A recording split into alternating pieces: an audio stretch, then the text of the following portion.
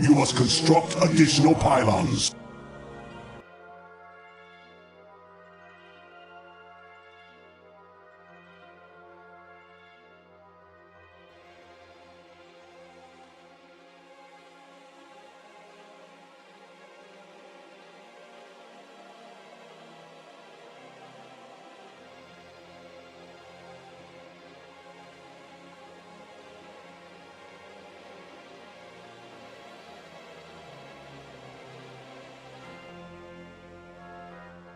When my work is finished, I'm coming back for you.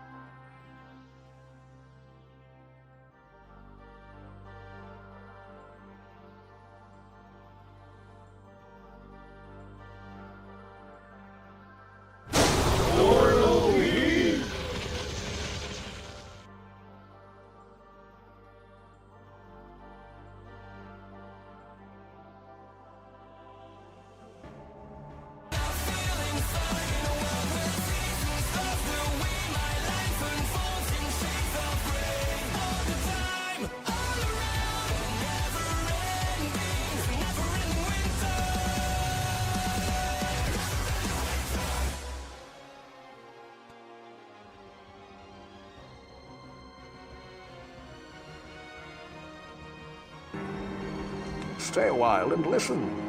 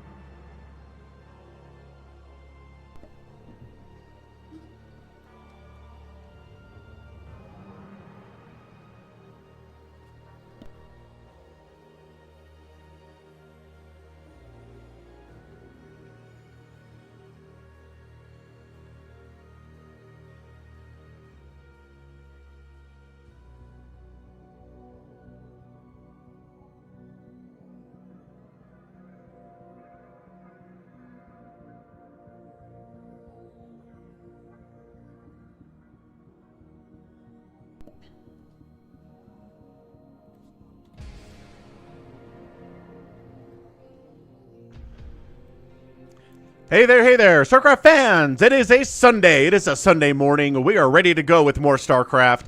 Replays sent to me to falconpaladin at gmail.com with the subject of a Brood War. We are ready to go with all of these. Good stuff, dude. Who is out here today? We have Blobby. Blobby sent me his first replay for me to cast for the Sunday stream. He says, please don't laugh at my replay. I don't... Do I laugh at replays? I don't know. Sometimes I do, I guess. We have Alex out there on the Red Dimension. Trevor's there all the way from Canada. Channel member Trevor. Top Shelf is here. Before it even starts, Top Shelf ready to rock too. Let's go, dude.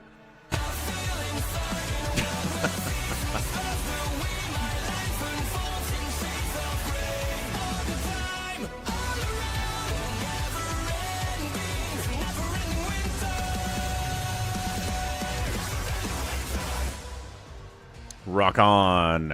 Yes, indeed. Never-ending winter. Hopefully not a never-ending winter. We got the Mixed American here, too. Who else is here? Orti's on the Purple Dimension. We got Jordan. We got a Cardiox. Psychonauts is in here, redeeming sound alerts out on the Twitch Dimension and to do those little fun sound clips. Dev is here, too.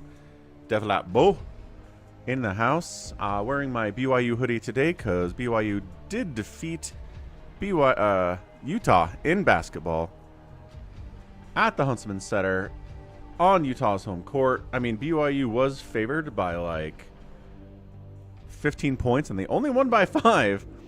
So yeah, way to go to the Utes to make it a good game. The 8-8 Utes, 15-1 BYU, ranked 9 here. AJ ended up scoring 20 points. Number 1 recruit in the country, AJ DeBonsta, 24-6 there. We got Robert Wright, 23-6-1. Richie Saunders, 24-3-14. Those are the big 3. And then everybody else is kind of like, 11, 8, 2 points there. Yeah, need to get some more production from the bench if this team's going to make any difference in March Madness. The leading scorer for Utah was Terrence Brown with 25 points. Don McHenry, 21 points there, and nobody else in double figures. So that was the show yesterday. BYU wins, continues to win. Everything looks good. Exciting season for the basketball for sure. Sup, Y8. Sup, Mass. Sup, Argon Nest. Happy Sunday, senors and senoritas. So, special thanks to everybody who helped us reach our support goals the last week. We got a 69% completion percentage on the Twitch goal last week, so nice on that one. We're going to restart that goal, but thanks to everybody who is supporting me out on the Purple Dimension, no matter how you are doing it. Whether it is bits, whether it is gifted subs, whether it's prime subs, there are a lot of ways to support out there on the Purple Dimension. Let's see, we're going to go to the 19th. I think we'll run this one through the 19th, so it's a weekly goal. Excellent. All the way through the week. Wow, I don't know how to spell YouTube, apparently. And thanks for helping us make some progress on the YouTube goal as well. So, Twitch and YouTube are restarted for the week. Again, thanks to everybody for the support. Nibbler's here. How's it going, Nibbler? Y8 says, how close was I with our picks? You're 0 for 3 in 2026. You picked Oregon, who lost. You picked Green Bay, who lost. And you picked the Panthers, who lost. So far, so good. So far, so good, YH. Was there a Nibbler replay this week? I don't remember seeing one in the folder, but sometimes I miss them. Did you send one, Nibbler? What's up, Inky Octopus? How's it going? Viewer submitted 2026, the month of January. Okay. I just want to make sure I didn't miss one. That's all, Nibbler. Nah, we're good. We are ready to rock, Nibbler. We got the replays. We're here.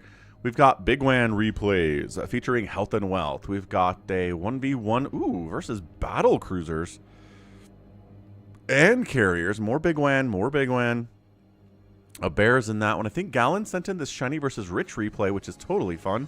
Someone else sent, another unrelated person sent in a Light versus Rain replay. So I got some pro stuff out here on a Sunday, which is fun too. Blobby's game is here. Mutabomb. Sent in a fastest map. We've got Law and Order in the house. Excellent. So let's go Blobby. So Blobby's in chat. I'm pretty sure at least he was earlier. And again, we're going to be nice here. We're going to see Blobby sent in his first replay. So we're going to be kind. We're going to be considerate.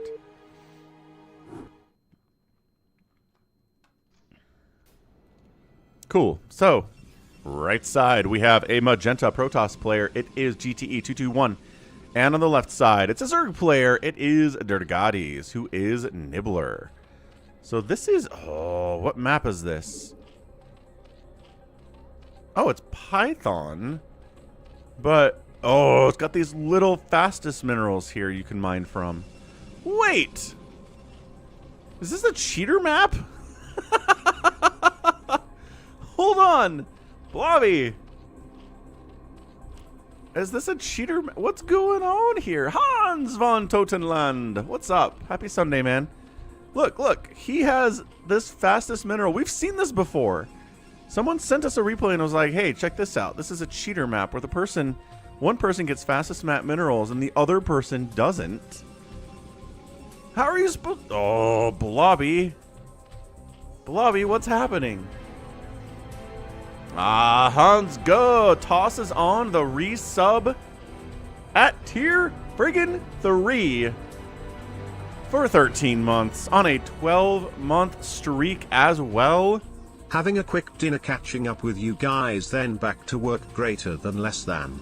Greater than less than. I love that he doesn't know what a friggin' heart is. Brian, come on, Brian. You're smarter than this. Okay, let's go. Boop, boop. Let's update the support goal. Tier 3. Holy smokes. Tier 3 Twitch sub to start the game. Wait, Inky Octopus, are you Blobby? Hold on a second. I'm putting some things together here. Yeah, so pool, macro hatch. Kind of intrigued that the Protoss actually has more workers and doesn't really have any less money than the Zerg player does, but I guess he's got a macro hatch here and his pool is done. I mean, this is going to run out eventually, but it's a massive advantage. It's not you. Okay. Yeah, wondering why people play modified mobs. Because I think they get tricked. I think they get tricked into joining a lobby. They don't realize it's a UMS version of Python. They're just like, hey, yeah, I just want to play Python. He Nexus first, and then he Nexus firsted? Dude, this Protoss went Nexus first on a 4-player map against a Zerg who went pool first and has this advantage. Wow, what's up, Anth? Dude, check out Anth, you guys. He's been streaming here on the Purple Dimension. I went and gave him a follow the other day. You should do it too. If you like the fastest map, Anth is here for you. And then he expands here, but you have a natural base. It is... All right. GTE comes across the map. Scouts cross-spawn immediately. Sees Lings coming out at 3 minutes and says, oh no, okay. Metabolic boost is on the way. Oh, the pathing. Wait, is it bad? Is it fine? One of those drones went all the way around. Oh, it is bad. Oh, no. Oh, no. Well, it's not all of the returns on the gas, at least. It's like every... Wait, maybe it's fixed. Also, I think there are too many guys on the gas here. We've got 4. We just need 3. So that's not ideal. Yeah, there you go. Top Shelf knows what I'm talking about. Knows what this whole thing's about. And so, it's a boost at the beginning, right? And by the time the enemy scouts you, it's gone. So they're like, why do you have so much more money than I do? That's weird. I don't see any reason you should. But that's because the evidence has been destroyed. However, the Protoss is doing fine. The Protoss has 21 probes, has 2 bases. Went for a Nexus first, which I think kind of sort of straight up counters this whole little cheater mineral patch. Yeah, no problem, Anth. You're welcome for the raid the other day. So he's upgrading this to a lair. He's got this base down here, which I'm not sure the Protoss knows about. So he's getting a cannon up because he saw the Lings. He saw the lack of a second base, I think. I think the Protoss might just be winning anyway. What a weird game to start with. We get a cheater map where the Zerg player has the cheater minerals, but then the Protoss is going to win anyway? I mean, Cybercore, Citadel not going for a Stargate opening. Kind of a weird here from GTE, but if he wants to make DTs or if he wants to go for some really fast Archons, just a lot of Zealots with +1. Citadel is going to be fine here. Corsair control is hard for lower level players. This guy's got 120 APM. I mean, he's not. This isn't rain. This isn't snow we're talking about. This isn't Stork. We're just talking about a guy just playing, joined a custom lobby. Didn't realize it was a cheater map.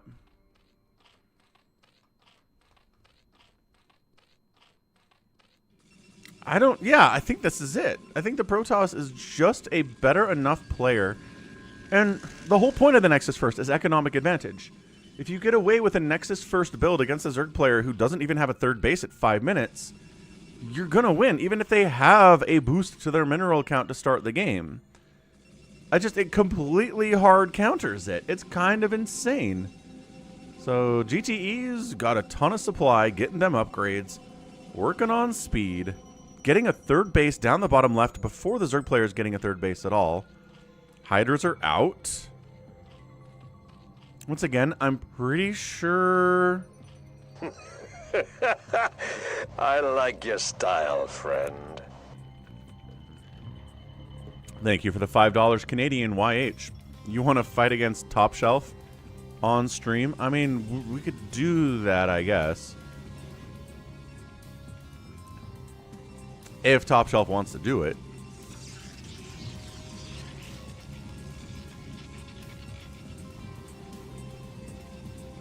Who's Mitchell Hooper, Top Shelf? Is he a hockey guy?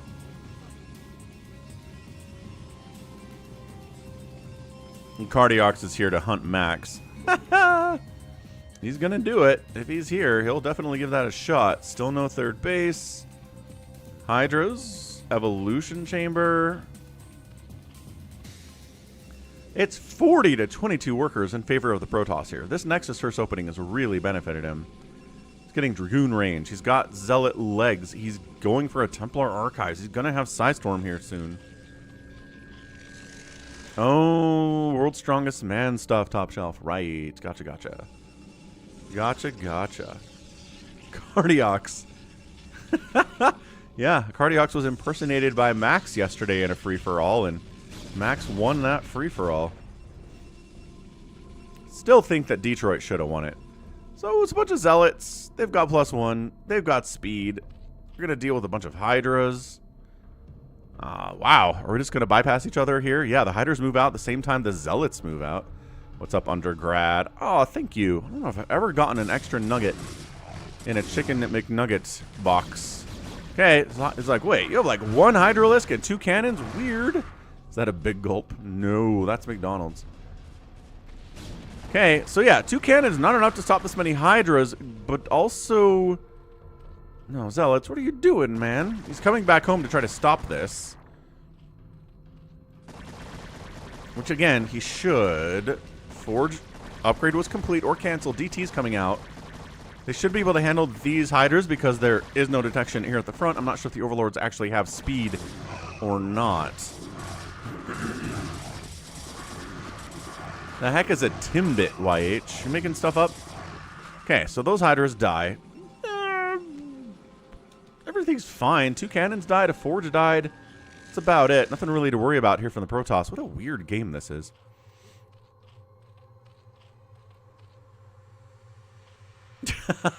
Ant. Yeah, I know. That's why I'm saying I don't think I've ever gotten an extra nugget in my pack before, because I would remember. It'd be the greatest day of my life. I know, Richard Button. Absolutely crazy. Crazy game. I turned it off. At halftime, I was like, wow, the Bears suck. There's no way they're coming back from 21 to 3. And then in the fourth quarter, I was like, wait, what? What is happening? What? Green Bay hasn't scored in the second half? What is going on? Yeah, crazy game yesterday. Imagine winning your first playoff game in 15 years. Oh, there's still no detection here. I'm not sure if the DTs were even needed.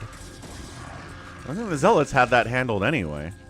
But yeah, the Bears win their first playoff game in 15 years. They make an insane comeback to do it. One of the biggest comebacks in playoff history. And they do it against their hated rival, the Packers. Bears fans are on cloud 9 today. Oh, Overlords do have speed. Good man. Storms coming in. 96 to 57 supply. This 3-base to 2-base thing, I'm just not sure why Dirgades here is not taking his natural base. I don't know what the motivation here is to not take it. If this had gas, I think I'd understand it a little bit more, but there's no gas here.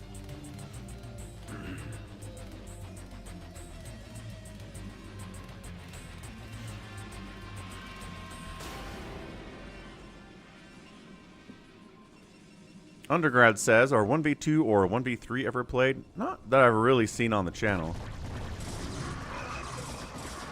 Brought detection to this battle. Let's go. Looking good. However, still going to lose. Ooh, that's a good storm. Good storm. Yeah, this Protoss player is, I think, a little bit better than our guy, Dirgades. That happens, though. It's the nature of StarCraft. Someone you're playing against is going to be better than you or worse than you. Taking a 4th base up the right side. I mean, I'm not going to say the whole reason Zerg's going to lose this game is economy. I think the micro of the Protoss is better. I think the technical choices here are better. But a lot of it is the fact that he's getting a 4th base. And Dirgades here is still on 2 bases at 12 minutes. I mean, if... I guess Flash being on 2 bases could probably beat me if I was on 4 bases at 12 minutes. But if your skill level is anywhere near your opponents, you're just going to die when the economic situation is this dire. As long as they're spending their money, which is not floating too much cash here. Yeah, 67 workers for the Protoss at 12 minutes. Nexus first can catapult you into stratospheric places in your economy. Got a +1 armor upgrade here. The Lings are at 0/0, but they have speed. It's a +1 attack for the Hydras. They're getting a +2. It's a Queen's Nest. It's a Spire on 1 gas.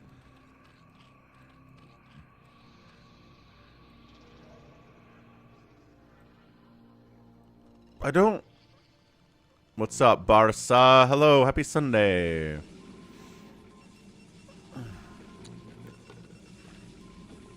Which of the 3 races has is the most micro-forgiving? I don't know. Meching Terran, I guess? You don't have to really micro super hard if you just set up 20 siege tanks and 15 vultures in a position. You still have to micro, but it's probably the least micro-intensive. And which is the most macro... I mean, Zerg. Zerg's the most macro economy. When a Zerg gets moving, they are moving economically. They can produce and produce and produce until the end of time. Getting Reaver stuff. Probably. Not actually making a Reaver, but has the tech. There it is. Okay, so we get the natural base taken at 15 minutes. He's like, wait a second. There's gas out here. I'm pretty gas-starved. It'd be nice to have more of that. Right you are, Zerg player.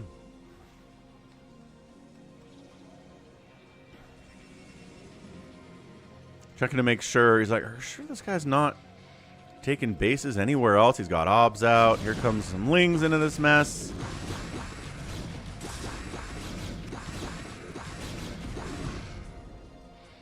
So the problem with 0/0 Lings is that it's hard for them to kill stuff on their own. They really need their upgrades. They really need Adrenal especially to be effective, especially against a 1/1/1 Protoss like this.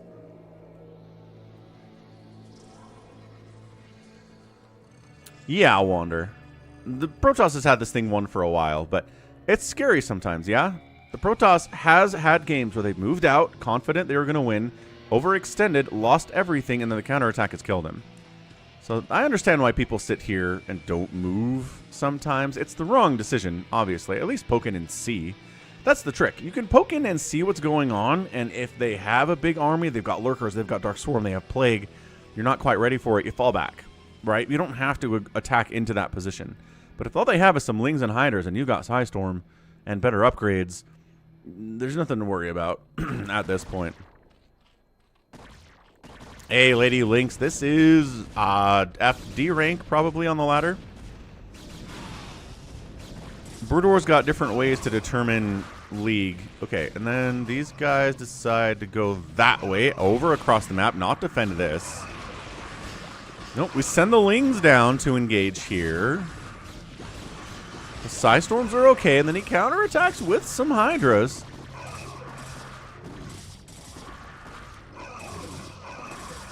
Not enough Hydras, mind you. They're all going to die. This base is dead. 147 to 143 to 45 supply. Good storms. Not the greatest storms of all time, but good storms.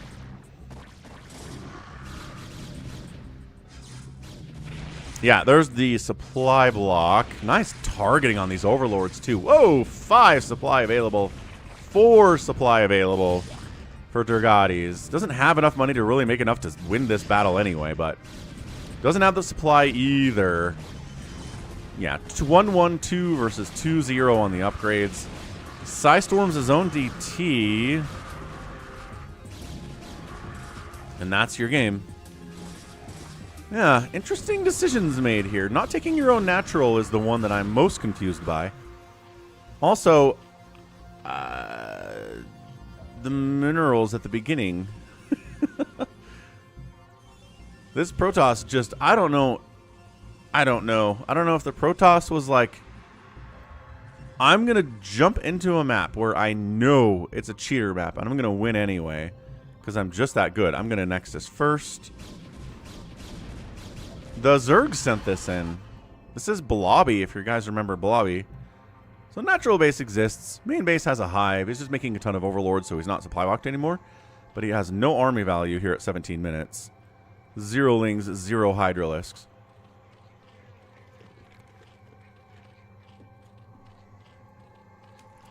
Making a macro hatch. And this game's over. So, yeah, Protoss is here. He's got Reavers. He's really worried about getting attacked at that base. That's never, ever happening. And just trying to drone up, get that economy going, but there's no army units. Well, I mean, I don't know. He lost.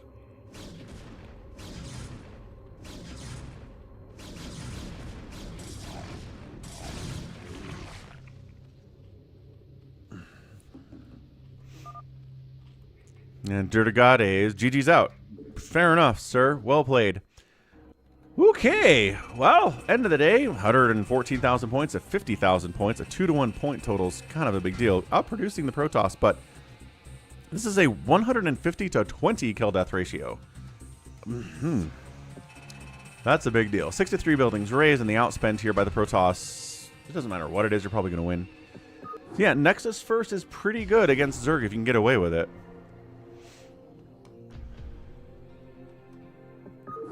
Is it just me, or does the campaign, Brood War, does the AI not do any rebuilding, Undergrad says?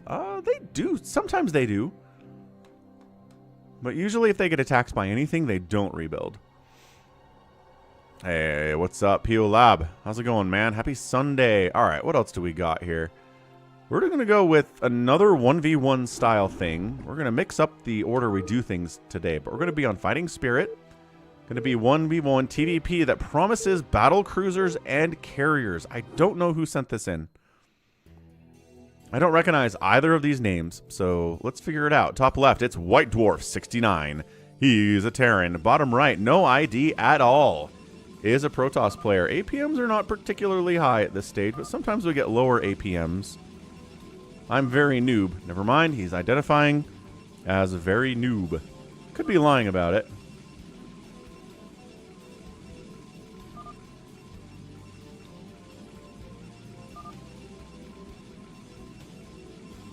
Don't attack early.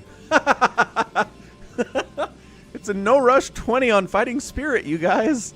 Let's go. How's it going, lucky noob? What a warm up. What a warm up to the stream these replays are.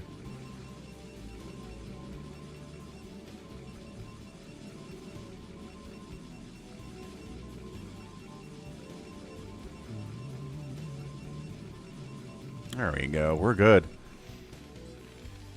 Top Shelf says every time anybody says they're a noob, they're A rank. But he's got 38 APM. He's going command center first in a TVP.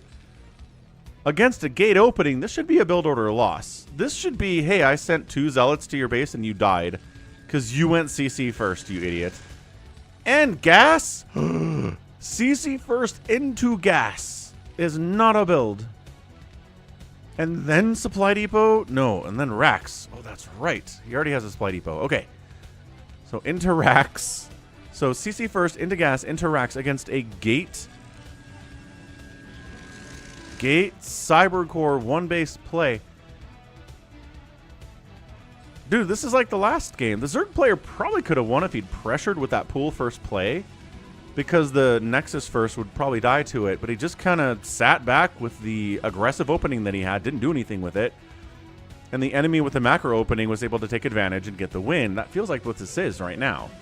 Like, you can't go Gate, Cybercore, Dragoon, and then sit here on your butt. No idea at all. We got to get out there. We got to do something. Yeah, APM still not over 100 for either of these players. Again, we're promised battlecruiser versus carrier in this game. We'll see who takes advantage. Carriers against BCs. The BCs will win with no micro, but if the carriers are microing properly, it's really hard for the BCs to get shots off on them. Ooh, engineering bay. Before academy. This is not a build, folks. White Dwarf is not using a build.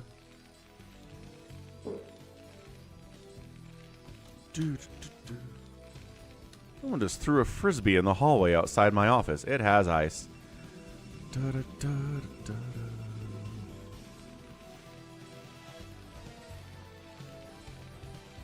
Well, look, it's a comp sat rush, Wander, like you said. Factory.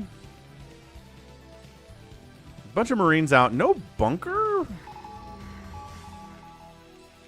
Hey, there we go. No ID at all is finally moving. We got a scan out.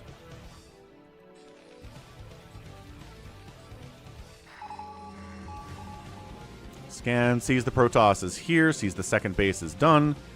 Says, well, I got a second base too. My home alone. Yes, there are ghosts. Or the cat threw the frisbee. One of the two. So is this enough Marines to actually beat this many Dragoons? With proper micro, they're unupgraded Marines.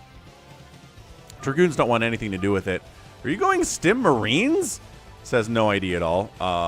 No, absolutely not. We're getting a fast starport, maybe, says White Dwarf. Ha ha ha ha. He sees... Oh man, he sees the Dragoon count and says, I'm going to make battle cruisers. Third base done for no ID at all. He's getting range. Wait, range upgrade and a +1 attack for the Marines. Okay, so he is upgrading the Marines, but also he's got a starport. Is he going to get a science? Is it like a battle cruiser rush here, or is that later? Either way, Protoss says, you know, you haven't attacked me at all. Let's get a Templar Archives. Let's get a Robotic Support Bay. Let's saturate this third base pretty effectively. No idea at all as APM is getting over 100 at this point. White Dwarf is only at 50.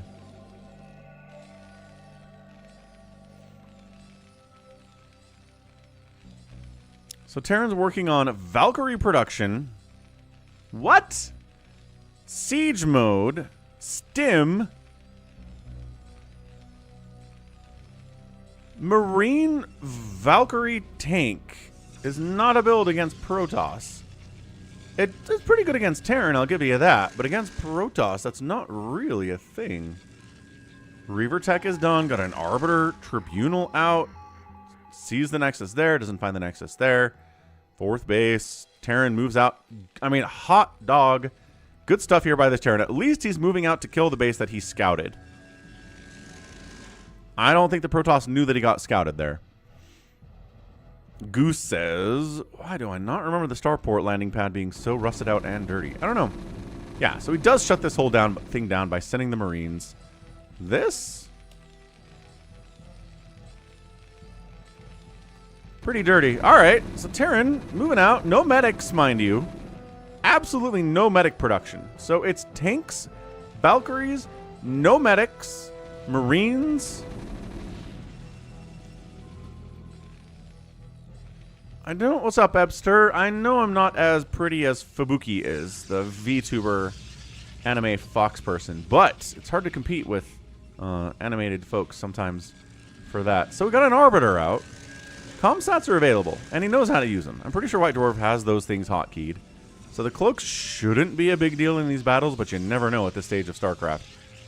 Observatory. More and more gateways. Neither player is spending their money effectively, but they're both at about the same supply. Do I believe in ghosts? No. Psystorm on this Marine group would be absolutely brutal, but they're also not scanning, and they're being attacked by invisible Dragoons. So that's a problem. Argonest, I'm entertained by how weird this replay is. The Valkyries are... This is the amount of Valkyrie you make when your enemy is going mass Mutalisk. Oh my gosh, he just let them walk in here. White Dwarf is being active with his Marines, and no ID at all is not responding to it whatsoever. He is just not interested. Well, finally he responds to it. He avenges the Nexus after it dies, but he doesn't A-move these guys over there to try to deal with it. He could have saved that Nexus, dude. Protoss is in so much trouble. He was fine. He had 3 bases, he was getting 4 bases, and then the Terran decided to actually be active with his dudes, and he's getting stuff done. There is your BC tech. So BC production here, 3 starport on 2 gas, which is exactly what you can do. He's got some idle SCVs he's putting to work. Cool. Protoss is not retaking his 3rd. Fleet beacon, maybe. Here's the thing against battle cruisers. Just make 1,000 Dragoons and the BCs will die, I promise you. White Dwarf, Games Workshop magazine. Yes, Alex, probably.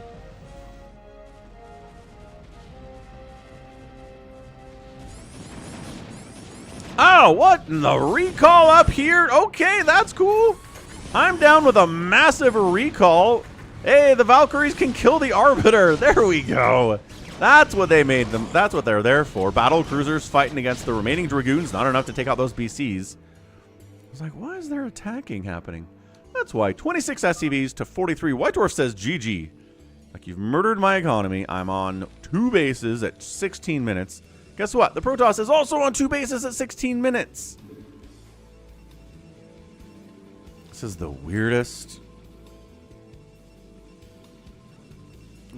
showing. Fleet beacon on the way on 2 bases. This probe casually wandering out to try to get another 3rd Nexus. Says, what? Never mind. Jukes. And gets out of there. Woo, that little +1 armor helped him a lot there.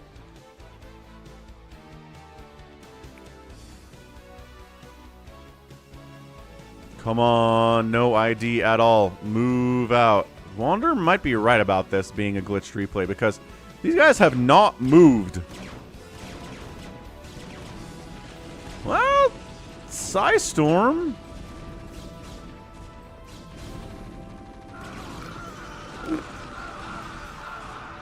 Really good okay. Really good Psystorm. Psystorm is best when the enemy doesn't micro at all, and that's exactly what's happening here. 11 kill High Templar. So Terran goes home. Oh no, it is looking pretty glitched now. Some of the worst micro we've ever seen. Not wrong. Okay, here, look. We're going to back this up and see if we can fix it. It usually doesn't glitch.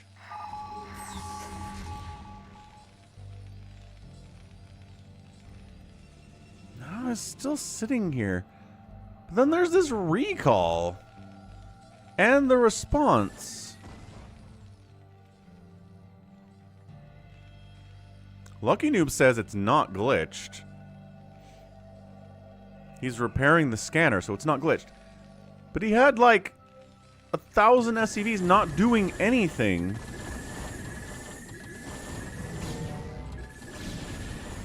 So he recalls in a 2nd Arbiter, which is super cool. The SCV count here was 46 for White Dwarf. He doesn't pull the SCVs whatsoever.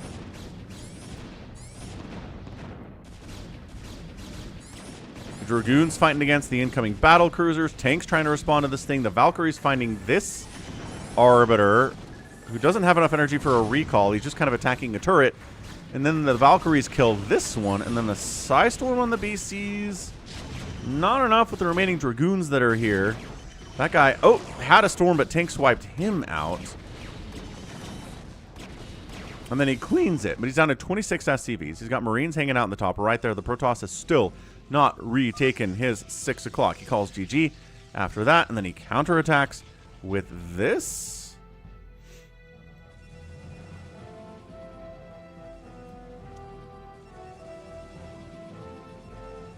And then the probe sneaks out, decides not to sneak out because, oh my gosh, there's Marines out here. And the battle cruisers take 4 years to get to this position. It's 126 to 70 supply in favor of White Dwarf. His army value is massive, but then he just sits here. The Valkyries wander in for no reason. There's the Psystorm. And everything dies. And then there's 1,000 SCVs up here that he's been producing that aren't doing anything. He's making more battle cruisers. He brings the Valkyries home. Oh no, he's repairing engineering bays. Yep, that's the priority here. Repair your NG base. And the Protoss is still just sitting here. He's got a Dragoon that has been parked here for a while. He's building 4 carriers at a time. This is a weird, weird match. The battle cruisers come back. He says, I got stormed into oblivion last time I showed up. That probably won't happen again, right? I killed all those High Templar. Spoiler alert, you did not.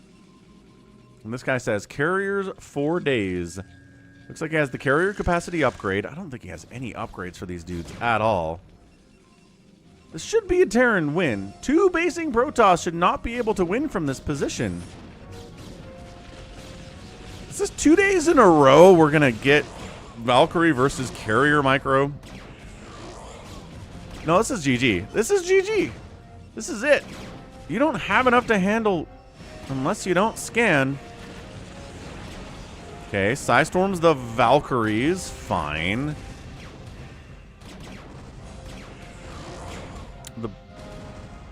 They don't have detection. Comsat scan. Comsat scan. Comsat scan. There's the Comsat scan. Yeah. So now you're parked right on top of these dudes. You got a +1 attack. The carriers have a +1 armor, so it's even that way. But yeah, battle cruisers wipe out carriers. But the carriers are faster, so it's hard to chase them down. As I said earlier, if they want to run and they have good micro, they can do it.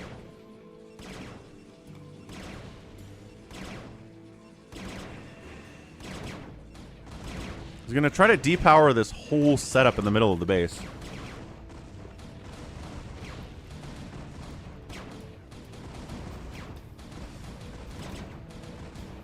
Ooh, it is carrier micro. Look at him. He's doing it.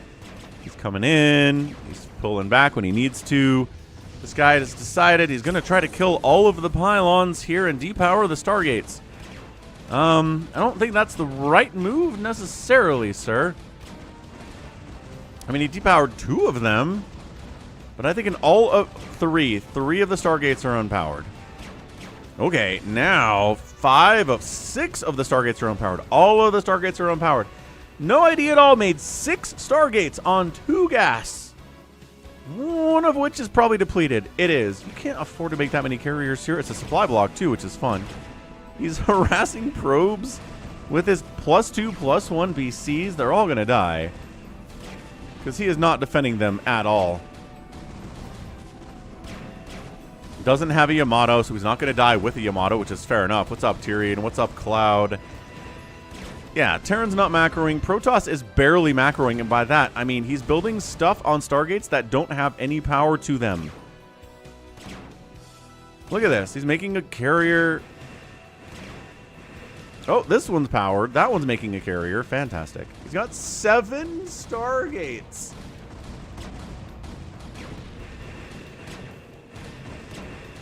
Is he attacking the Nexus?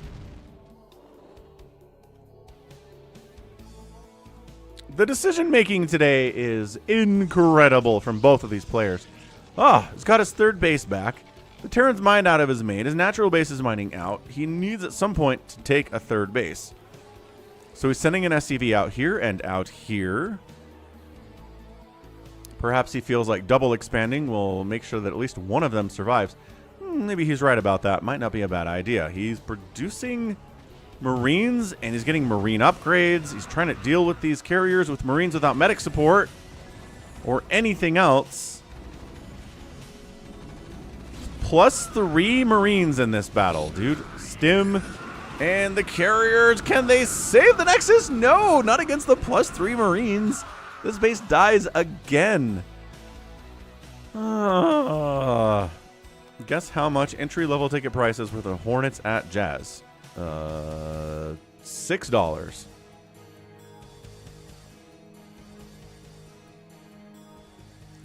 So finally getting a third base at 24 minutes as our Terran after his main and his natural have mined out.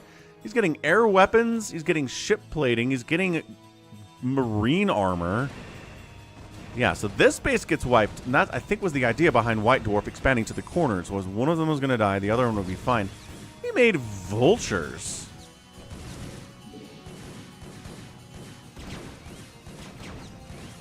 So 2-1 BCs versus 0-0-1 carriers. No further upgrades coming in on these guys. No attack upgrades to the carriers whatsoever. It's a decent army value. What's up, Neo Art? How's it going, man? Wraiths in production now, too. Hey, what's up, Max? Okay, here we go. This is the thing. Yamato the Arbiter. He's just taking so much damage. You have the energy for Yamato. You have Yamato researched.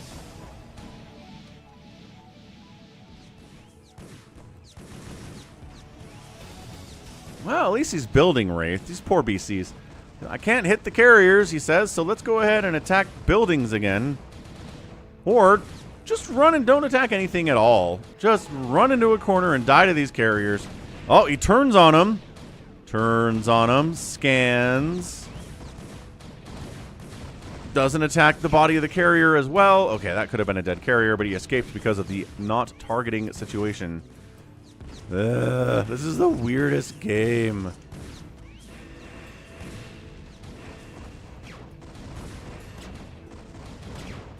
Well, sort of, Max. Protoss expanded to the 6 o'clock, and Terran has expanded to the top right, but it's been a minute. You'd probably beat both of these guys, Max. Just saying. Yeah. This is what happened last time he brought his battlecruisers down here, and he's doing it again. He's spending all of his time running around, getting smacked in the face by these interceptors, not able to get connections on the carriers because no idea at all is actually doing some decent micro here. And he's got a decent number of carriers, which, again, he's not upgrading at all. 0 upgrades for this guy on these carriers. No attack upgrades. Protoss is at 4 probes.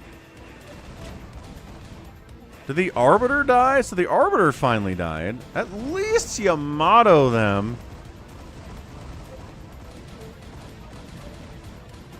Guess some of them don't have Yamato available. Fair enough.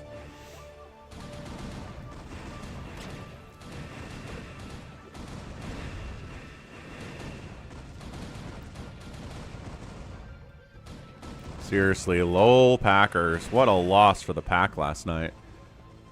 I said earlier, but I turned the game off at halftime. I was like, no way. The Bears look like garbage. They're not making one of the biggest comebacks in playoff history tonight. And then they totally did. What a match. Yeah. You made a battle cruiser, got 3 kills with it. He's building cloak. He's getting cloak for the 3 wraiths that he has. Oh, gosh. Terran might be dead, although he's got money and the Protoss really doesn't. 31 to 5 probes. He's got gas down here. He's got idle probes doing nothing. He's moving up.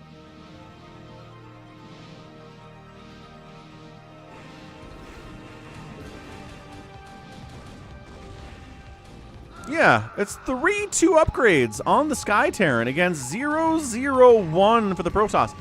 Upgrades are good, but if you are dealing with, you know, 5 wraiths versus 17 carriers, you're not going to beat them.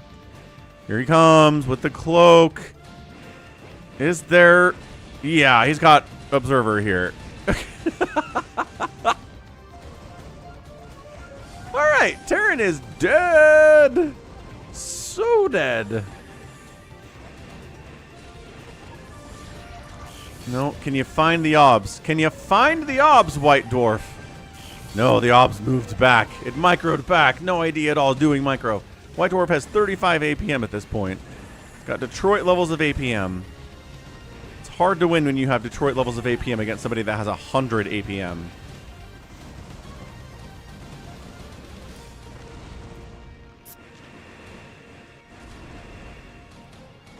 Alright, well that's your game.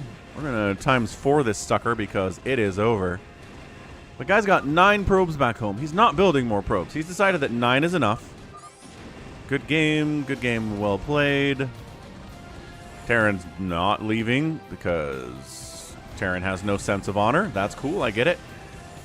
He thinks the wraiths are going to do this. Look, let me tell you. Even if you snipe the obs, it would take you 5 years to kill all of these carriers with 4 wraiths. And all your stuff would die anyway.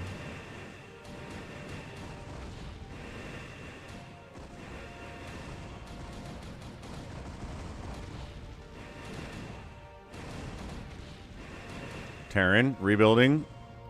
Back into barracks tech, back into factory tech. He's going to build more battle cruisers, I guess. Protoss still not mining minerals. All he's mining right now is gas. He's got 1,000 minerals in the bank. That is not infinite. He's building down here. Terran's on the left side too.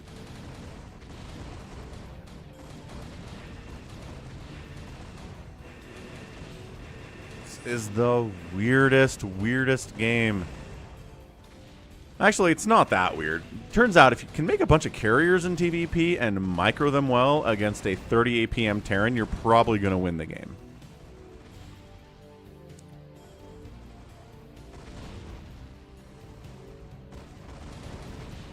White Dwarf getting into more factories. He's getting a covert ops. If he gets some like crazy lockdown maneuver against these carriers and wins, I'm going to be very impressed. I'm going to be astounded too. This should not be a Terran win. I mean, I can probably tell you the email address of the person who sent this in, but I don't know if that tells us who they are on stream.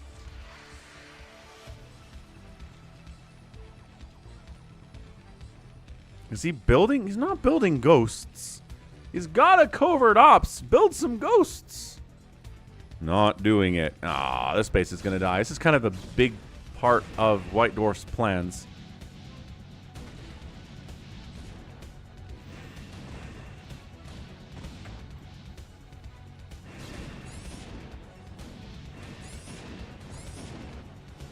Yeah, this bottom left base is dead too. Build a couple ghosts. Get locked down. Please. And bottom left base dies too. Terran rebuilding. Ah, the Protoss won't expect me to come back to the base that he just recently killed. And maybe he's right. Maybe the carrier player will not actually check that because he just cleared it. Dude, that's kind of smart. That's kind of genius from White Dwarf. No ID at all is now... Oh, he sent an obs up to check this base. 1,000 turrets might help just because no ID doesn't have minerals. He's finally mining down here.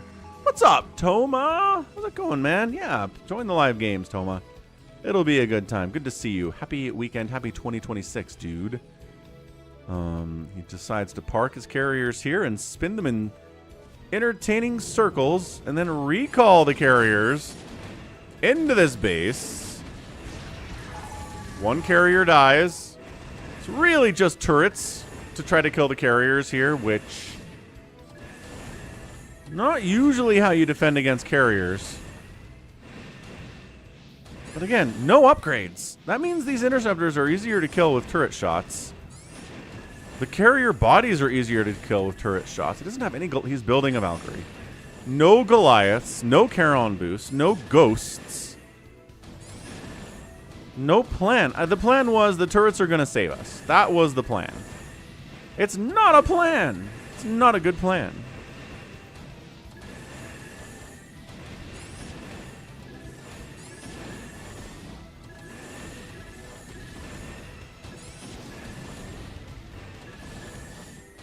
I mean, the horribly upgraded carriers are taking a while to kill all this stuff, but it's working.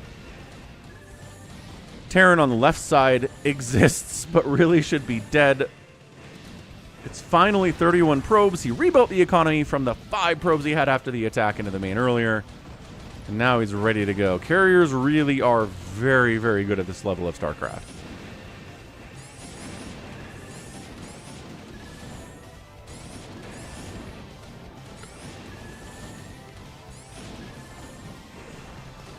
Yeah, rank wood. Rank wood rank. Okay, so now it's over. 5 arbiters in production at a time. Guys building Goliaths now. They died immediately after popping out, and I don't think they had Charon boost anyway. Man, carriers take forever to kill buildings when they don't have an attack upgrade. Look how long it takes for them to kill stuff. On ×8 speed. Meanwhile, Terran's over here, rebuilding his economy from scratch again.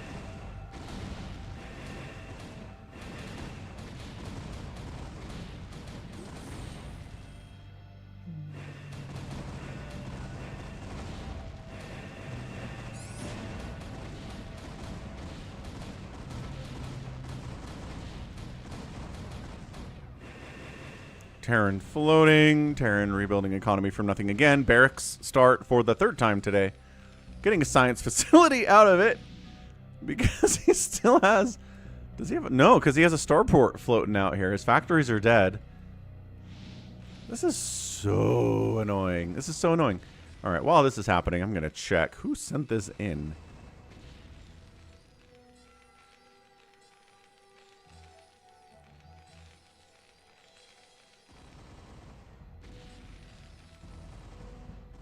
No, that's Mutabomb. That's Gallons. That's Bigwan.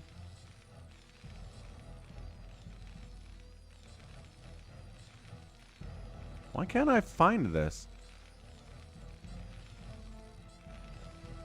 Oh! I know who this is! I know who this is! It is somebody we know on stream. I'll give you guys some guesses. I bet you can figure it out.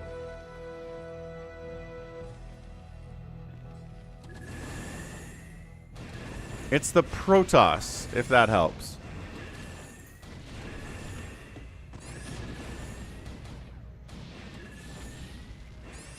He's stasis, but I think really... Oh, the Marines did get caught. G22, not G22. What's up, Jacob? It's not Max. Max has better APM than this. Stay a while and listen. Argoness wants to send images. No. GG. But if you link to it, maybe? Like, if you put a link in chat, then people can click on the link. It's not Save Your Sword. How's it going, Dalaville? It's not a Cardiox.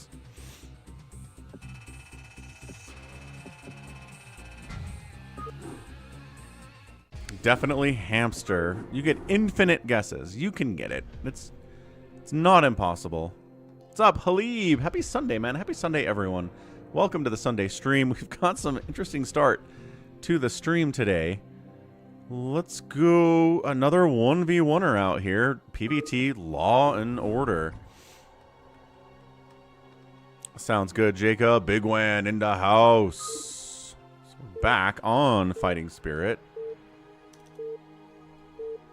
Wasn't YH.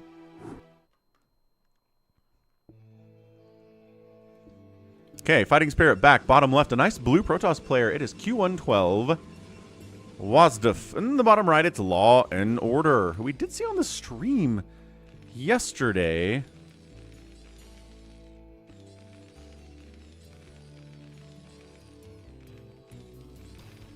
Oh, okay, okay. I know who this is. I'm not going to tell you, though. But the prediction is more difficult.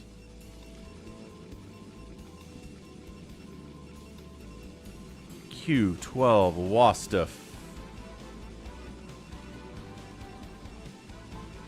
Law and Order. Hey, you got it, Wander. It was Please Eat Me in the last game playing Protoss. That's the one. It all tracks. It all makes sense now. Center of the map. Proxy gate here. Q12. Dun dun dun.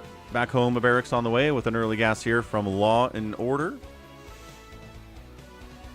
Probe scouting. Probe scouting. If you're going for a proxy gate, you want to know where the enemy is. And by gall, you found the Terran in the bottom right. So we're going to try to proxy. What is the forge for?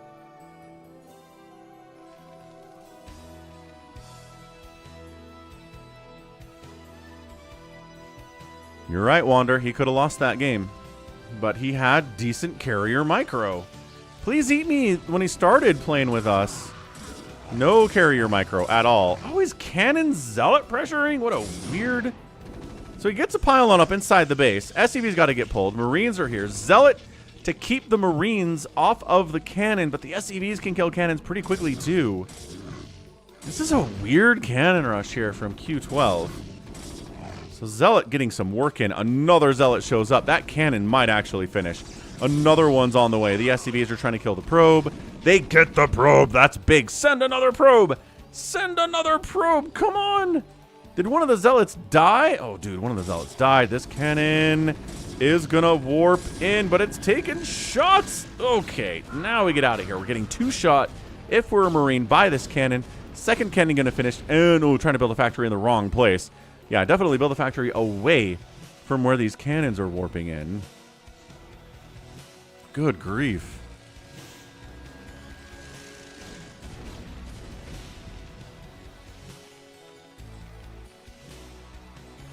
YouTube blocks, oh, stuff in French, too.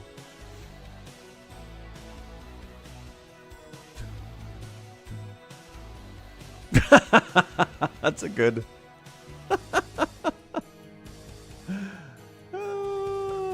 Here, this is what Argoness sent in. Dead Falcon. Falcon who is a zombie.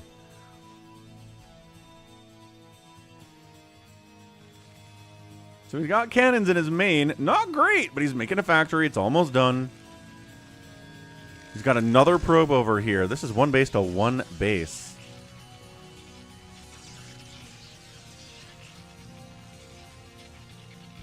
Marines got to deal with this. Yeah, you can hit this 1 cannon. Zealot.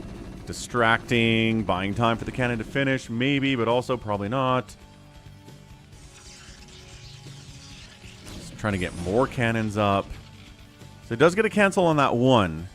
But it's 1 base to 1 base. Protoss, you need to win this thing now. Or possibly yesterday. Oh. Yeah. So you're trying to try to say eat me, and YouTube was like, no. But if you put it in French, it allows it through. Understood. The gas dying is the death of Law and Order here. He cannot allow that to happen. But man, this is a crazy rush. I like it a lot. Zealots keeping the Marines away, buying time for the cannons to finish, but there is a tank. And siege mode is just about done here too. We got that started right on time. These cannons coming up would be a big problem, but I don't know if they are. The tank plus the Marines. Yep, that one gets canceled. This one probably should be canceled too. It's going to get like 2 shots off before it dies. That's not enough. That's not worth it for the cannon. No, he's got a proxy gate there, Argonest. It was proxy gate shenanigans. He could still hit the refinery, but now siege mode is done. And now this is over. All right, cool. So tank is out. How do you stop a cannon rush as Terran? Get a tank out. I cannot tell you how many times I've been playing team games in StarCraft and a Terran teammate of mine gets cannon rushed and doesn't make a tank.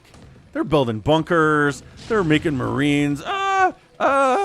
Build 1 siege tank, you idiot. 1 tank will shut this whole thing down forever. And they don't, and they die. And I'm just like, oh, why are you so bad?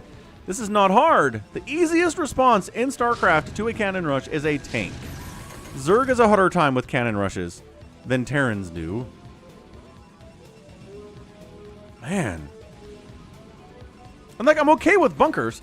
Build bunkers while you're also getting a tank. Don't build bunkers alone. That's not going to do it. The counterattack by Law and Order's pushing. Center might actually die here. I like this. It's not a lot, but he knows that the Protoss doesn't have very much because he invested so much into those cannons and he's on one base. So you send these dudes up, shut this whole thing down. Yeah, you depower, and now what do we have? 2 gates, back home, that's it.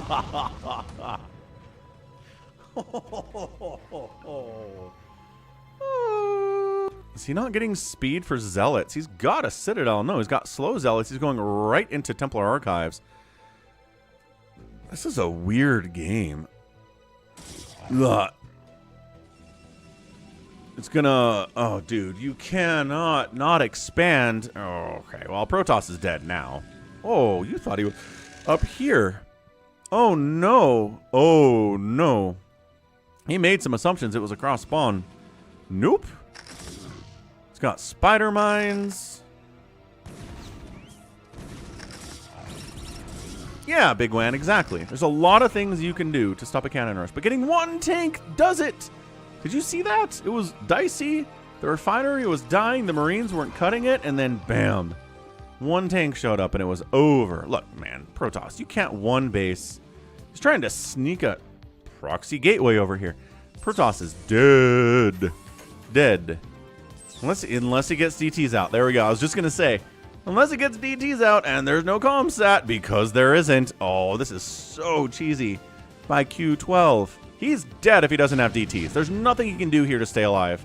But the permanently invisible boys are here to shut it down. Nice, Psychonauts. Good luck to your Pats today.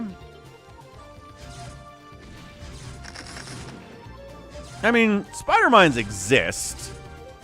So you can handle these DTs if they're dumb and walk into the spider mines, but he just got a bunch of tank kills there. 4 kills on these 2 DTs. Protoss still hasn't expanded, though, and one base to one base means you're dead. Is he working? Okay, tell me you're working on an academy. You are. Okay, academy on the way. He's going to have the comsat. He's expanding. Protoss still hasn't expanded. Gonna walk right into a spider mine. No, he bypasses the spider mines. This guy, that one's gonna trigger one. Okay, that hurts. That hurts both those DTs, making them easier to kill later. Comsat now. Comsat now. Comsat now. I mean, turret fine, but also build a comsat. Law and Order, my dude. There it is. Building comsat. He's had the academy for like 35 seconds. Against DTs, that amount of time really matters.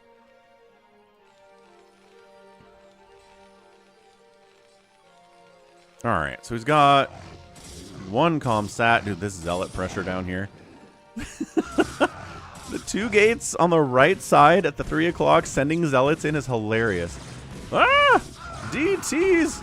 Comsat. But even if you can see the DTs, sometimes they just sort of ruin you because there are too many of them. Oh, no. Oh, this is getting dicey all of a sudden. Army value, what do we got? Couple. Oh, that turret gets stopped. There's another turret here, though. The Vulture, with better Vulture micro, this is not that big of a problem. Okay, no Vulture micro at all, I guess. Oh, he killed that spider mine with the DT. That is so cool. No, stop sending DTs in here. There are Vultures and spider mines everywhere, and turrets. Okay, well, this guy's just wasting DTs for nothing. I guess he did kill a Vulture. And then the Zealots are like, oh, spider mines and Vultures? What was that? I heard there's a party in this base. No, there's not. Still, losing that base, well, temporarily losing that base to the Terran is not the end of the world because one basing Terran versus one basing Protoss, Terran is just fine. Terran is very happy. Sounds great, YH.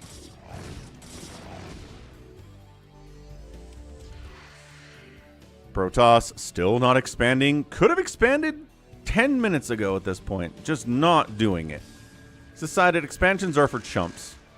We're proxying gateways. We're keeping the Terran on one base as much as we can and trying to win that way, but this is not going to work in the long run.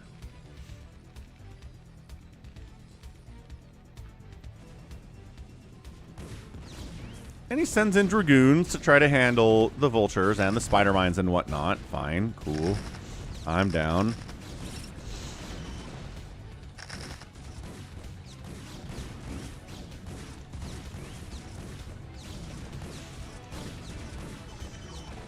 Uh-huh. Sure, why not? Robotics facility coming in. He's like, oh, I guess I should get observers for all the spider mines that have been on the map for 6 minutes already. Good thinking, Protoss guy. Also, maybe expand. Maybe try... Okay, I'm just going to, like, ×8 this thing, because if he doesn't... Well, I got a ninja up, but then it's going to die. If he doesn't expand, he's going to die. I don't care what he does. There's nothing you can do as a 1-basing Protoss at 12 minutes against a 2-basing Terran to win this game.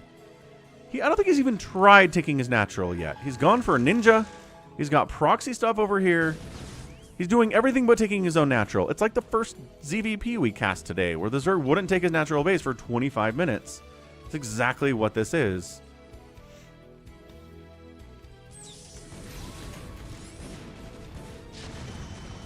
Yeah, no, it's over. It's over. Nice high ground positioning, guy. That's what we like to see. Ugh. Well, he's got observers.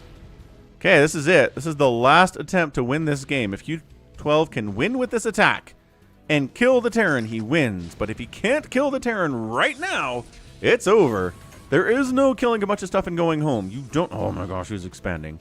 The 1425 natural base expansion in a TVP. Yep, that's how this works. I mean, it's only one tank. I guess there's some tanks over here not participating in the battle. Ooh, Spider-Man's getting connections anyway, though. Law and Order, bring some tanks down, please. Law and Order, stop killing this gateway. Defend your natural. Guy. Goon range is on the way at 14 minutes too. This Protoss, this feels like one of those Protoss who really only knows one build, and it's a good one. Cannon rushing with Zealot support is so annoying to deal with. But once that doesn't work, he doesn't know what to do. He proxies again. He makes a ninja. He tries DTs. None of it works against a good Terran player, and the Terran player wins.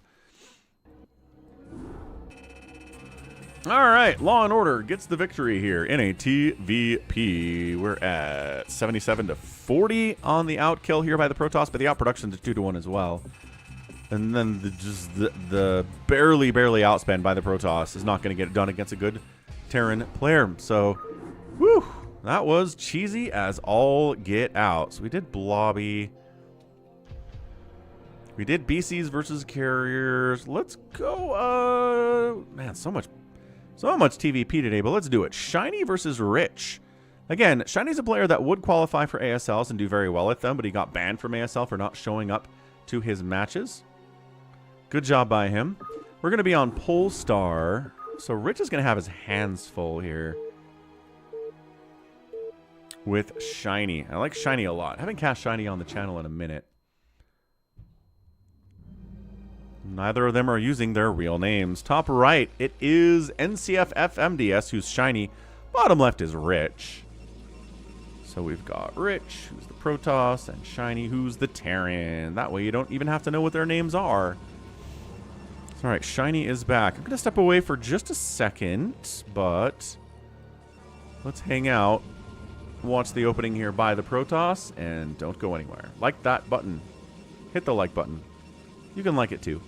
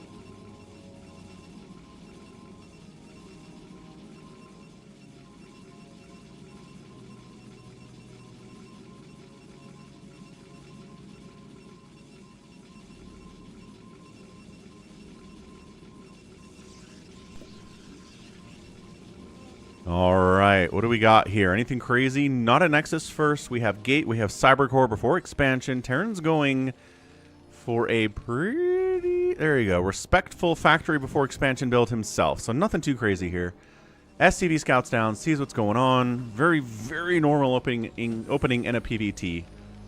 Repositioning the factory to get the machine shop so it can actually build. That's kind of a mistake by Shiny. Not happy about that. Most likely. Dragoon parked, ready for Vulture shenanigans, as you should be. Getting a fast Robo. Once again, if the upgrade here is Spider Mines, which it is, you want that Robo for the detection. Bunker at the front. Again, safe expand. I don't know. What are Terrans dying to when they go for factory before expand? Like, what is this bunker for? I understand the bunker when you go Rax expand, because then, oh yeah, the Dragoons show up and all you have is Marines. And the bunker is necessary then. But this bunker, I just never cast a game where the Terran gets the factory, expands, doesn't make a bunker, and then somehow dies. It's just, it feels unnecessary. And in a game at this level, that 100 minerals could really go to a couple extra workers and make a difference. Drop ship, engineering bay, yeah, Vulture drop coming in from Shiny. Gonna give Rich everything he can that way. Harassment's fantastic. Protoss needs a third base at some point. And Spider-Mine says no. Spider-Mine says no. It's not going to be an easy expand. Spider-Mine's just kind of containing the Protoss in on 2 bases. Look at this. Spider-Mine's everywhere on the map. Taking that position too. And then there's a shuttle. And Vulture's, trying to bust in. Spider-Mine in through the hole.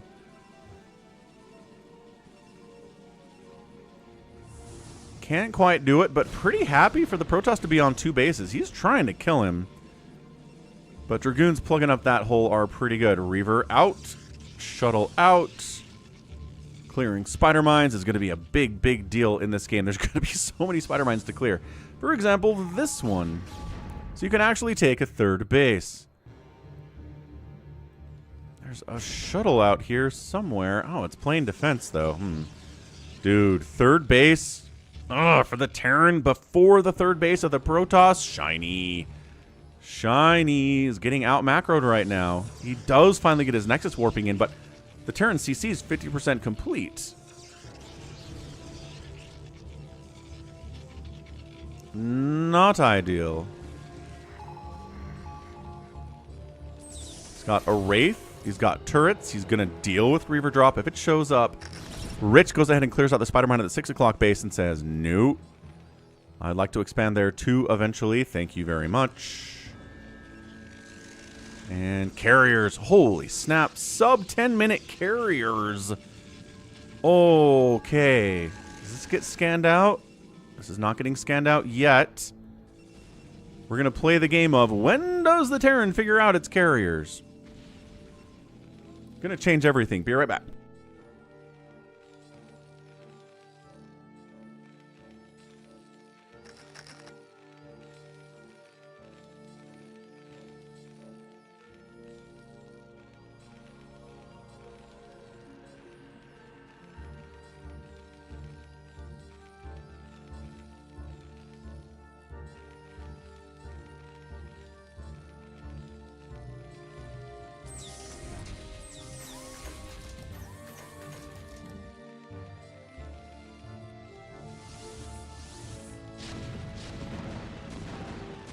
I don't think he knows. I still don't think he knows it's carriers. I mean, he's got to deal with these Dragoons first. It's not like it's just carriers. Oh, hang on, hang on. Charon boost is on the way. 3 more factories getting fired up. Production tab is still siege tanks and vultures, which that's the trick. The trick is that no one's going to go straight carriers on you. They're going to make ground units too. They're going to push you with stuff that you need tanks for. And then it's going to be carriers. So you have to make the tanks. And a couple Goliaths to snipe obs and snipe arbiters or shuttles or whatever it is. Because there will be some sky effort in the Protoss army here. But I don't think he's sniffed out carriers yet. 4th Nexus up the left side. Rich playing this well. No upgrades on his gateway units yet. +1 attack on the mech with a +2 on the way. You're saying this could be a game where the carriers just sort of win against Terran Wander? Could be. Could just be that sort of game, yes.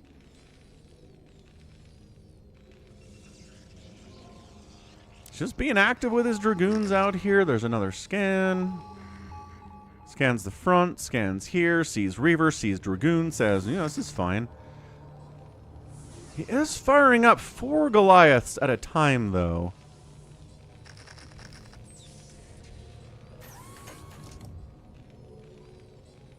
Carrier capacity is getting started. +1 attack for the carriers on the way, too. Also a +1, or +2. No, +1 attack for the ground units here. Dancing, reavering from the high ground. Rich has gone from the contained to the container. There we go. Now he sees the carriers. He gets EMP. He's firing up 5 Goliaths at a time now. All right, so Shiny is ready to rock. Let's see if he can do it. There are games where it looks like carriers are unstoppable, but the ones where carriers die are the ones where carriers die before there are 15 carriers. Right? 4, handleable. 6, pretty handleable. 8, mostly handleable. Once you get into 10 and 12 and more than that, it is so hard to stop them as Terran. Zerg can handle it pretty easy, which is why we don't see carriers against Zerg all that much. But Terran really, really struggles here.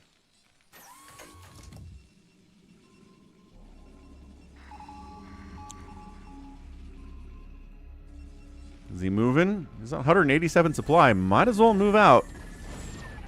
Got +2 attack on his mech. +3 is not coming in yet. He probably should start that. He doesn't have the gas for it.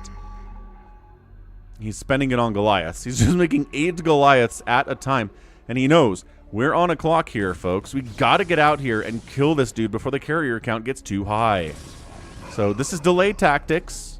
These Protoss forces are not going to defeat this. They don't have enough. They don't have enough splash damage. They don't have High Templar. They've got a couple Reavers. But if you're not careful with those, the tanks will wipe them out. Carrier count is now 7. They don't have their full interceptor capacity. Or, they've got capacity. They don't have the full complement yet. Vultures and Goliaths in here. Goliaths attacking ground stuff. I think Rich can hold this. The tanks are pretty terrifying, but the carriers don't care about those. There aren't that many Goliaths down here. He's using the high ground well. Tanks trying to siege up slowly forward. More Goliaths coming in because that's what they do. He's just making Goliaths back home, 8 at a time. Tank count is hefty enough to handle what's going on the ground here from Rich. What he needs are the Gauls with +2. +3's on the way here. The carriers are still... they're not actually on... well, the science vessel's providing that high ground vision, but the Goliath count isn't enough. They've been attacking interceptors. Most of these carriers haven't taken much damage at all, so that is a dead Nexus. That's 1 Nexus down. The counterattack into the 3rd base is pretty dangerous from Shiny here, too. There's 1 tank behind a supply depot, though, and it seems to be doing the job as the Protoss player falls back. These tanks are just trying to finish off this Nexus before they all die, and I don't think they could do it. They're getting bumped up on each other. If they'd all been attacking instead of kind of, yeah, running into each other, I think they would have gotten it. 146 HP on that Nexus. Carriers continuing to not die. Wait. Or, you know, you can just walk past a couple +2 Goliaths and lose a carrier for no reason. That's a way to play this too, Rich. God, that was sloppy. What are we at? 134 to 116 supply. Mass Goliath being produced. Okay, there's a couple tanks on the way here too. Carriers on a rampage. Terran can make Valks, but you know Falcon's thoughts on making Valkyries against carriers. Not a recommended action.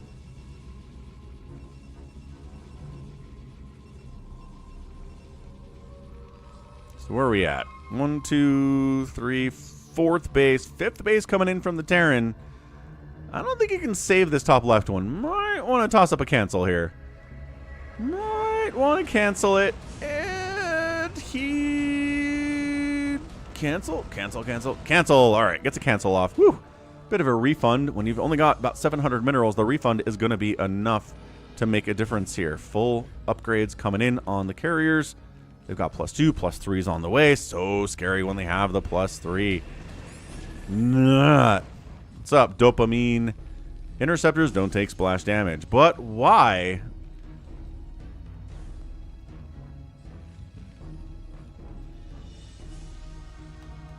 Like, what is so special about interceptors that they don't take splash damage? They're all clumpy.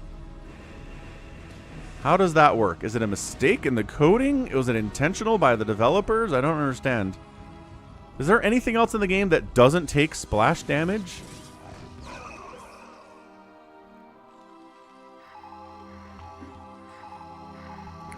Probably an oversight, says Psychonauts. I guess. That's so weird. It doesn't make any sense. Yeah, this is... Remember when we said carrier group getting up to 8 is a problem? It is. Yeah, snipes the 4th CC. Easy as can be. Wanders in, kills it, gets out of there, doesn't lose a single carrier. Oh, this is a 3-basing shiny. He had aims to get up to 4 bases and to 5 bases. Not allowed.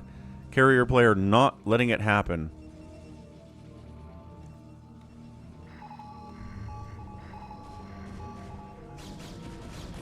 Vultures trying to even up the score a little bit, getting into the 3rd base of a Rich and killing a few of his probes.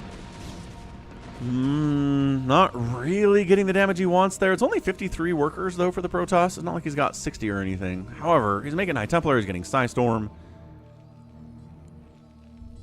4th base immediately restarted from Shiny and is expanding to the right side, too, which Rich doesn't know about. And he's got this ninja down here. I didn't even notice that either. So if I barely notice it's there, there's no way that Rich knows that it's there yet. Yeah, Psystorm's going to be a big deal here always, because guess what? Psystorm's good against everything. There is no strategy your enemy can make where Psystorm is bad, unless they make mass static defense and turtle up on you. But that's not a real strategy anyway, so...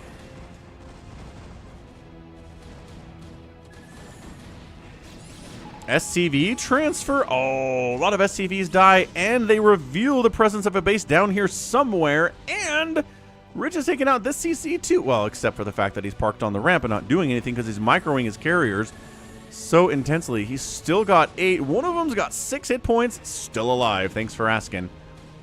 He's got 2 upgrades, +3 finishing up momentarily on these carriers. On the other side, tanks are dematrixed and crushing bases. 3rd base of Rich is going to die. 4th base is already dead. We are on the other side of the map. This is kind of how you have to deal with carriers sometimes, is go across the map, kill stuff where the carriers are not. That's how we do it here. Dude, how, where... The Dragoons were like, well, we're going to park on this ramp, but not go up any further.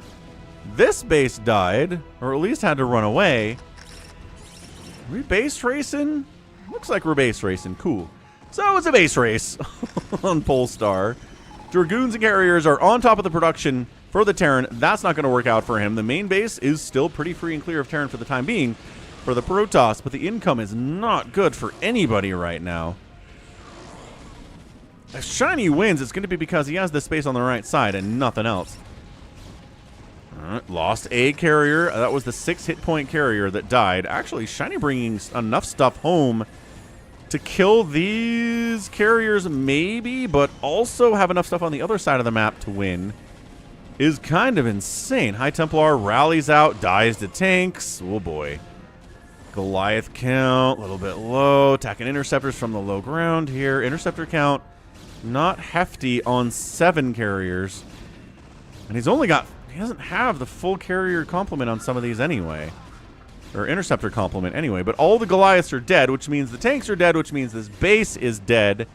Which means he's got to send this stuff back home to try to clear it out. Terran expanding here too.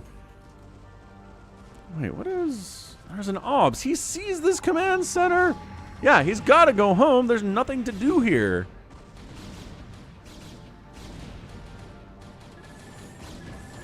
Couple Goliaths pop out of the factories. Surprise attack! And then they die. Yeah, +3 on the Sky Toss, +3 on the mech here too. Is building turrets in the natural base to try to keep it alive, but all of his production capabilities are gone. 12 o'clock is coming back as well, sort of. This is where he's rebuilding his factories, actually. Never mind. That's not a command center. He's command centering 6 o'clock and 3 o'clock, though. Dude, if Shiny wins this game, it's because he's at the 3 o'clock and the 6 o'clock, and Rich doesn't know. It's 4 probes to 49. Yeah, Rich doesn't have any income. The Terran totally does. Carriers are good, but the longer the situation goes on, the harder it's going to be for Rich to manage. He's going to run out of minerals to replace interceptors.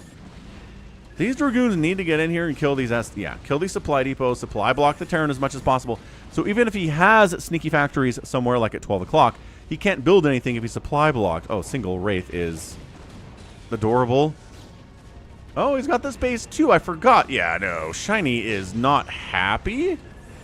But Shiny is okay. He's got to feel alright about this.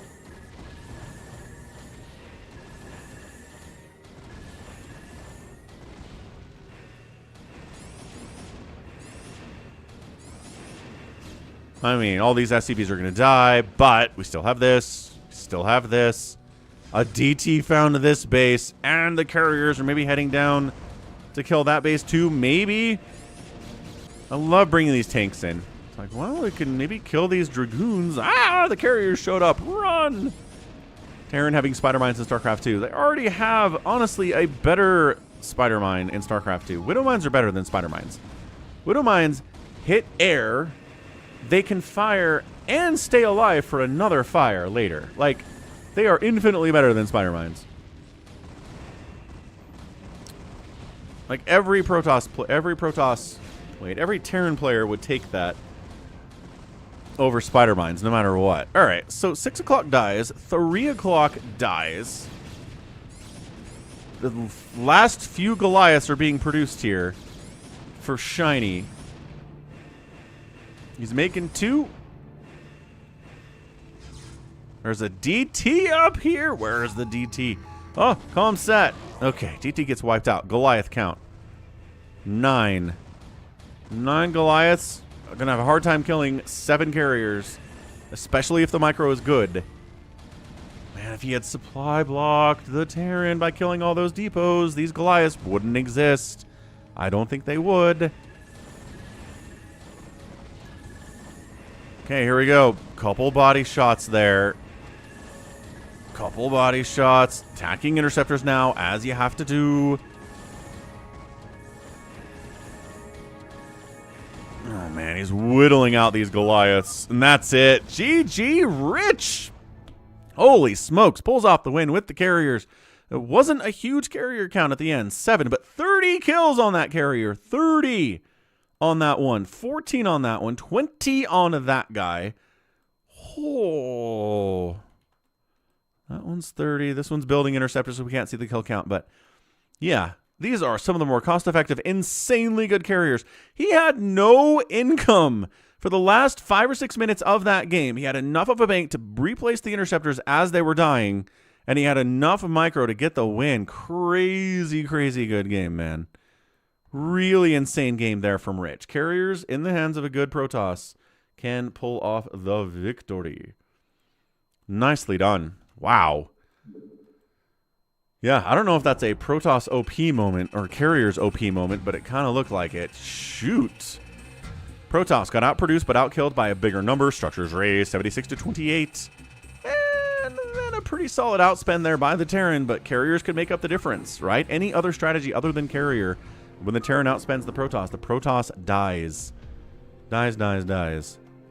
Vmon says in EvoCast, StarCraft 2 teams seem to have an advantage. I think it's a balance thing, or because Evo and the StarCraft 2 engine are more comfortable with those units. I don't know, Vmon. That's a good question. They've been trying to balance. They've made changes to Evo over time, so that StarCraft 2 shouldn't win all the time. But it does kind of seem like they have a bit of an advantage, doesn't it? What's up, Spike? Practicing lock picking on your own house and you brick the lock. Huh. That's definitely annoying. Can't be happy about that, Spike. How's it going, man? All right, let's move into a TVP, another TVP on Dominator. It's going to be Light versus... Wait, who's this Protoss? Rain. Cool, that's good. Light and Rain. So 12 o'clock, we got a blue Terran player, Light. Right side, it's Rain, playing Protoss. Let's see if we get carriers again here. We could. We totally could. I think 2 separate people sent these 2 replays in. Gallons sent a replay in. And then Alex. Alex sent one in. Said, I saw this replay yesterday between Light and Rain. Oh, okay, okay. Yeah. Got it. Very cool. All right, stepping away for 2 more minutes. We're going to follow this probe on his journey to scout out and harass. He is going to find the Terran fast. Be right back.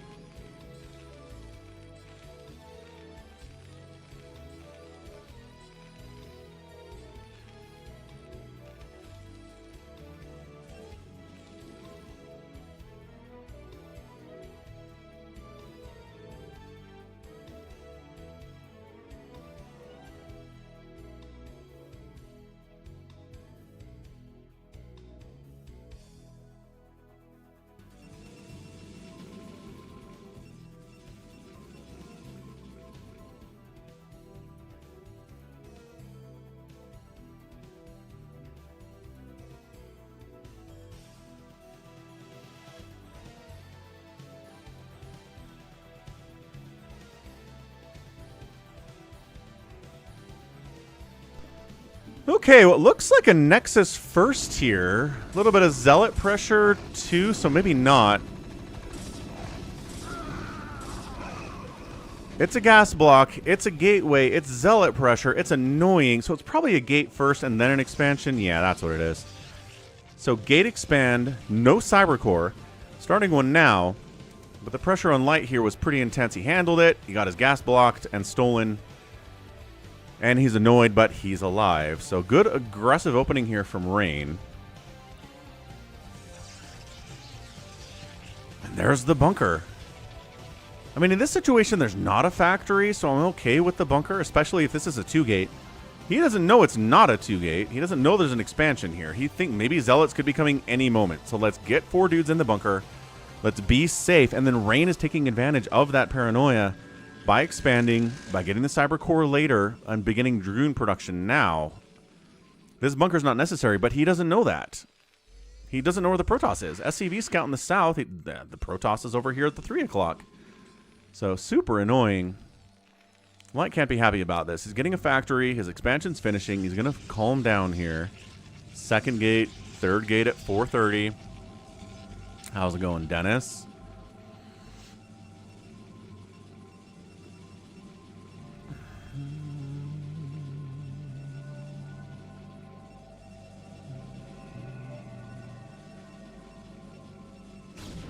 And finally, SCV scouts the Protoss. Doesn't see much.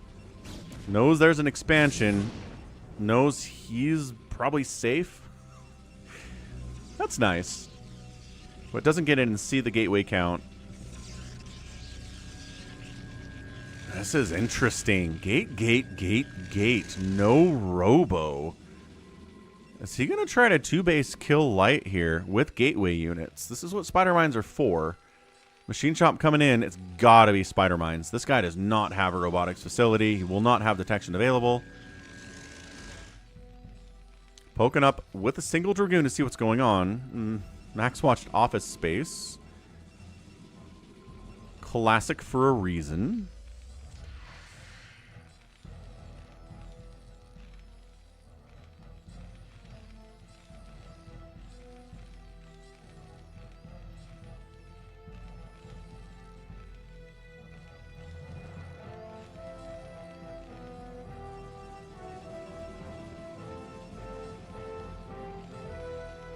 It's Vulture speed. It's not even spider mines. What are we doing here? Are you going to try to bust this or not? He's moving. Here we go. Range upgrade done. Spider mines on the second machine chop. First machine chop is working on Vulture speed.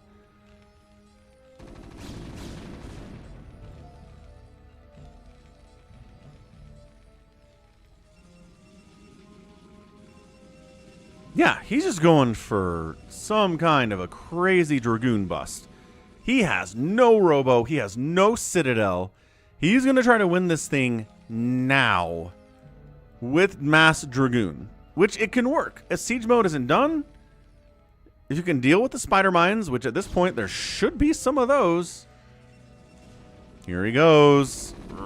Charging in. The tank has to fall back. It's getting repaired, and it's absorbing shots that would necessarily go into the bunker. The repair is really good, too. Oh, Rain. That was not a good engagement. He didn't kill the bunker. He didn't kill the tank. I guess Vultures are back here causing some problems as well. Spider mining up his own natural base, losing a Dragoon to the Spider Mines. This Vulture's got a kill. This Vulture's probably going to get 2 kills. Before, oh, a probe sniped him out. Oh, hero probe. Probius the probe there. Saving the day. Getting in here again. He does get the tank this time, but the repair on the bunker is so intense. Look at the repair on the bunker. No, still not enough. Bunker down. Dragoons fairly healthy, all things considered here. Marines all die. 2 more tanks show up. Siege mode isn't done yet. He is still making 4 Dragoons at a time. This is like a 2-base, 4-gate harassment murder strategy. SCV is getting murked here too. Another one down, another one down. This turret going down. I'm not sure that it really matters. He's not trying to get, you know, Stargates or anything. He's finally getting a robo and an observatory because these spider mines are a problem. Siege mode is done, and that is your cue to leave. Get out of there, Dragoons. Nobody likes you there. Third base coming in down south. So Protoss, it's halfway between an all-in. But also he's expanding. Also, he's got as many workers as the Terran player does. Also, he's now teching in... Wait, second observer... He's making a second observatory. Rain, are you all right, sir? This is something I would do. I would build 2 observatories. I would build, like, 2 Ultralisk caverns and be like, wait, what? No, I mean, at least with the 2 Ultra caverns, you can get double upgrades. Maybe that's what he wants to do.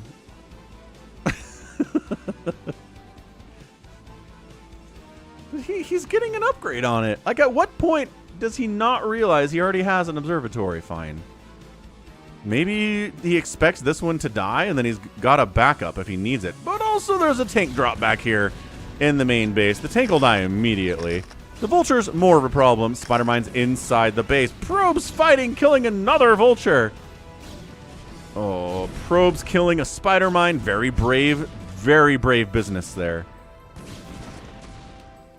Wow, good hold. Good hold by Rain. That's the best thing he's done today, I think. Vulture try for a run by, but also there's 100 Dragoons here, so...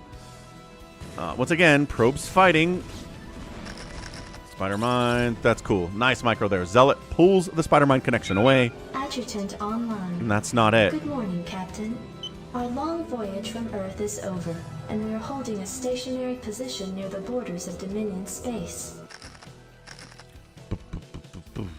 Miguel Nunez, thanks for subscribing. Trying to get to 70,000 subs out here on the YouTube channel, and so far working out just fine.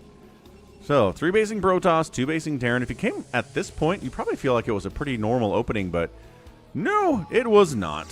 Zealot pressure into a 4-gate Dragoon bust attempt, into a 3rd base, into everything's being okay, getting dropped on the other side of it. So Rain's alright. He's okay. Zealot legs. Ooh, he's getting in air weapons. Hang on, hang on. Is he scouting that? I don't know where that scan was. But check it out, check it out, check it out, check it out, check it out, check it out. It is going to be a Cybercore research, which means probably carriers, which means, hey, look, it's a Stargate. Okay, well, once you've got that 3 gas up, your dreams of carriers, ooh, gets the dropship down here too, are much, much better. You can do it on 2 bases, but 3 bases is really where you have enough gas to do it. Single Wraith in production, worried about getting Reaver dropped. And this is somewhat of a similar game to the last one, where it's very much a Dragoon gateway heavy opening. Wraith dies, Shuttle dies to a turret, Spider-Mine, Dragon, Zealot Bomb in the tanks. Not able to get that guy. It's not so much about the Zealot attacks themselves, usually. It's the other Spider-Mines getting dragged into the tanks or the tanks firing on their friends.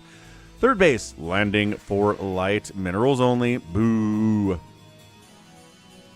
making vultures anyway. So double Stargate and production tab does not say... Oh, there you go. Carriers, yes. Fleet beacon here. Great. Charon boost is on the way. This might just be a safety Charon boost. Although, also it could just be for shuttles to get that. So let's see if the Terran can figure out its carriers in time. I feel like Shiny figured out it was carriers in time in the last game. Oh, I never put my camera back on. What's up? I felt like he figured out it was carriers in time to kill him, but just the defense was barely enough by Rich to hold him off. 4th base, 12 o'clock. The light is macroing like the beast that he is.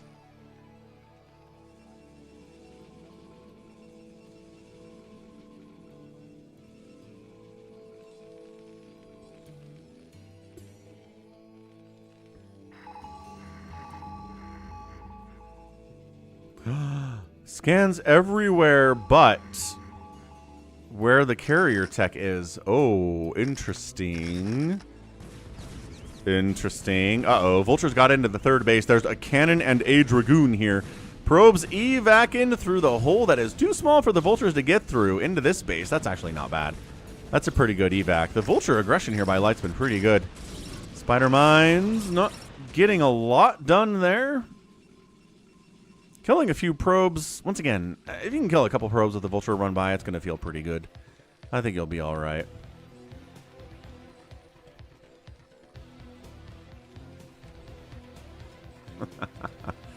Sona says it was a good trade.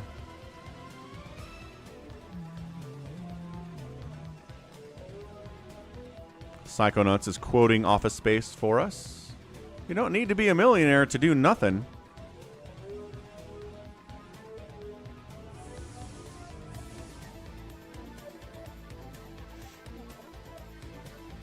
There is some truth to that.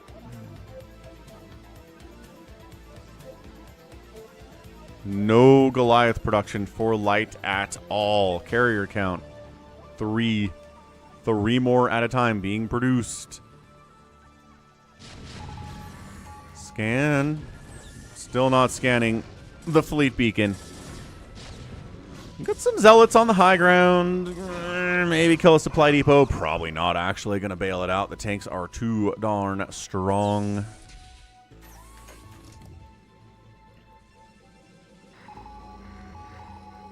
Oh, finally sees the carriers here at 1430. What's he do in response? Further upgrades, nice. Throws up 3 Goliaths, nice. Yeah, and once your carriers get scouted, it's probably time to go. Can't sit back and wait at that point. I'm trying to decide if I've actually watched Office Space before, or if I've seen clips of Office Space for the last 20 years. You know what I mean? Like, I've seen the clip of the guy in the interview, and they're like, what would you say you do here? And he's like, I don't know, mess around all day. I've seen the clip where they beat the heck out of the printer with baseball bats. I've seen the clip of Jennifer Aniston working for TGI Fridays or whoever talking about the flare. I know about Morton and his stapler. Like, I know all of the beats of the movie, but I don't. Like, I know Michael Bolton, like, I had the name Michael Bolton first. He's changed his name. He's the one who sucks. I know so much about Office Space, but I don't actually think I've ever sat down and watched it from start to finish.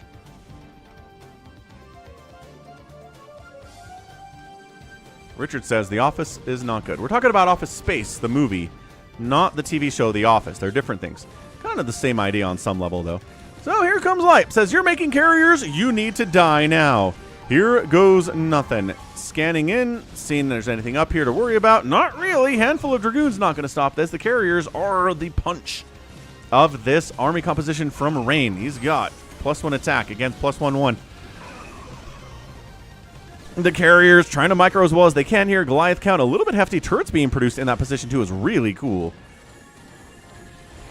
We'll see the carrier health as it remains in the green for now. Micro from Rain is good.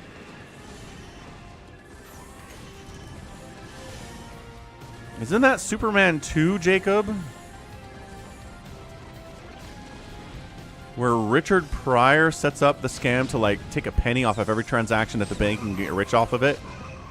Pretty sure that's not Office Space. Superman 3 is what that is. Yeah. So, interesting. Carriers on the counterattack. This is what we saw in the last game, too. If you can't handle the army at your front door when it's mech, counter somewhere else. This is what these turrets are for. This was a possibility, and it is coming true now. Carrier count is 7, just like in the last game. It was 7 carriers. 2 more in production. This is Rain, though. Rain's better than Rich, so maybe he can get out a couple more carriers. Whoa, sneaking up. Oh, it's an ambush. Goliath from the south side, getting body shot after body shot on these carriers. None of them have died yet, but we've taken some damage. 195 hit points on a carrier after it's been injured. These are beefy boys here. It's always hard to tell. Are there enough Goliaths to actually do this? I don't think that there are. With good micro, don't think that there is. However, the tanks and the turrets and the problems down here going after... Oh, there we go. One tank shows up. Probe's getting pressed into service, but we sent some vultures to save our tank friend. That is such a great move by Light. Yep, completely shutting it down. This Nexus is dead. This Nexus is a little bit better defended. We'll see if it's dead. The carriers wiping out every turret at this 3rd base, 4th base by Light. And now the SCV should probably evacuate. Goliath's coming in to try to save the day. Not sure they're going to get there. Yeah, this Nexus is dead. This Nexus is also probably dead. Yeah, he didn't actually pay attention to it as much as he should have. Command center being repaired, trying to save it. Goliath's desperately holding on to this base, but they are dying so fast. Man, if Goliath had like 20 more hit points, I swear they'd be so much better than they are. 7 carriers. Wait, 8 carriers. 1 more has joined the party. Just making nothing but Goliaths here, friends. Trying to come from weird angles. Maybe getting EMP off on these carriers, too. That'd be rad. Science Vessel has enough energy for that. A D-Matrix is one of the Goliaths. Instead, it takes 2 volleys. Instead, oh, then the Zealots join the party here, too. But that's why we have Spider Mines. That's why we have, I mean, no Vulture. Oh, there's a Vulture here. That just mucks up the works for the Terran player just a little bit.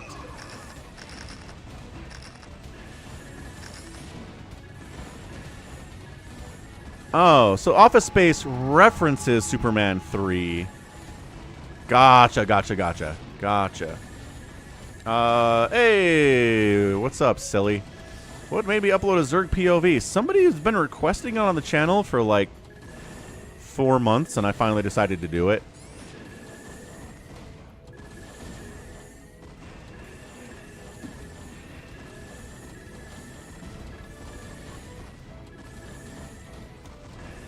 How's this going? The tanks are all dead. Oh, but vultures are wiping out his... Okay, fair enough. Yeah, this base is dead. This base is dead. The natural's gone. The main is mined out. Light still mining here. Light still mining here. Light is kind of successfully defending this base. I don't know. That's actually 11 Goliaths. They don't have +3 yet, but it's on the way. Yeah. He maybe could have pulled this off. But hard to know. Again, no active income. 300 minerals means your interceptors are going to die. But he's got 11 Goliaths. More out here. Yeah, Light's fine. Good hold, man. Good game. Once again, sniffing out the carriers in time to walk across the map and kill them. Easier said than done. I'm not saying, yeah, that's all you got to do. Just walk across the map and you'll win. It's hard. But Light had the capability to pull it off today. Got the win. Outproduced, outkilled, and outspent Chu-Cha-Cha. What's up, Ansem? How's it going, man? Nicely done. People earning Falcon chips out on the Twitch dimension. All right, let's move into the fastest map portion of the stream here. Let's do a little bit of Bigwan in-house tournament stuff. Well, in-house practice games for the StarCraft Fastest League. As always, check out Cross. He's on Twitch. He's on YouTube. He set up this whole StarCraft Fastest League, and it's very cool. So, 2v2 shenanigans here. They do try to do racial balance. Yeah, TP versus TP. Or PT versus PT, I guess. So let's go Team Tiger / Samchon versus Team Bigwan and Viper. You're getting new people, Bigwan, or are these old people who just have new names? Sounds good, Jacob. Enjoy your lunch. So top right, it's a Terran player. It is Tiger. His teammate on the left side is Protoss Samchon. Team 2 is a Terran player, Viper class. And in the bottom right, last but not least, is Bigwan playing his beloved Protoss. He mains Toss. So he should be good to go here. So PT versus PT. We've had very little Zerg representation on the stream today, but we will try to make that better for you.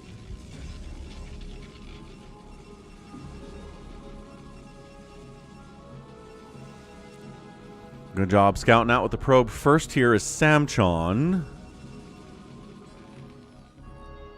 Interesting. Cross-spawn scout first. Your enemy could be anywhere, and you decide to go for a scout over this direction, strangely enough. I guess it's just random. Like, I don't know if there's any specific pattern to scouting in Fastest Map.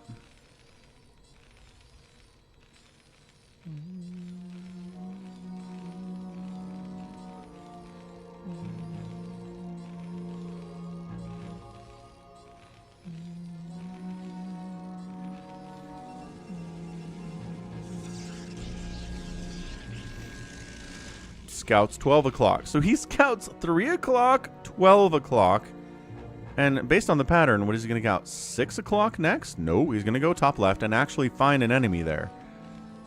So it's going to be double factory opening top left here for Viper class. It's a little bit risky. You can die doing this if you don't have enough Marines or a bunker to deal with Zealot pressure, which, by the way, Zealot pressure exists.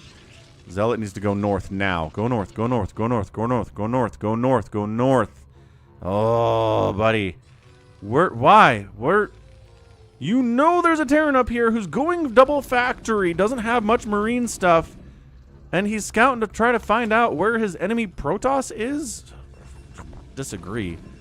Disagree with the sentiment entirely. You check the positions next to your Terran first if you are able. Ah, okay. That makes sense, Bigwan. Some people are new, but they usually play in-house. This is the WK crew. Okay. Fair enough. So Pylon trying to mess with the gas income. It is slowing down the gas income for the Terran. For Viper class. And the Zealots are sitting at home? I guess he saw these guys come in. Fair enough. He's got a cannon to fall back to. He'll be fine. Yeah, this pressure is just more keeping the Zealots at home. The Marines come in and try to get some damage done, but now the Vultures are out, so he got away with it. That's a really, really solid factory opening in a fastest map from Viper class, and he got it done. I mean, to be fair, Tiger did the exact same thing. He went factory opening. He didn't really have to worry about getting pressured by anyone, though, so he's cool. He's got more factories, actually. Yeah, more factories than his corresponding Terran player Viper class does.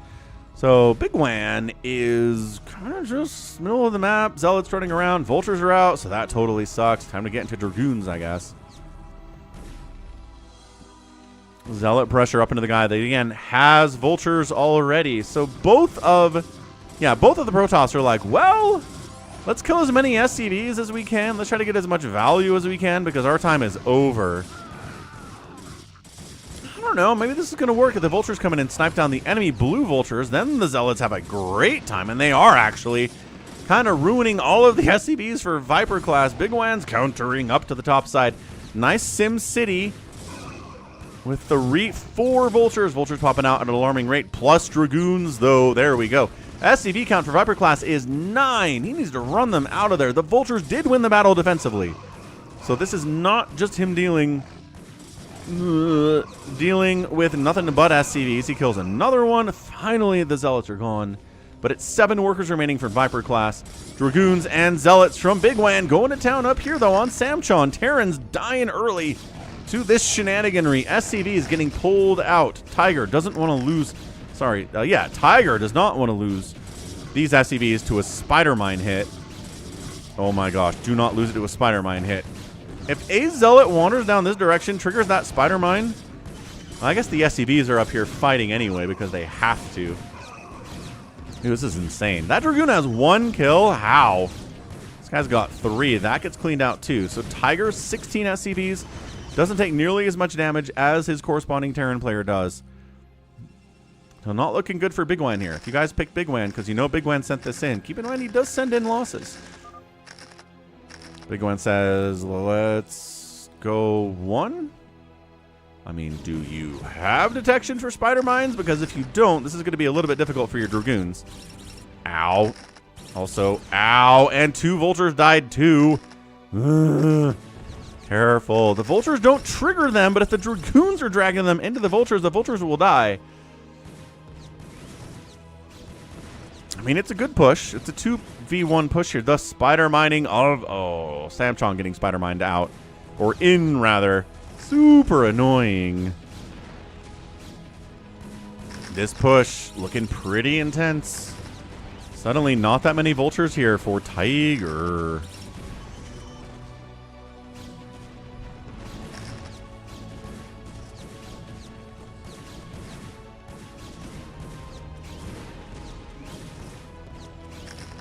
And Spider Mine's good. Alright, so he holds.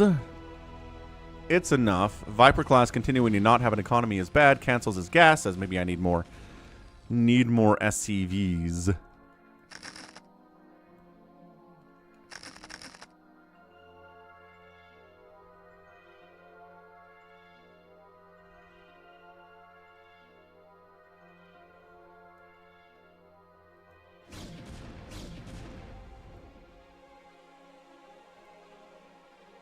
No upgrades for anybody except range is on the way, legs are on the way, Spider Mine's already out, and Siege Mode's coming in. Dude, this Spider Mine setup is still really problematic, isn't it? I guess he got some Dragoons out to defend his buddy, so Samchon and Tiger together up in the top right. Trying to keep that Terran alive. Holy, dropping Zola, Batman. Vultures dropping in here. This is what cannons are for, though. Tries to kill as many probes as possible. Bigwan's still at 30. That was okay. I think a tank drop would have been way better. Meanwhile, microing up this way, wasting some attacks on this barracks. Well, I guess he did kill the barracks, so that was worth something. Lot of army here. Spider Mines can only do so much. Up the backside, Samchon trying to defend his teammate, but again, I don't think that's enough. SCVs are pressed into service. The tanks are here, though, and suddenly that changes the whole equation. Oh, he drags Spider Mine into the tanks again. Zealots are on top of the tanks. Never mind. The tanks are gone within 10 seconds of me pronouncing that it was changed, and it really wasn't. Tank showing up from Viper class. He's here to kill the SCVs. The SCVs cannot be on minerals right now. They will die. And it looks like the Terran is going to get wiped out. Sure seems that way.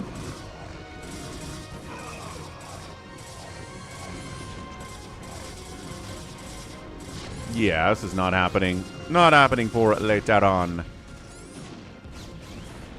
Samtron can't get out of his base, continually being spider-mined. Oh, goodness. Not happy Dragoons there. Trying to save his buddy, but... Ow, the spider-mine play here by the Terran is really good. It's been excellent by both Terrans, but... At the end of the day, only one team can win. Oh, he's evacing. Wait, what? He's bringing... Wait, huh? What is he... What? He's pretending like he's here with his SCVs. He's going to try to do some damage to his enemy Terran player. That is an SCV drop. That is very funny. He's dying back home. He tried to get something with those guys, but no. And then Bigwan shows up with his Dragoons with the range upgrade. Couple tanks back here. The defense is real, but man, a 2v1 is just not something you're going to be able to come back from. Actually, this is... I keep getting mixed up. This is Samchon trying to kill Viper class. Killing Viper class would even the game up. Spider-Mine's defending. Bigwan has a couple Dragoons here, but they're horribly outnumbered. Yeah, he's going to send in more stuff to defend his guy, Viper class. Is this another SCV drop? No, he got a vulture. He got some vultures in. Holy crap. He had to lift up because there are tanks here. Viper class trying to hold. Bigwan finally makes it cross spawn into his teammate's base. And he's going to help kill these Dragoons quite nicely. The Spider-Mine's doing a lot of work there too. They will do friendly fire splash to everybody. Samchon's got another run of Dragoons coming at you though. But Bigwan's got more Dragoons coming in the backside to handle that. So I think Viper class is going to stabilize here. Tiger is deader than a doornail. 2v1 is not going to be something to come back from, and I think this is over.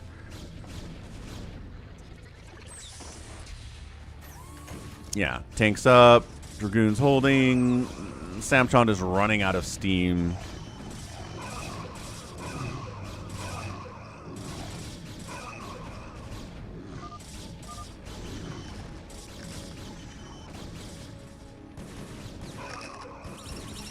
An actual legitimate storm drop, maybe? Reaver drop, yes. Good SCV pull. Reaver dies. That's it. He needed the best Reaver hit of all time, and the SCVs got pulled anyway. That wasn't happening. That's GG. GG. Ooh, Korean GG. Is Tiger Korean? Wow. All right, GG. Samchon taps. Team Bigwan gets the win.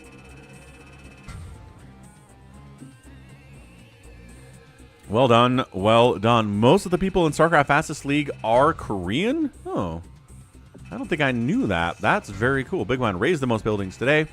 Samchon outspent everybody. Good macro, but when your teammate is dead, it's kind of hard. Kind of difficult. So, next up, we have another in-houser. God, actually some Zerg representation. Here we go. Critter, what's up, man? Happy Sunday. Welcome to the stream. Got a little bit of fastest map going on here. How's it going, Nico? Welcome to the stream. So it's going to be Team Protoss Zerg versus Team Protoss Zerg. So top right, it's Bear playing Protoss, and his teammate at the 12 o'clock is Tiger. He's Zerg this time. He was Terran in the last game. Bigwan ends up getting Protoss again, and then his teammate this time, Viper class, is Zerg. So Viper class and Tiger change their races.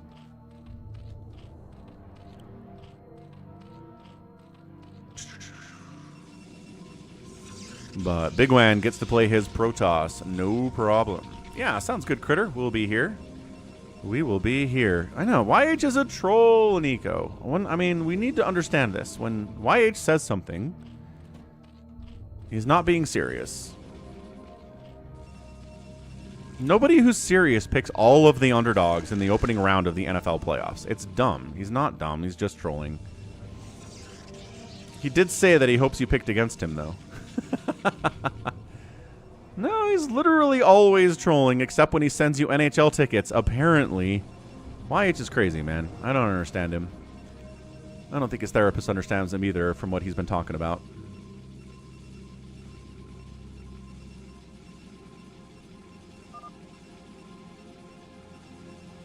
Yeah, Nico. He sent me NHL tickets to the Mammoth versus Senators game last Wednesday. And I was like, no way. This is not real. But it was real. He transferred them to my account.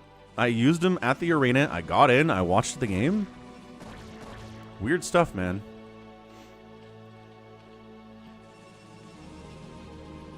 I had to reform my entire opinion of YH a little bit.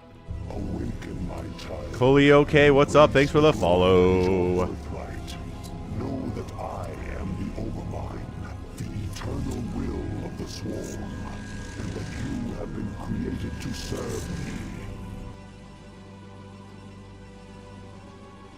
Trying to get to 38, 3,900, and 4,000 followers here on the Purple Dimension. I know, right, Nico? But I mean, they were sent through SeatGeek. It's not like he mailed me tickets and they were fake, right? SeatGeek, I don't think you can send somebody fake tickets through SeatGeek unless it was some kind of a fake SeatGeek scam website. I don't know. It's possible. It's possible it very much could have been a scam, but it wasn't. But it wasn't. Got in. Did the barcode scan. Boop. Is green. Everything's barcode scan these days, man. I kind of miss the days of physical sports tickets, physical movie tickets, like that. Those days are over. Everything is phone scan, phone pay, phone scan, phone pay. It's convenient. It's like insanely convenient, but I kind of miss the paper tickets.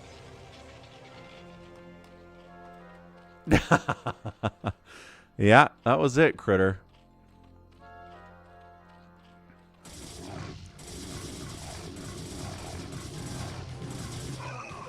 Right, Nico. That's a good point. I didn't even think about that.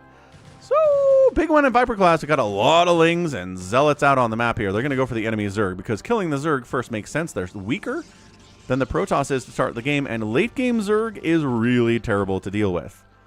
So this is why Zerg gets picked on in fastest map, for those reasons. 2 Sunkens, 2 more coming up. Yeah, 4 Sunkens here. Good positioning too. But Lings are able to slip through these gaps, maybe get some hits off. Where are the Lings going? They're going after drones. Defensive Zealots coming in from Bear, too. So that's going to be a hold. Sunkens, 1 went down. Some drones died. Tiger's at 11 now. But Viper class is only at 13. It's not like his economy is crushing it. I took my daughter.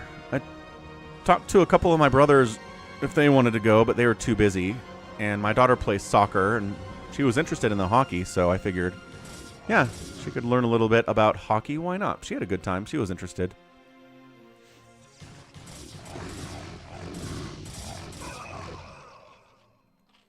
It was loud, though. I mean, they are, every time there's a stoppage in play, they are 140 decibel blasting music at you, or the PA announcers yelling at you, or... I think I liked it. I thought the presentation of the game and the crowd engagement was really good. But I just feel like if they turned the volume down like 20 decibels, I think it would have been a little bit more manageable. My daughter had a headache by the end of the game, so... Yeah, and the higher up you are, the closer you are to the speakers. Right. Understood. So now, hey, 1 Sunken, maybe not enough to counterattack on a Viper class. More Sunkens are popping in. And defending Zealots coming in from Bigwan 2 to help shut it down. So this is just kind of a remake of the initial engagement. I don't think this is going to do much. A couple drones are going to die. Viper class droned up a lot. Lost a couple in this.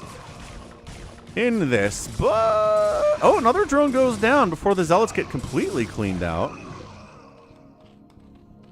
Still 20 workers for Viper class. Free Zealot is free. I'm not sure where this guy's trying to go. I guess scouting in to see what's going on. How many Sunkens are in there? Seriously, Judge. Not wrong at all. Judge is following me on Blue Sky. Notice that. I followed him too. Because he reposted one of my Blue Sky posts. That's cool, Critter. A lot of free tickets is Q. Hockey on TV is blah. Hockey Live is a lot more fun. Yeah, definitely. Definitely true.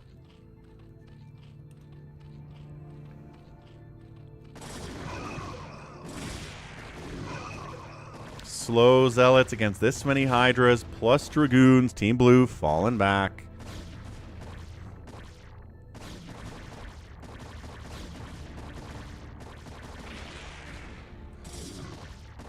How's it going, baby T-Rex? The counterattack here from Bear and Tiger. Lions and Tigers and Bears, oh my.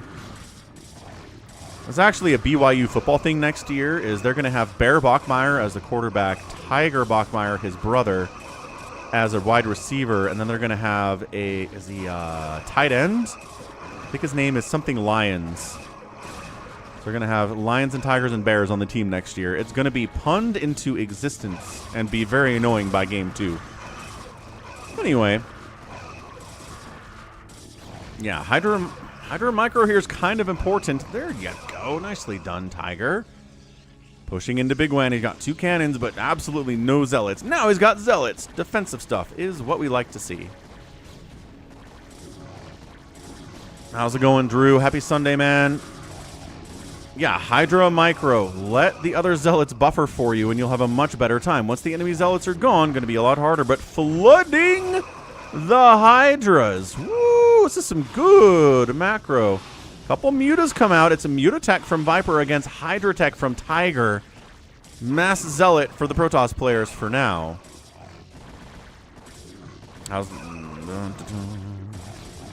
What do we want to target here? These cannons dying really helps the Zealots get stuff done.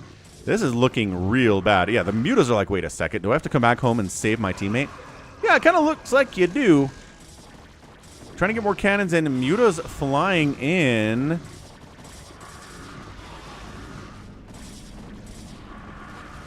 Mutas against Hydras traditionally do kind of ruin them. In Pro ZVZ, Mutas against Hydras are going to win, but not enough time to save the Nexus, though. Oh, he clears out the Hydras, but not enough time to save the Nexus.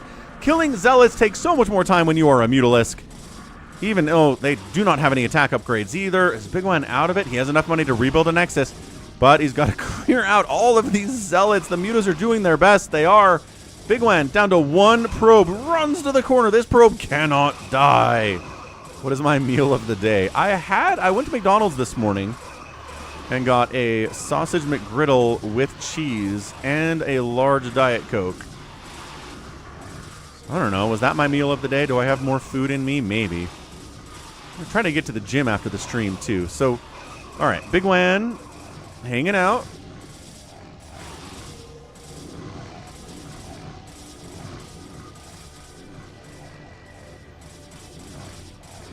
Yeah. I mean, I love the McGriddles. They're my favorite breakfast sandwich from McDonald's. They're like 8,000 calories each, though. They are so insanely unhealthy, but delicious. All right, Muta counterattack in 1 Spore. Puts in a lot of work against these Mutalisks.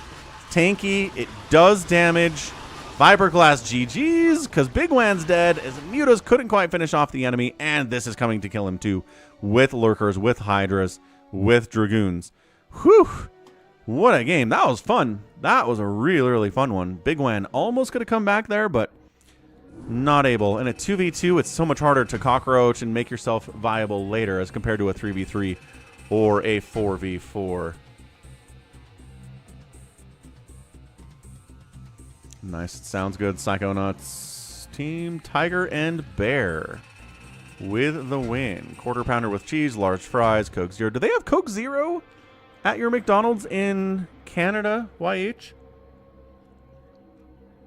Because I don't think you have Diet Coke here at McDonald's. Other restaurants will have Coke Zero, but it's all Diet Coke at McDonald's for some reason. No, Nico. They've been shrinking the size of their patties and their, yeah, and their sandwiches in general, Nico. Shrinkflation.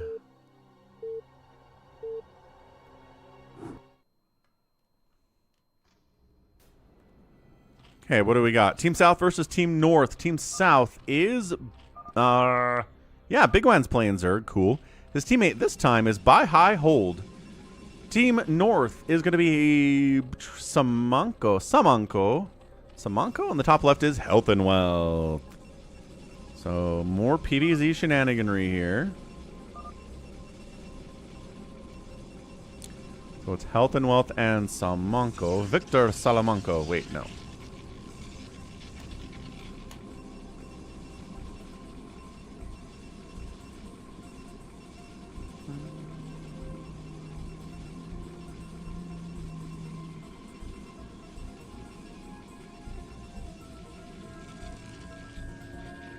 They have Coke Zero no caffeine. Is Coke Zero no caffeine a thing? Ah, YH said it. Coke Zero no caffeine. I like your style, friend. Nico. Thanks for the 243 Canadian, man. That was my change left over after McDonald's. Coke Zero caffeine free. Holy smokes, it is a real thing. I feel like we've had this discussion before, but I forgot. Check it out.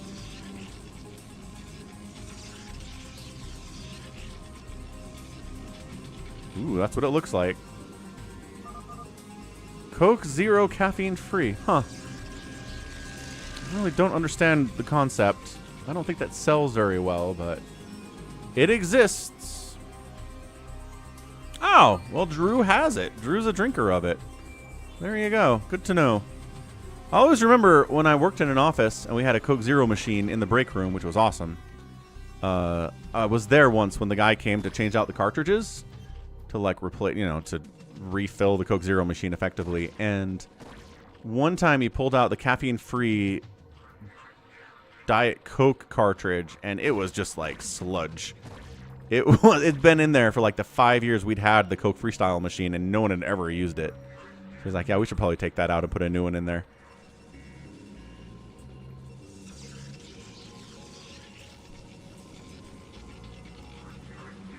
Ordy is having water caffeine free. Delicious. Big fan of water caffeine free.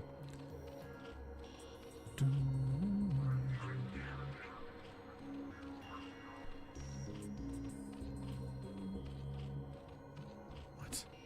Google Play, you are a strange man.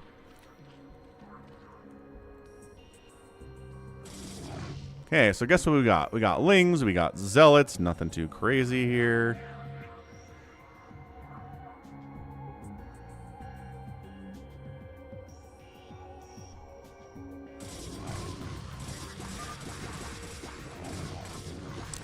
Buy High says, let's back it out.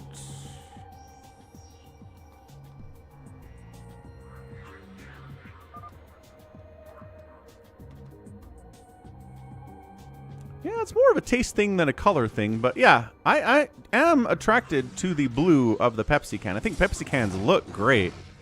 I think Coke cans are fine visually, but the taste is so much better for Coke than Pepsi.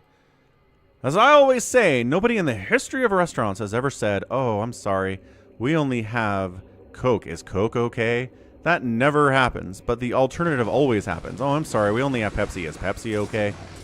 That's the nature of the battle.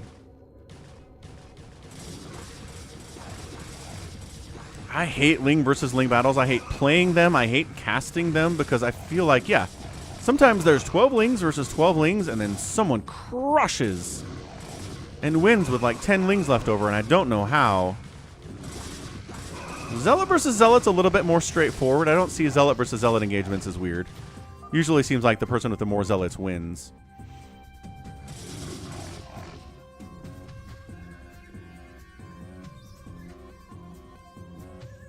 Yeah, I guess the answer simply is Micro falling back. He's got a cannon. He's got more cannons coming in. Bigwan, not Bigwan. This is Buy High. Bigwan's got Lings. Bigwan's got no Sunkens. Oh, no. Bigwan, why do you have no Sunkens at all? Not even one?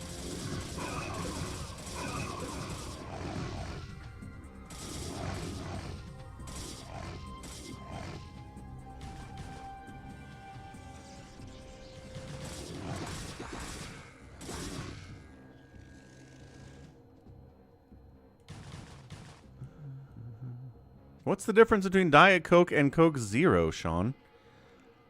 I thought they're pretty much the same thing. They taste a little different. I mean, Bigwan has a sunken. He's getting away with not having any more because he has 12 drones. Summonco doesn't. Summonco's at 7, actually. Bigwan doing a better job of deciding when to drone and when to ling up here. Do you like hearing lings die? Early game PvZ and fastest map is for you. Music? There you go. Music came back. What's up, Vault Boy? Why do people not use Bio against Protoss all-nighter games? So, you can, actually. There are times with a really solid timing push, you can wipe out a Protoss with Bio. It's been done before. But those games are usually over in about 7 minutes. And so, I don't usually cast them. But I did cast... Who was that? 4GG? It was Mong or it was 4GG that did this? That really, really intensely sat on Bio forever against a Protoss opponent. It's a really fun game. I'll see if I can dig it out for you here.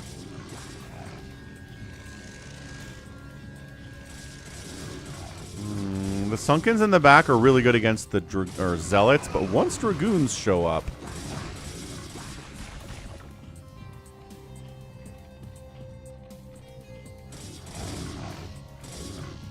Yeah, here we go. Mong versus Noble.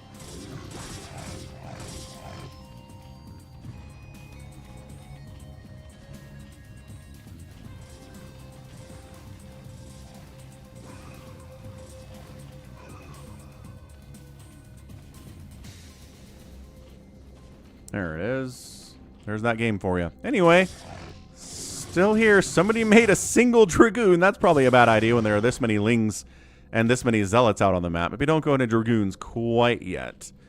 Really only want to get into Goons if the enemy has Dragoons or if the enemy has Lurkers. I like Dr. Pepper. Dr. Pepper is good.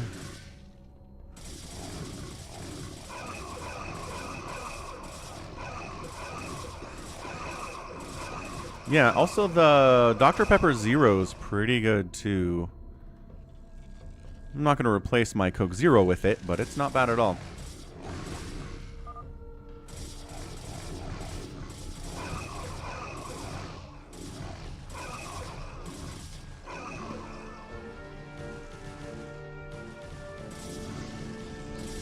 You must construct additional pylons. That is right. Team Bigwan and Buy High is pushing top left here on health and wealth. He's got 2 cannons. He's warping in 5 more to try to defend against the incoming onslaught. He's got, oh man, and 2 Reavers are here. Dude, what a play by Bigwan. Brings the Reavers in. Probes, no! Probes getting hit way up in that corner there. Oh, chase him, chase him, chase him. The probes are like, run! Run! Actually, taking out cannons, the probes are like, we'll fight you. Do not fight. Actually, fighting the Reavers is pretty good because they're not defending themselves against the probes. They're trying. Oh, now they are. Nexus down. We have enough money for a new one. Yes, health and wealth does. Worker count is 10. It's a better situation than Bigwan was in the last game.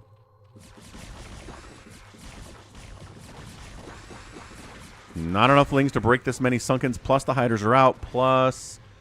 No sign of Lurkers yet. These Reavers, man. These are brutalizing health and wealth. Good job, Bigwan.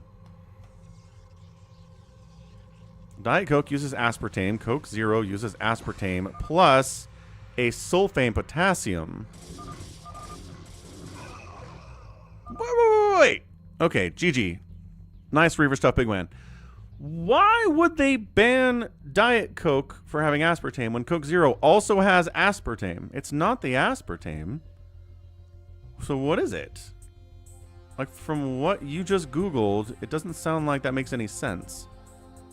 Coke Zero has an extra ingredient and is allowed. What's up, Jalen? Jalen? Maybe? What's my view on vanilla holiday Coke? I like vanilla Coke. Just a little boring compared to like cherry or orange. Definitely not, Ansem. We are 2 hours into the stream. You have not missed the free-for-all. Never once. Team Bigwan with the win. Jason Allen. Because YouTube shut down display names like a month ago and they're not turning them back on. I don't know why. It's some security concern they have, but apparently your display names are never going to come back to live streams. You're just going to be your handle, your YouTube handle now. You can change your handle, though, if you get into the settings of your account. Kind of dig around in there. There's a way to do it. The secret ingredient is love. What? Wait, that's a thing. What is that from? No, that's like a line. Is it Simpsons?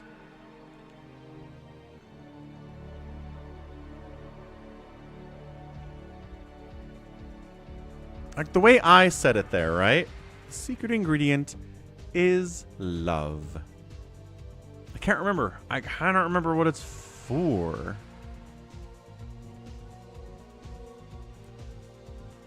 All right. Anyway, what do we have left here? I think all we got left is a Mutabomb. Mutabomb 3v3 fastest map. Let's go. Let's do that. That'll be fun.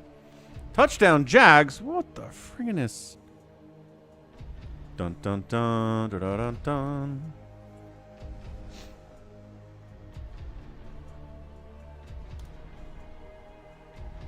Oh, it's the Bills, right. I forgot they were playing the Bills for some reason. Yeah, the Bills' defense isn't very good.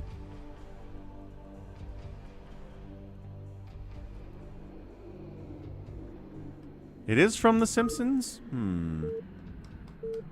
I don't think I did, Max. Did it go? Maybe it went into my spam folder. I didn't see anything for you in my inbox. Professor Frink says it. That might be it. All right, 3v3 fastest map. We've done 2v2 fastest map. We've done 1v1 low money maps.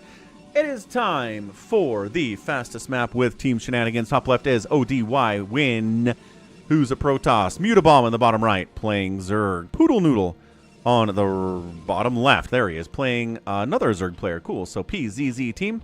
Team 2 is Dark Scythe 25. Terran. Zerg player, DAS, FAS, DFD, DFS, ADF, who's playing Zerg 2. Crazy Bull on the right side playing Protoss. So Team Red versus Team Blue here.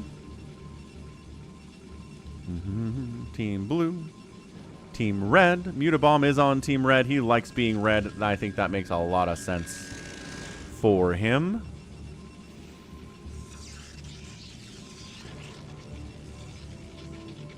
Max says he sent them. When did you send them, Max? Because I honestly don't have them in my inbox. I thought it was weird, but, you know.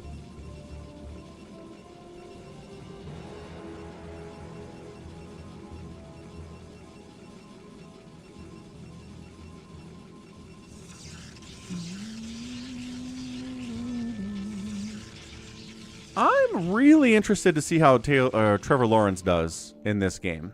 Because for so long, he was bad.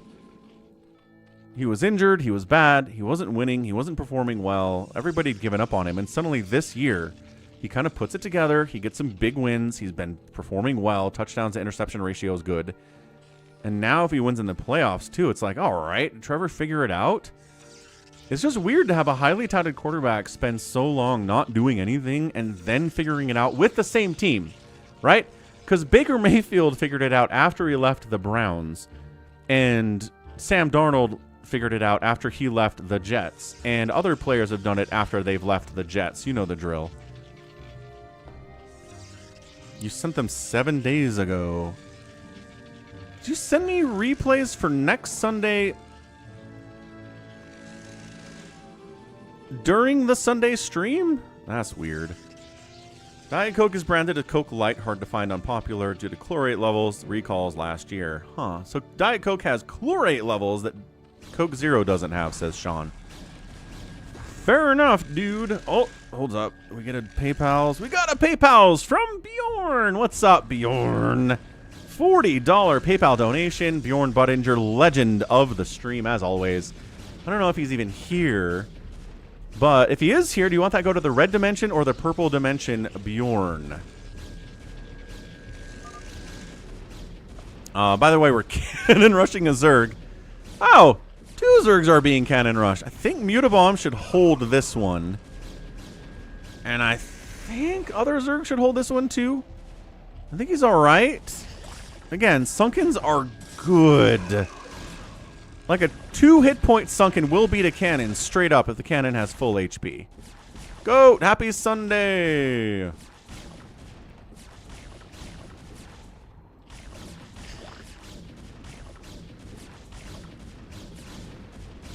Oh, this is fun. So Cannon Rush versus Cannon Rush. This one's shut down. Mutabomb is doing fine. Good job, Mutabomb. Kind of alive over here. Sort of is Poodle Noodle, which is a really fun name. I don't know if Bjorn's even here. I'm going to put it on the red dimension for Bjorn. Because they... There you go. So let's go 46 on the week. Awesome.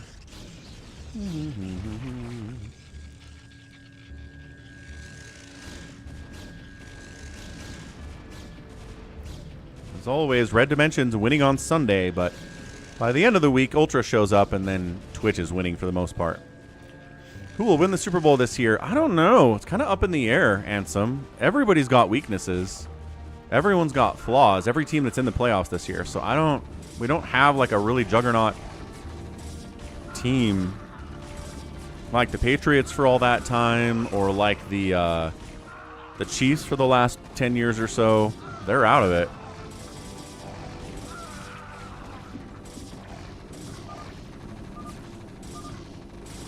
More Sunken. What the heck, says OD Win. Why don't you have more Sunkens? I think he's okay. That Sunken's getting hits off, man. Bring the Lings down. Poodle Noodle. Bring the Lings. Wait, this isn't Poodle Noodle. This is Poodle Noodle. That was DAF's getting cannon rush. He's fine. Poodle Noodle is cleaning up with the Lings and the Sunken. This Sunken, I wish we could see kill counts on Static Defense and Brood War, because this Sunken would have 27 kills, I swear.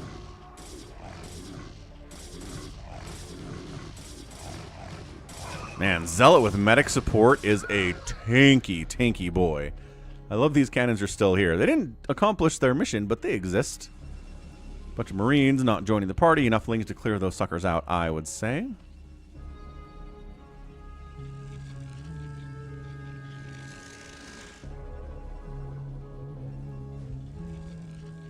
Alright, time to look at Trevor Lawrence stats. ESPN. Yeah, this season, 4,000 yards, 29 touchdowns, 12 interceptions. Awesome. Great season, Trevor. Way to go. But if we go to his...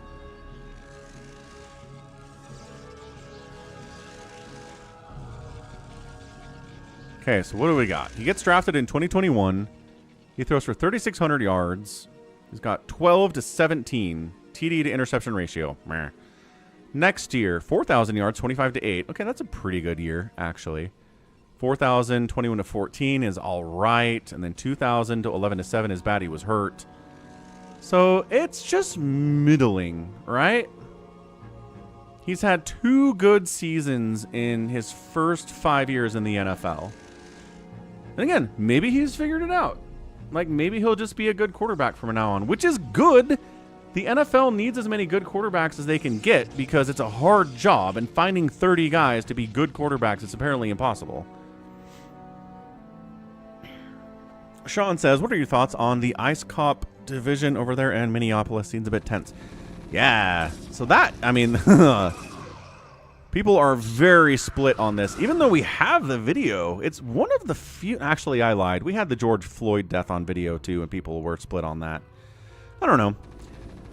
It seems like the right wing is pretty convinced that the driver of the car wasn't intending to hit the ICE officer, and so he was justified in shooting her dead for trying to hit him with her car. And And then the left says she wasn't. She was trying to get out of there. She didn't hit him with her car. He sidestepped it. And then he shot her anyway. So that's the left versus right argument. Oh, this is a huge attack down here on Poodle Noodle. Poodle Noodle. Are we coming in? Yeah, Mutabomb's coming in to try to assist. And keep in mind, he's on the Jaguars. Right.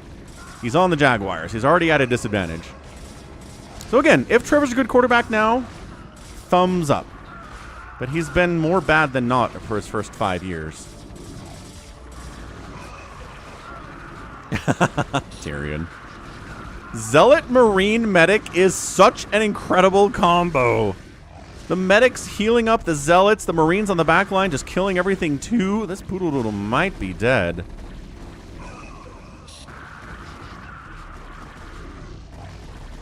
Yeah, I mean, my general take on the whole shooting is,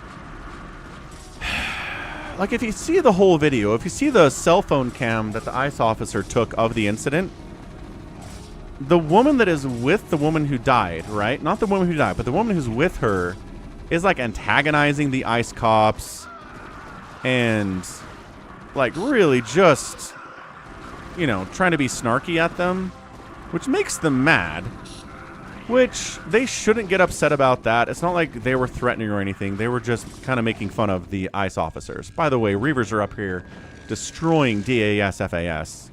He's dying here too. So we're going to lose Poodle Noodle. Maybe? I mean, he's got 7 drones. Not enough money for a new hatch, but he's got hatches. He should be okay.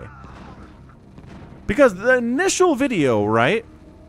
The lady's in the SUV. She's parked on the street. She's waving people past. She's going to turn. And then all of a sudden, the ICE officers like run at her and say, "Get out of the car." And I'm like, what happened? What did she do? Why are they so mad? And it wasn't clear from the first video.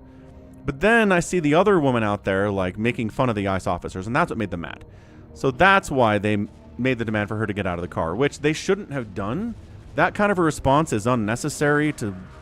There's nothing that woman said that should have made them get that upset about what was going on. But I firmly believe a lot of ICE officers are undertrained and underqualified. They're hiring people that shouldn't be in law enforcement positions just to fill out the demands that they have for ICE officers.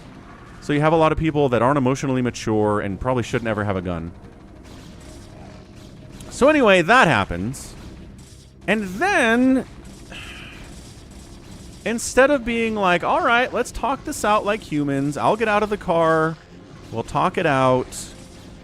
They're like, let's cheese it. Let's run from these ICE officers. Which is like, don't ever run from the cops. It's not going to end up well for you. I'm not saying that she deserved to die for running from the cops, because that's not true. I don't think anybody's life was in danger. I don't think there was any reason to shoot her dead. But I'm just saying, don't do that. Don't run from police. Bad things will happen to you. Reaver connections. Unjustified or not. Look, if you die from an unjustified shooting by a cop, you're still dead. You're right, but you're dead. Let's be smarter about this. Darkseid's getting Reaver drop, trying to kill the command center. The repair is good. He can defend this if he just hits these Marines. I guess there's tanks coming in too. Yeah, get the SCVs and then pick up and get out of there. Not bad. The other thing about the shooting is that the ICE officer who made the shooting was involved in a... This Reaver could probably kill this tank, you know, if he just kind of looked at it. He's like, hey, Reavers, help. The officer that shot Renee Good was involved in a situation back in June where he punched out the driver's side window of a car he suspected was being driven by an illegal immigrant and grabbed the steering wheel. And then the driver started driving and dragged him 50 yards. So he, number one, is already a hothead. He already goes way too far in enforcing and doing his job. He already had a traumatic incident recently with a car. So I am willing to say that he panicked. That when he saw the car moving towards him at all, even if it wasn't going to hit him, he panicked, drew his weapon, and fired. Which Not okay. Panic shootings are not justified. He was not in danger. He was not in any mental state to shoot, and he did. So he should be prosecuted for that. He should get a jury trial. We should figure out what's going on here, because that was an unjustified shooting, in my opinion. And that's it. So it's complicated, right? I'm not saying everyone's totally in the right here. Everybody's totally in the wrong here. Don't harass law enforcement, especially in America. A lot of these guys are loose cannons. Don't harass law enforcement. Don't run from the cops when they tell you to get out of the car. But also, unjustified shooting. There you go. Whew! All right, it's very complicated. There's a lot of stuff. There's a lot of stuff in there, and I'm sure I made some people mad, but that's my take on the whole thing.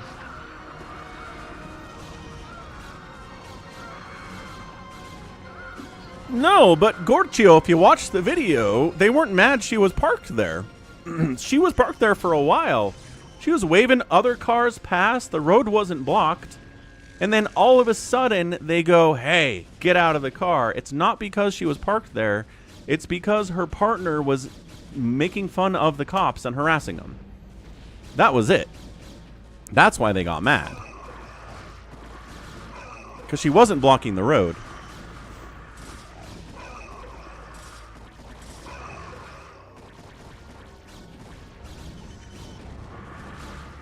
Did they hire new people? Yeah, they've been hiring new ICE agents like crazy. There are advertisements, $50,000 signing bonuses for ICE agents. Because what they're trying to do, they're trying to really cut down on the number of illegal immigrants in the U.S. And there are millions and millions of illegal immigrants in the U.S. So they have to hire a ton of people to do that. If they try to deport 1 million immigrants with 50,000 ICE officers, they can't do it. There aren't enough. So they're hiring tons of people, and I don't know that the people they're hiring are necessarily qualified to do the job, and I'm not sure they're getting the training they need to do the job either. I'm not saying they are all hot-headed and unqualified, but I think a lot of them are, and that we need to fix that. We need to somehow figure out who's not qualified to do this job and get them out of there. Which again is the argument here. It's not abolish ICE. It's figure out who's working for ICE and isn't qualified to do the job and get them out of there, and then leave the people who are level-headed and cool-headed and able to handle a situation like the one in Minneapolis without pulling out their gun. I think that's what it comes down to. Who are they hiring? Anybody who applies, apparently, Psychonauts.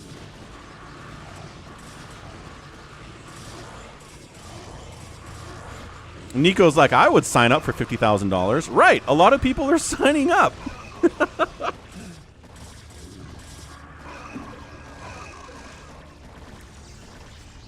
And yes, Gorchio, I hear you. I hear you. However, it is not a valid response to pull out your gun and murder the person in the car for fleeing. DHS and Immigration Services recently had an update to their own rules that said, hey, if someone is fleeing in a car, don't shoot them. Do not do that. And yet we have a situation where that happens. So he's breaking his own rules of ICE by doing that, and the fact that they're protecting him is ridiculous. Not allowed. Anyway, what's happening in this game? We've got a 2v2. Daffs is dead. Poodle Noodle is dead. But it's a 2v2. Mutabomb is up here trying to finish off our guy on the right side, Crazy Bull, but production's looking good. Cannon count is good. Siege tanks from Dark Scythe are out here too. He got Reaver drop, but he's recovered pretty darn well.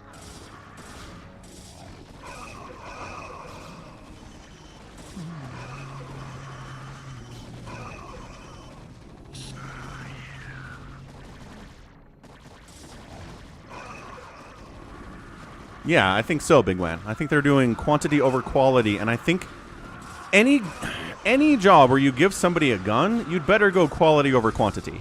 You cannot go quantity over quality for law enforcement. That is a recipe for disaster. It always is. So, I mean, the left, like Reddit's all about, oh, this officer murdered her in cold blood. I don't think he did. He didn't just, like, walk up and shoot her dead. He probably had some PTSD from getting dragged by that car back in June. he probably wasn't in any mental state to do his job. He probably should have been cleared by a therapist before being allowed to work again, and maybe he was. And in that case, I think the therapist screwed up, because I don't think he was in any mental state to be out on the street and armed again. I don't think he was.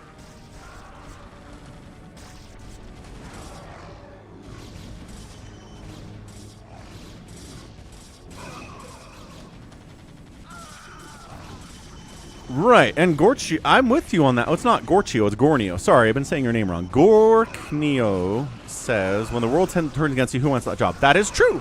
That is true. People who blanket accuse all cops of being violent assholes make it hard for good people to take the job as a cop, and it makes the job worse. It's a self-fulfilling prophecy. And that's a problem that I'm not sure how we fix it. I'm with you on that.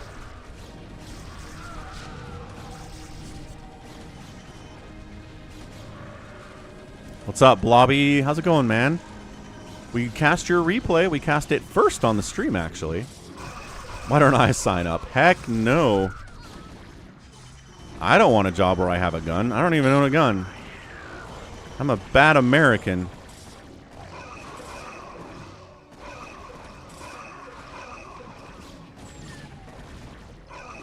Yeah, and that's... Being a cop in America means that you might get shot at any moment. Every traffic stop, every time you serve a warrant, every time you approach somebody, they might pull out a gun and try to shoot you. Like, that has got to be insanely stressful on cops. And I think it explains why so many of them act the way they do. I'm not saying it justifies it. I'm not saying unjustified shootings are justified because they're afraid. No. Like, I'm sorry, it's a hard job, but you can't do unjustified shootings because you're afraid. It's a hard job. It sucks. Like, cops in other countries have it a lot easier. Good storms, by the way. Mutabomb has been trying to kill Crazy Bull for the last, like, 10 minutes and can't quite do it. He's making more of those gates. Hey, what's up? Truth should be found donated $5. Let's find the truth. Let's do a watch party live on stream. Decide if that was real danger or unjustified murder. No. Source BBC. Thanks for the $5. I'm not doing that. I'm not putting up a death on my stream. YouTube, I'm sure, doesn't like that very much. But if you Google it, you can find it, and you can watch it for yourself, and you make your own determination. But he doesn't get hit by the car. If you watch the video, he sidesteps the car as it starts moving forward, and he's fine. I'd argue even if he gets hit by a car that's traveling at 3 miles an hour, it's not going to harm him that much. This is not a car that was speeding down the street, as Goat said earlier. If this is a car that's traveling at 60 miles an hour and it's trying to hit you, yeah, you're in danger in that position, but this car is driving maybe 2-3 miles an hour. It's not going to kill you. Impossible. And he sidestepped it anyway.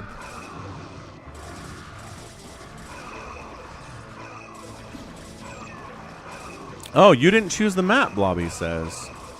That's interesting.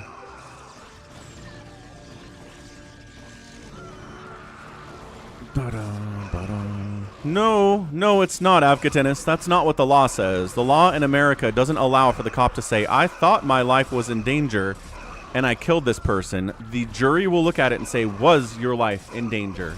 As a matter of fact. And if it wasn't, even if you thought it was, you're still going to jail.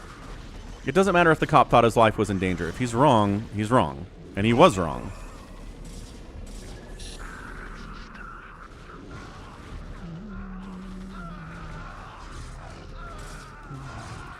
Also, nice Guardians, by the way. Nicely done getting up here, Mutabomb. This is a cop problem. This is a cop problem in the U.S. We have unjustified bad shootings every year. This is a problem that we need to solve in the country. This is not an ICE problem. This is we hire people for law enforcement jobs in the U.S. Darkseid taps, the Guardians are killing him, who are unqualified, undertrained, and just shouldn't have the jobs that they do. Nicely done, Mutabomb. It's both for police and it's for ice. And that's the problem. It's not inherent to ice. It's not inherent to the police. It's a larger issue that we need to look at. But neither side wants to do that, right? Most people on the right wing are like, there's no problem. These cops are in danger. People are trying to kill them all the time. And if they kill someone else, then that's justified and it's fine. And they're wrong about that. And the extreme left is like, let's abolish police. Let's abolish ICE. They're trying to kill us all the time, unjustified. And I'm like, that's also not true. It's a more complicated issue than that all the time. So I just get annoyed by both sides on most arguments, and including this one.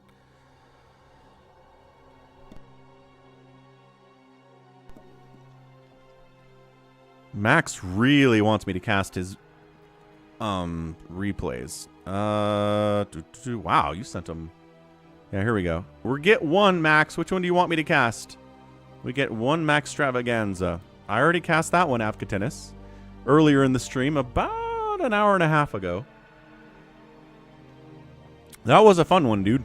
Seriously fun.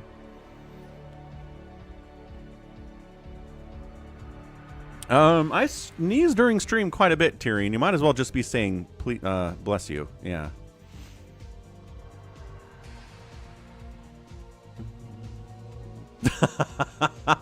Nico says, don't tell people you don't have a gun and you live in Utah. My neighborhood is the safest neighborhood in the world. I am not concerned about anybody trying to harm me out here.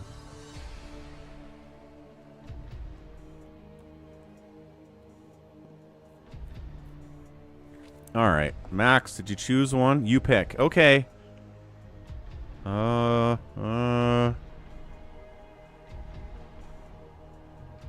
Somebody named Tierra Muerta. Okay, we get a little bit of Spanish influence here in the stream.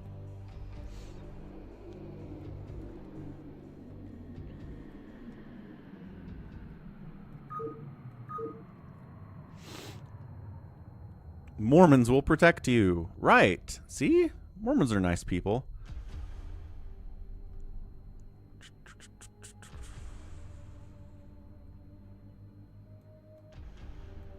Where did I download this?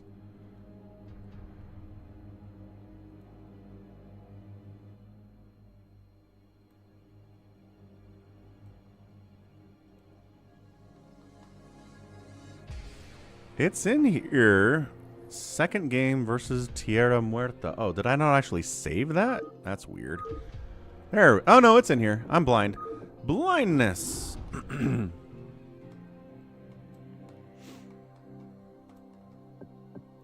Let's go.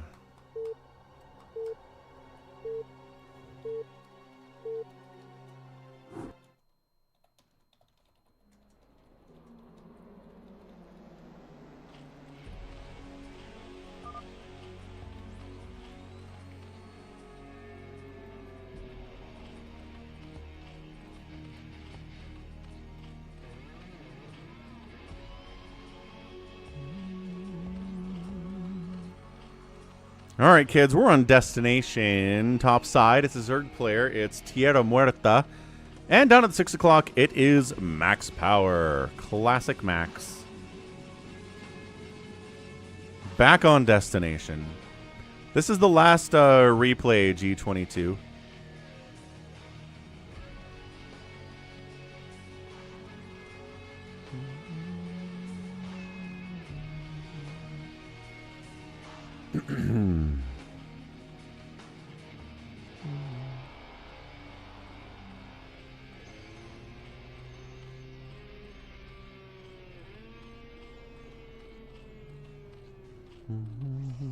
Okay. Great. Sorry, Challenger. You're right. It is called Challenger. You got a gas inside your main base in addition to your main one. So 2 gas is nice, but only 1 mineral line. Plus the minerals are bowed away from your base, which sucks. It's an old StarCraft 1 map back before they knew what they were doing. Back when they were just kind of trying to port Warcraft 2 maps into StarCraft. And you'd have a gold mine, and you'd have some trees. And the tree layout never really mattered that much in Warcraft 2. And the gold mine was always stationary, so that wasn't a problem. But they didn't understand, you know, efficient mineral mining back in 1997 or 1998, and that's how this is happening. So, these colors are so dark. We've got a gas block on the Zerg. Really annoying stuff here from Max. Oh, drone scout gets killed. Second drone comes in, dies to a cannon. It's a good start.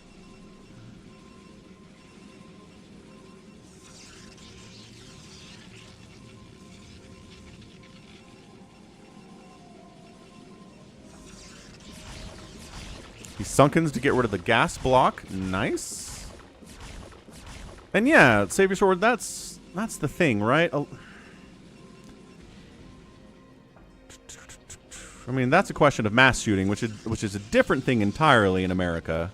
You know that, Savior Sword, but usually mass shooters are cowards. They won't attack a place where they know a lot of people are armed, which is why they go to schools, because guns aren't allowed in the schools. It's, you know, it's really, really complicated, but that's the basic concept. Gun shows never get shot up. Because, again, mass shooters are cowards. Like the Las Vegas shooter. Perches himself up in his hotel room 20 stories up and just takes pot shots at people down below. No one can defend themselves against that. Just low behavior.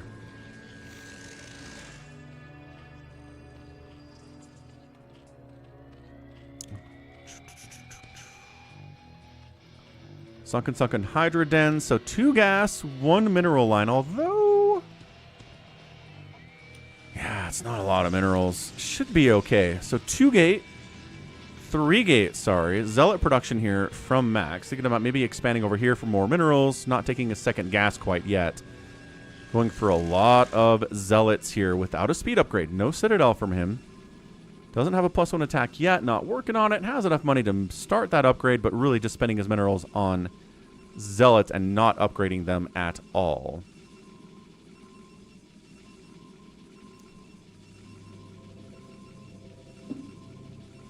Right, Goat. That's the larger problem about guns in America. So, I don't know. I think we've covered everything I wanted to cover here. Big... Oh, it's the CPU build. Max has been talking about doing this. Where the CPU just gets 3 gates, makes a ton of Zealots, and sends them out. And it's kind of hard to stop if you don't know what you're doing. Or you don't scout it either. So watch this. Let's see what Tierra Muerta does here to these Zealots, other than straight up die. Let's see. 1 sunken, 2 sunkens. Yeah, Australia had... Wow. Australia never had 400 million guns there. It's a lot easier to get rid of your guns when you've got maybe a couple million of them. I think I saw a post a couple of years ago that said if the U.S. started collecting every gun in the country and destroying them, it would take through 200 years of constant collection and destroying to destroy them all. And you wouldn't, because people would hide them, people wouldn't comply. You would never get them all. But it would take so long. Like, yeah, the genie's out of the bottle. As Goat said, I don't think it's a problem that can be fixed.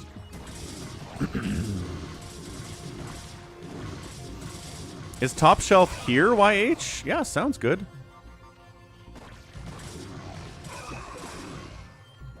Yeah, that's a problem too, Top Shelf. There are problems in America. Many, many problems in America.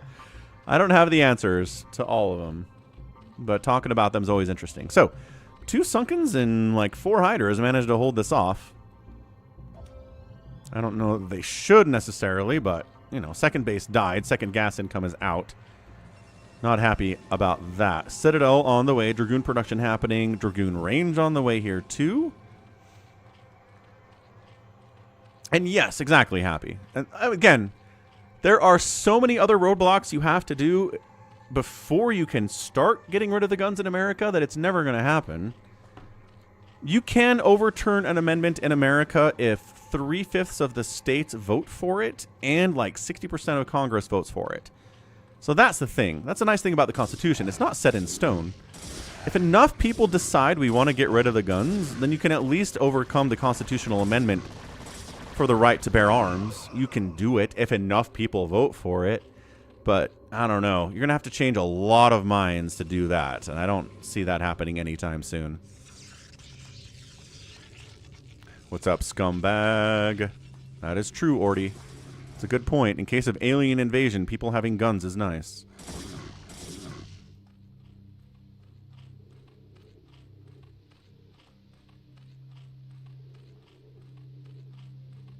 Not getting a second... Okay, so this Zerg player is not getting a second gas back. He's dealing with a Protoss who's got a gas and a second base of minerals he's rolling with here. It's 29 to 18 workers. He needed lurkers yesterday. I assume he's researching lurker aspect. He's got enough money to start it if he hasn't. Actually, production tab says he's not getting lurkers. I forgot this was a replay. Yeah, he needs at least lings or lurkers. He can't do this with just hydralisks. I shall return says if that happens, why should gun owners comply? Because it's the law of the land. Because if enough people, if democracy and the American people decide we don't want guns anymore, then the people who have guns are now illegally owning guns, and they should comply with the law of the land. If they believe in America, then they should do that. And they won't, right? So many people won't, but at that point, they're literally breaking the law, as opposed to today when they're not. That's the difference. I wouldn't vote for the abolishment of guns. I wouldn't do it. But if it passed, I'd respect the law.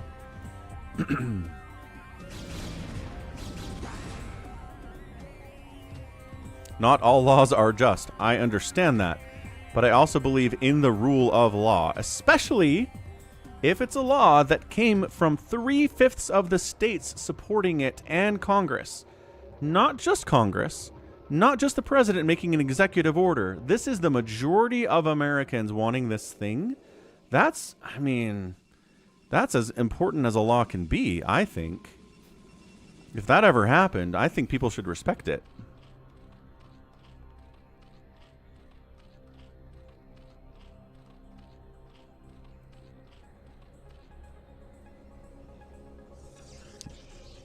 Yeah, Congress does very little these days. I agree with that.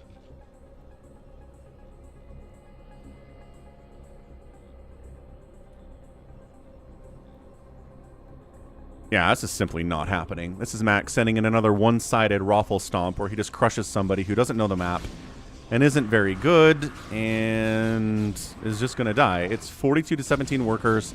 It's 78 to 30 overall supply. Max could A-move right now and win, but he's not going to do it. So that's why we times 8.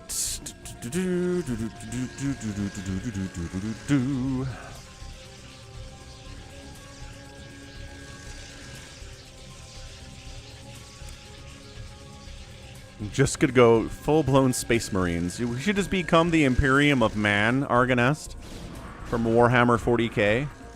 That sounds like it's pretty bad for the average human, too. So finally, Zerg decides to get a second base at 15 minutes. Max hanging out with a massive 3-to-1 advantage on his opponent. Scouting out.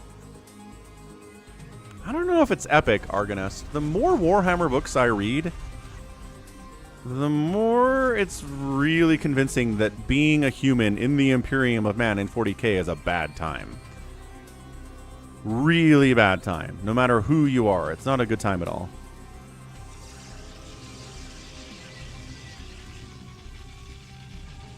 I mean, we have that, Sean. We have a lot of gun laws right now. I mean, some people believe America has no gun laws. You can buy whatever you want, whenever you want. No restrictions at all, which is not true. There are age restrictions on when you can buy a gun, when you can own a gun. You have to do a background check before you buy a gun. It's a federal law to do a background check on gun production, gun purchasing. You can't have certain types of guns. Fully automatic machine guns are illegal. Like, it just goes down and down the line. Okay. That was Max for the week. All right. Let's get some live games going. We're going to start us off with a top shelf versus YH grudge match. I know I'm calling it a grudge match. These guys actually don't like each other, so that might work. Let's go Lost Temple, I believe. Somebody said in chat. What folder is Lost Temple in? Popular maps. Nope. old ladder. Nope. So we go into ladder. There it is. Lost Temple's here. Perfect. Perfect. Well, sure, but I hear you, Mobrox, but when's the last time we had a shooting with a fully automatic machine gun? Did the outlaw of that gun seem to work? I'm not saying it would work for everything, but it worked there.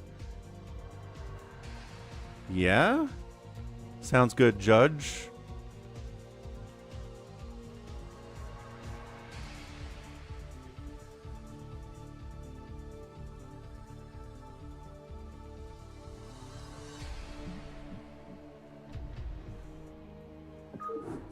Yeah, I know. Wrong thing. Let's go out to BattleNet and try it.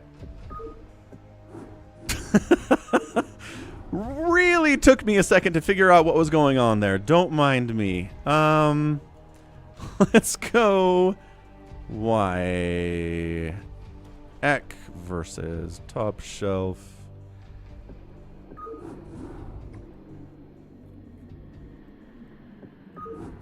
I was so busy thinking about guns.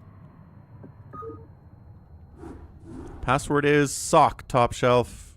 S-O-C and a K. Gonna step away for 1 second. Be right back. We'll get this thing going.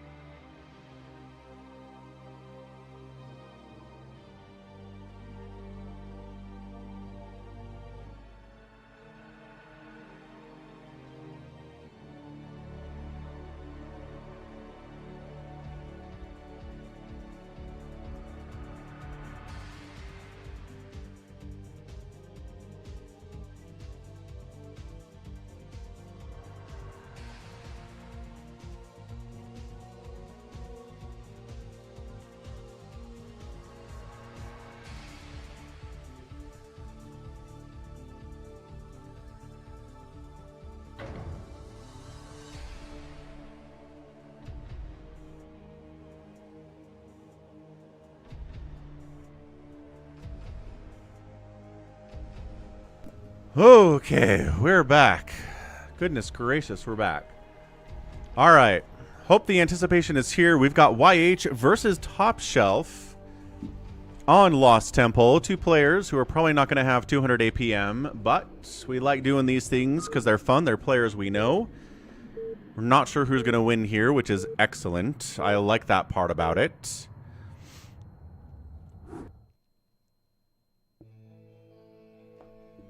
Yeah, Lost Temple is my most nostalgic map. This is the one. This was the first map where it was like, oh, okay, we figured StarCraft out. We've got a base here. You've got a natural base you can take. Like, this was the first one. It's kind of insane how it took us a while to get there, but we did. So, left side of the map, it is Da Reaper, who is YH, playing Protoss. And on the right side, it's a Zerg player, Hoop Man, Top Shelf. He loves him some NBA. So, looking fantastic here on Fighting Spirit. Avcatinus is here as well, but he should be floating his command center off, and he is. He killed all his SCVs except for one. And he's floating his command center off to not be in the way, but he just wants to be here to see what's happening. So, let's get a prediction going.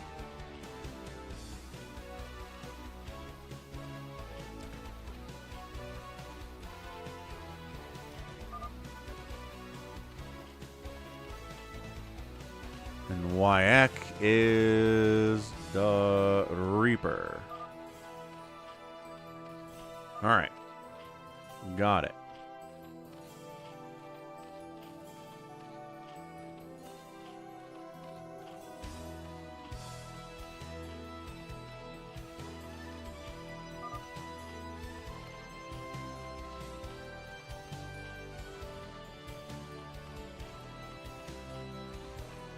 Oh, they're arguing about the Minneapolis shooting in general on the server.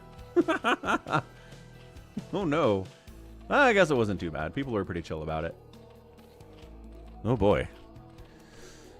When my work is finished, I'm coming back for you. Oh, Jordan wants to be Canadian on the Discord server. I'm down with that. You can be a Canadian on the Discord server. No, Max, you can't. Jordan. Rolls Canada. Where's my Canada roll? It's red for Canada. Or it should be red. There it is. Canadians. There you go, Jordan. You got a Canadian roll now. All right, so what are we doing? Got a hatch first. Good stuff. Out of Top Shelf. Big fan. We are forge expanding with an early cannon here from YH. He kills a scouting drone with the cannon, so it's already paid for itself.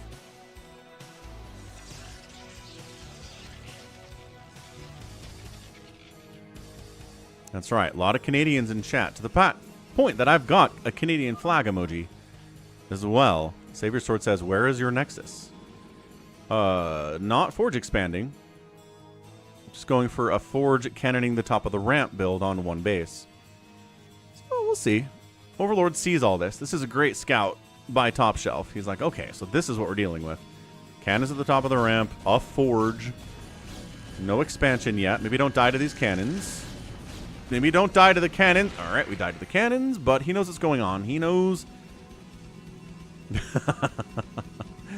He knows there's not a gateway yet, because he can't go forge cannon, and also have a gateway done. So, good stuff there. Probe Scout and seeing the hatch, seeing the macro hatch, and the pool's done.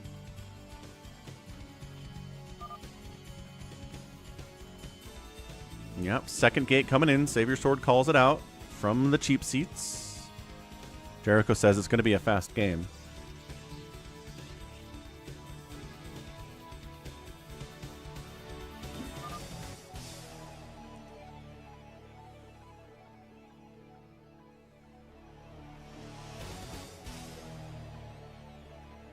Look at that. That was a nice and like civil discussion about the Minneapolis shooting between two people who disagreed, between Avcatinus and Goat in the server, and they were nice about it. That's wonderful. I like to see that. And he's cannon rushing. Oh, no. Yeah, we got a prediction up. I shall return.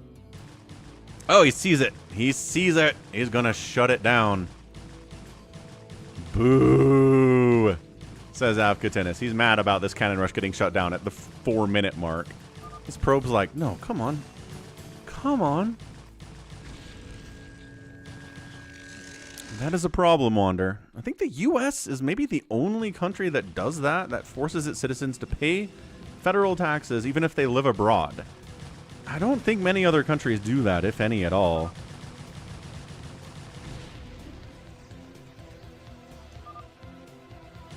Let's see. 140 AP. I lied. Top Shelf is 140 APM.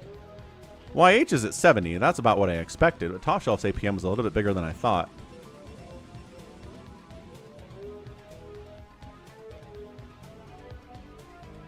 Actually, I have a bet with Top Shelf about the Nuggets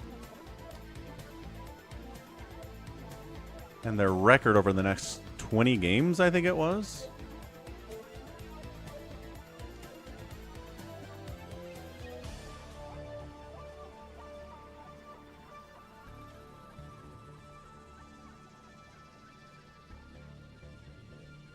Dude, they beat Boston last week?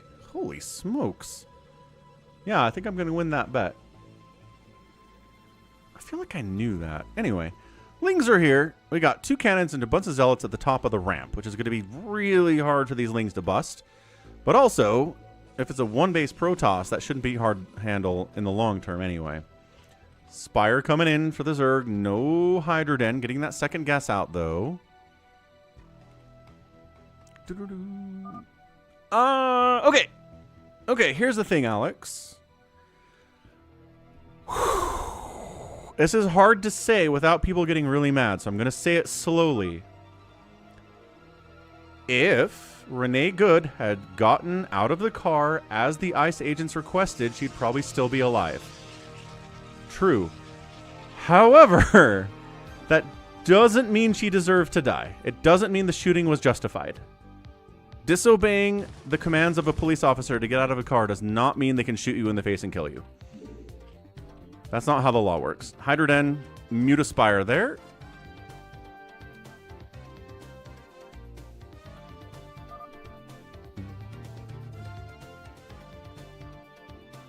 No, I don't think they said get out of here. I think that was her partner yelling get out of here, Judge. Initially, I thought it was the ICE agent telling her to get out of here, but the one agent goes over and tries to open her door. Like, you're not telling someone to leave and try to open their door at the same time. I think that's her partner saying, let's get out of here, after she's been actively antagonizing the ICE agents. What's really frustrating here is that Renee herself doesn't do anything to antagonize them. She's not being mean. She's not mocking them. She's not making fun of them. She's just like smiling and like, have a nice day, officer. I'm not mad at you at all. Right? Her partner's being a bitch about it. Right? She's being whatever she's doing. But Renee herself wasn't. That's kind of the tragedy of this thing. Anyway, Ling Muta ready to go. I think YH might just be dead here. It's 49 to 30 supply. Yeah, the Muta sniping down the cannons. The Lings getting on top of the Zealots here too.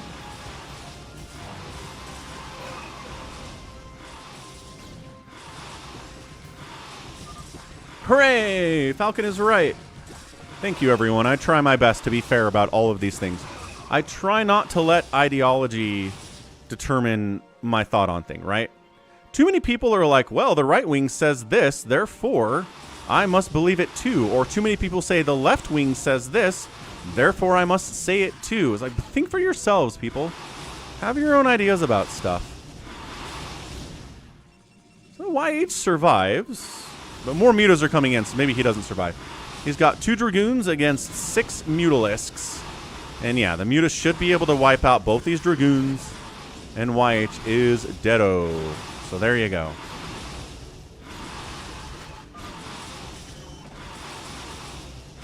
It is pretty rare, yes.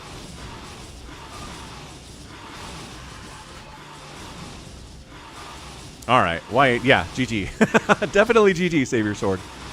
This is nothing left for YH. He might be producing some Dragoons, but more and more Mutas off of 2 base are coming in. And this is an object lesson in why so many Protoss players open up Corsair. That's it. Very simple. Very simple determination. I like it. I like it a lot. So good job, Top Shelf. The better player here today won. I think that's fair to say. Nothing crazy happened. I liked the attempt to cannon rush by YH inside the main base of a Zerg player at 4 minutes.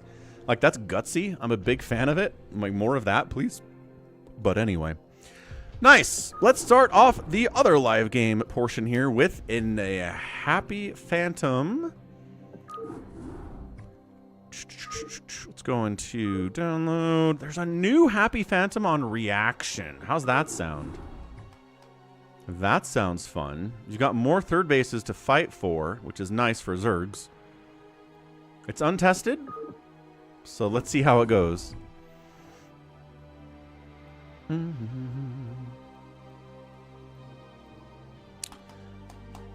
Oh man, do I have another point to make about this? I do. So my other point to make about this is that the left is really fond of saying, oh, ICE is out here shooting anyone who doesn't comply with their demands.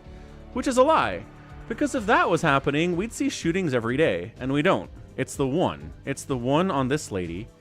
It was one officer who was hot-headed and already had a PTSD issue with a car earlier that he went off the rails. He did. If every time someone failed to comply with the police or the ICE, they got shot, we'd have 20 shootings a day. There are people failing to comply with the police and ICE all the time right now. But I think most of the ICE officers are level-headed enough to not open fire on those people because that's insane. An absolutely insane thing.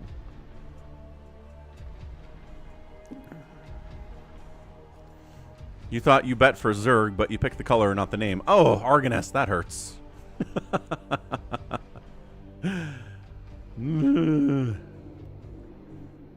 What's up, Detroit? YH says, you tricked me. I thought you were a noob. Top Shelf's like, I haven't played in forever. Still the better player, though.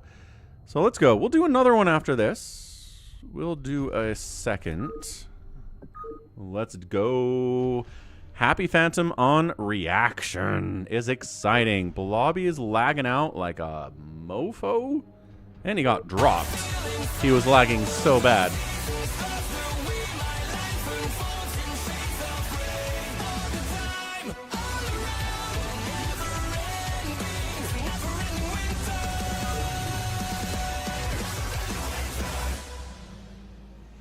And yes, Happy, I do want to make clear, I believe that ICE is, for the most part, the vast majority of the work they're doing is deporting people who are illegally in the United States. I do. And I support that. I think illegal immigrants in the U.S. should be deported. I support the enforcement of a country's own borders, which every other country's cool with it. I don't know why we fight about it so much in the U.S., but we do. And what's interesting is on the left, you have some people who actually believe that borders shouldn't be enforced at all. That is communist belief. I actually was kind of confused about that for a while. I was like, why do so many people on the left really support unlimited illegal immigration wherever people want to live they can? And then I figured out that Marx was preaching it back in, you know, in the 1900s. It's a big part of the Communist Manifesto, is that there should be no borders. People should be allowed to live wherever they want in a worldwide communist utopia. And so that's why some people on the hard left are like, no borders. Any immigration enforcement is immoral. And it's like, all right, you guys are insane. Got it.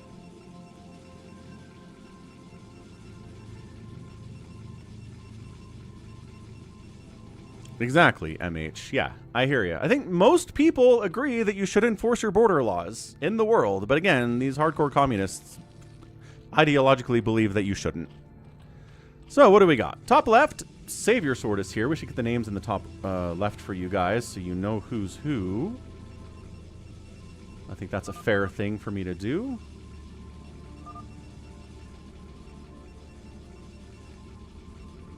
There it is. All right, Savior Sword is here. Next door is Happy, top right. Bazump, right side. Bigwan. Bottom right, what looks like a Max? Nope. Jericho's down there. Cool. G22 at the 6 o'clock. Bottom left, Mutabomb, and the left side is Avcatinus. Yeah, Mexico enforces their immigration laws. Europe enforces their immigration laws. I mean, China enforces their immigration laws. Japan does. Australia, like everybody does. But for some reason, America's the one where everybody fights over it. And I don't know. It's annoying.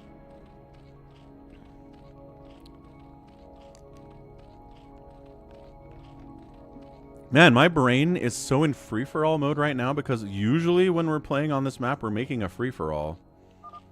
But this is a phantom, brain. Get with the times. So who's claimed? Bazump says he's a knight. Savior's a knight. Claims to be a knight. So 2 knight claims and that's it. No paladin claims. Do we have a mayor claim? I don't think we have a mayor claim. No, agreed. Richard, agreed. Agreed. You should comply with the orders from law enforcement officers in America especially. Because there might be some mentally unstable, PTSD-ridden cop who's going to shoot you for it. For not listening. That doesn't mean it's okay. It's an unjustified shoot. It doesn't save Renee, right? She's right. She shouldn't have been shot for trying to flee, but she was, and she's dead now. It doesn't save her. What's up, Kale Foss? What's up, Tyrion? It wasn't, when did the Lost Temple free-for-all end? That wasn't a free-for-all. That was just a 1v1 versus Top Shelf and YH. Yeah, you can be detained for disobeying officers' commands. 100%. They can arrest you for it. They can put you in jail for it. But they can't shoot you dead for it. That's not how America works. I'm not sure that's how any country works.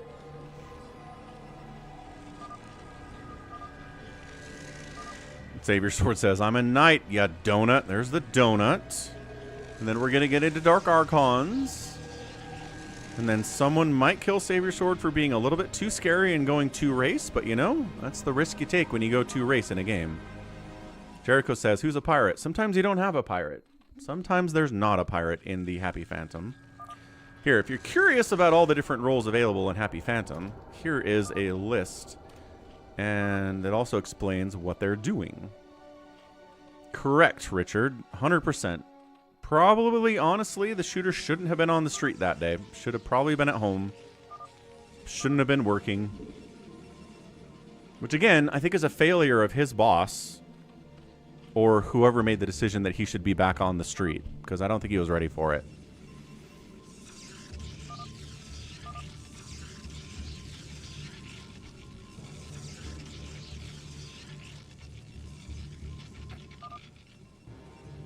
So Bigwan's not in here.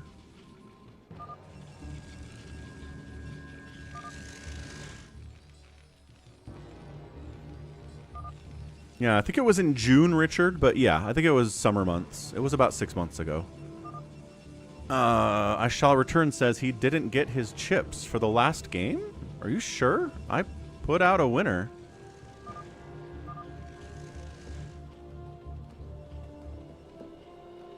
Well, usually how it works, Max, is if an officer is involved in a violent incident at work, then they're put on leave for at least 3 days, and then there's a therapist attached to the police junction that has to talk to them and determine whether they're ready to go back to work or not.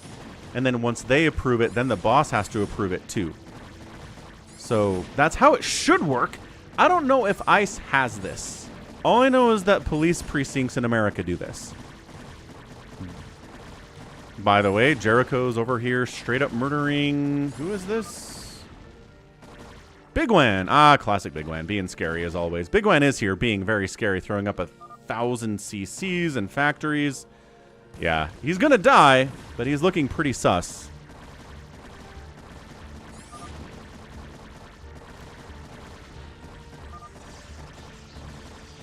Like, I would love to talk to the therapist who cleared Ross for going back to work.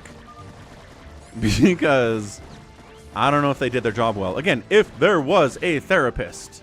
I'm not sure there was one. I'm not sure that ICE does this. I need to research more. Couple tanks out. Hydra's pushing. Savior Sword's here to kill him too. Savior Sword wants to spare one of the SCVs so that he can take it. And let's see if Bigwan's a phantom or not. He sure looks like one today. 100% does get inside the minimum attack range. Minimum attack range. Yes. He's trying to repair the tank. He's unsieging the tank. Tank down. Man down. Somebody dropping Jericho? What? Who's this? What color? Is that Bazump dropping Jericho for some reason? Bazump, what are we doing, man? I'm not clear on exactly what qualified immunity is, Wander. Can you explain it? RJB, what's up? ICE does not have the jurisdiction to commander to get out of the car according to Statutory Authority 8. And the case Delaware versus Prowse. Got it. Right. Okay. Well, that's another point of data to just say that the whole situation was not the driver's fault. And it was an unjustified shooting. Okay, so Bigwan got some more tanks out. They're all dying. The Reaver shenaniganry here. Is he... What is this? I don't know what this is. Well, Bigwan is Phantom. He's asking for help from the other Phantom. Dude, come on. This is not how you play Phantom mode. You can't just go hard Phantom, make it obvious to everyone, and then beg for the other Phantom to help you. They can't. They're not going to be able to defeat 6 other people. It's not the way to play.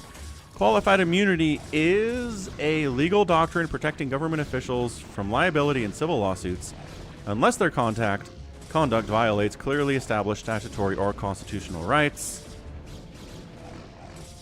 Okay, so how would this apply to this situation, Wander?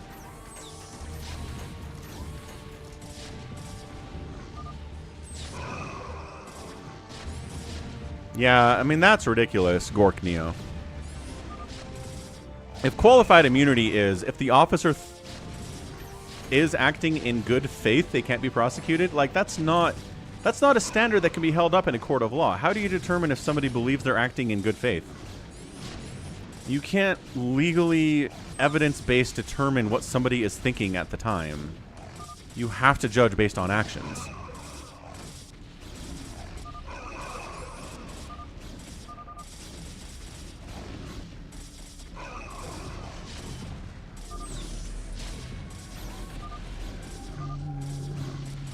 Well, he's on the run, Wander, which is interesting. It seems like Vance and the Trump administration is backing up Ross, the shooter, but at the same time, it seems like he's on the run. Like he's left his home.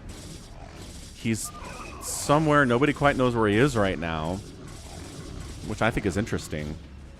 And almost like an admission of guilt, you know?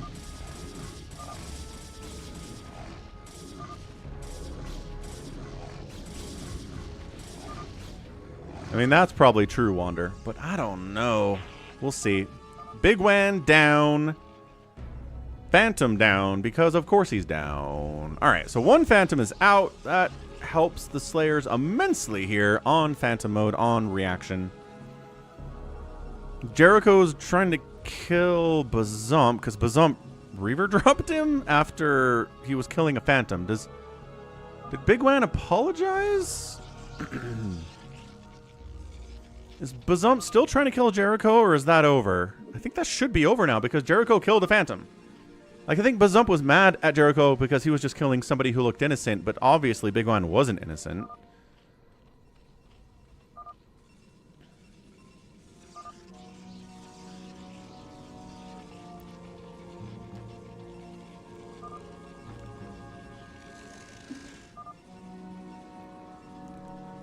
Bigwan, you're not playing Phantom right. Look, man, I love you.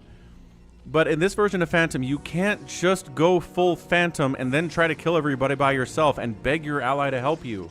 It doesn't work.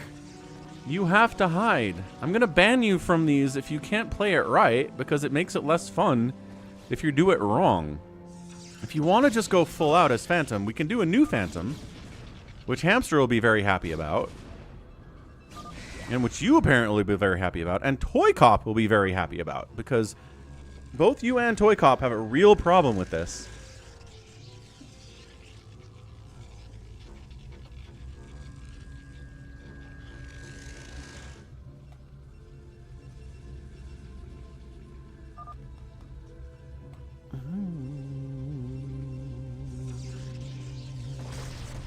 Oh, what is this? Happy's out here killing Savior Sword. Classic Happy. Alright, man. What are we doing? Did you get hit first? Savior Sword asking for help. Savior Sword has a bunch of Dark Archons, which aren't actually very good military units in situations like this. You think he's got Maelstrom? I'm going to say he doesn't have Maelstrom.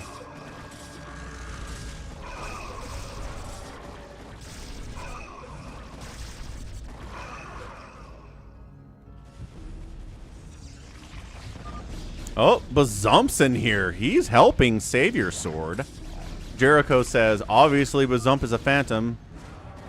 Bazump says, obviously I'm not a Phantom. Avcatinus is just being patient, hanging out. Wait, who's this? Mutabomb's in here taking out Happy too. Alright, so everybody believes Savior Sword except for Happy, which is reasonable. Savior Sword could be a pirate. He's trying to kill him to prevent piracy.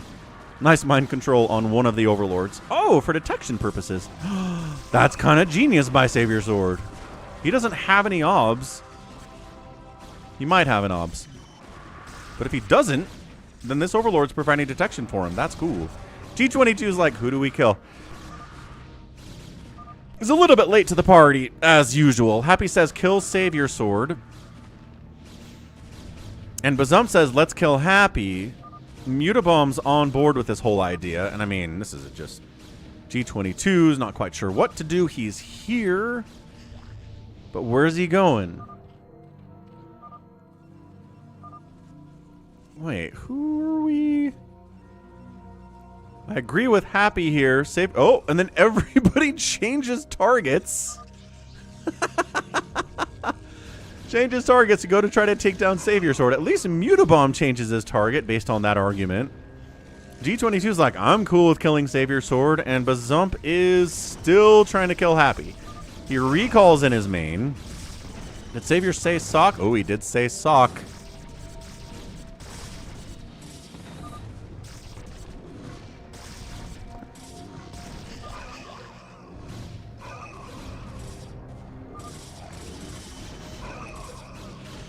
Fake sock? Is it possible? No, it shouldn't be. Mutabomb still trying to get in here. This is crazy, man.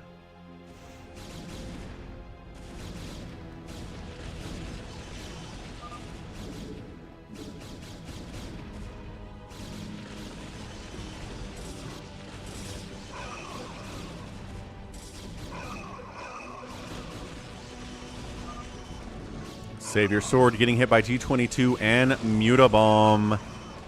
Savior Sword does not have a lot up here. Bazump's trying to kill Happy. Bazump can't save you right now. Maybe he could. Maybe he could if he really tried.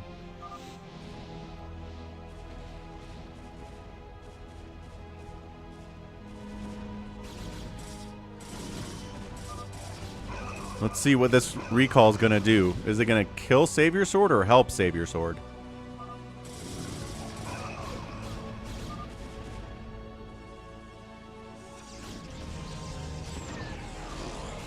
Okay, he's helping. He's helping keep Savior Sword alive. Good storm, though. Great storms. Did you see how, even before the recall animation finished, that Scarab popped out of that? Like, even before the Reaver had fully solidified as part of the recall, the Reaver shot a Scarab out. That's crazy. That is so fast when you recall. What's up, little fish boy? How's it going, man?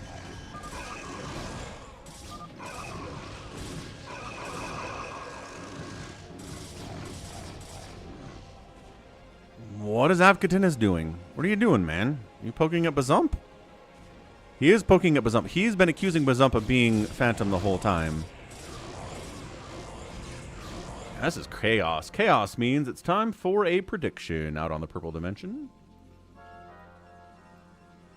Looks like we're falling back. Don't want to try to finish off Savior Sword now.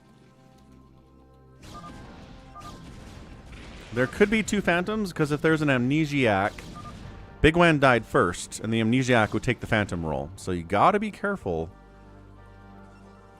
Gotta be careful about it.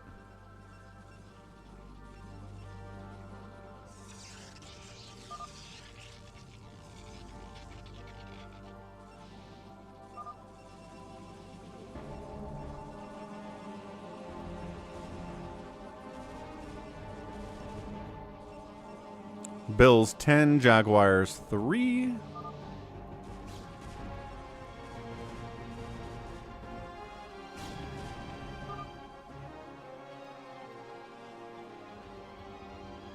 Happy's a tough nut to crack here. Arbiter dead. Nice job by Happy, shutting it down. Bazump's still trying to kill him. Bazump's got 3 bases by building on Bigwan's natural. Avcatinus has the main base of Bigwan. And this 3rd base over here. So Avcatinus is big. No one else is this big.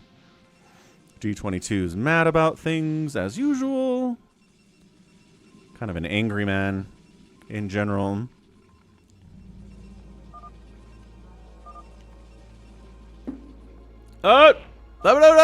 Pirate!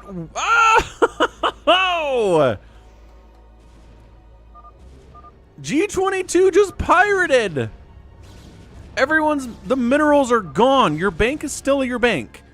Everything you've mined is still there, but all the minerals are gone. G22!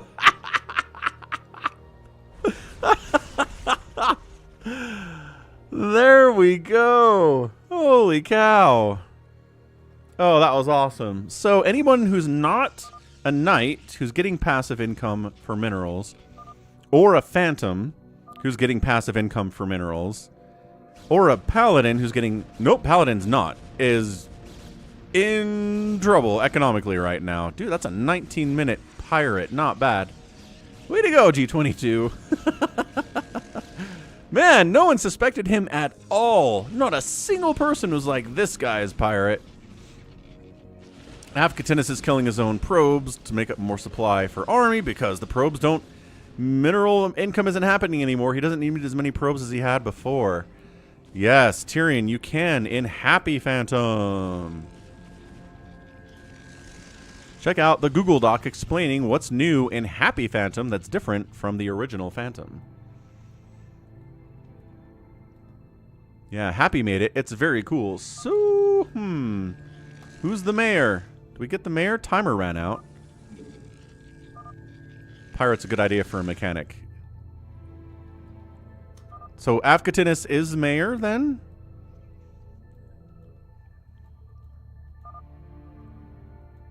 Avcatinus says we gotta kill Happy? Do they still get gas? Yes. The gas is still on the map. You can still harvest gas. That doesn't get taken away. But the mineral fields and mineral patches are gone.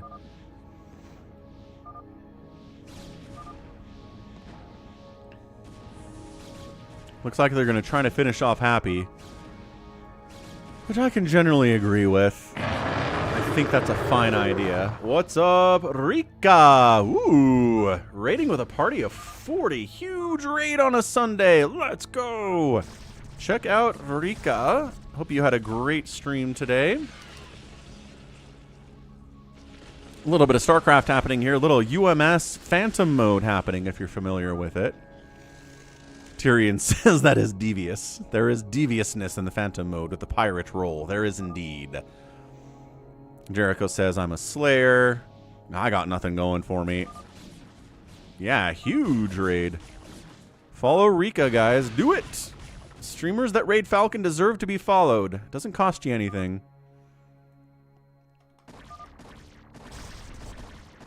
Problem is, getting up a ramp with a lurker sunken as Protoss is the most annoying thing. Or you can't just donate zealots up there. Who's got tanks? Does anybody have tanks? No, the Terrans are gone. Savior Sword could get tanks eventually because he's 2 racing. He might be able to the one to break Happy, which would be, you know, thematically appropriate because Happy's been trying to kill him. Actually, Reaver shots just killed a ton of those Lurker or Sunkens. Never mind, it's not that hard to break up if you got 3 separate Protoss players trying to do it. Cool. So Happy's dead. He's gonna try to stay alive as much as possible. He's cockroaching.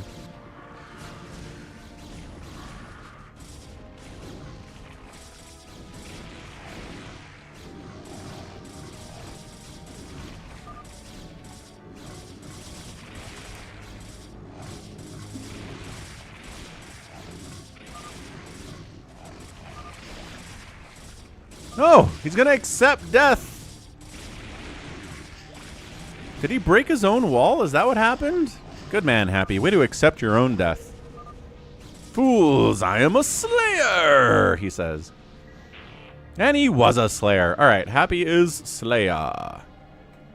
So, Savior Sword's not a Phantom. Avcatinus is not a Phantom. That leaves Bazump, Jericho, and Mutabomb.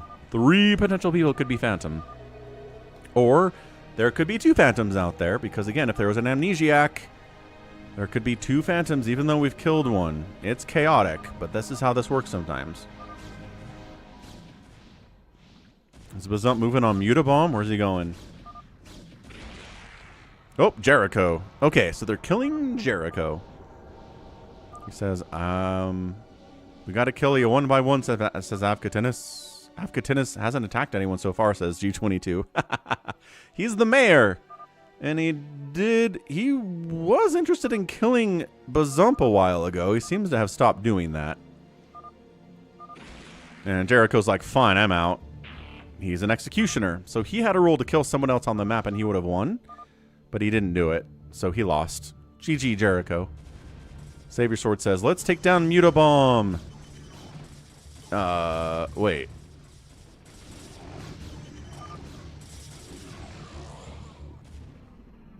Savior Sword's going after Mutabomb. I'm not sure that Avcatinus is doing it yet. Or Bazump.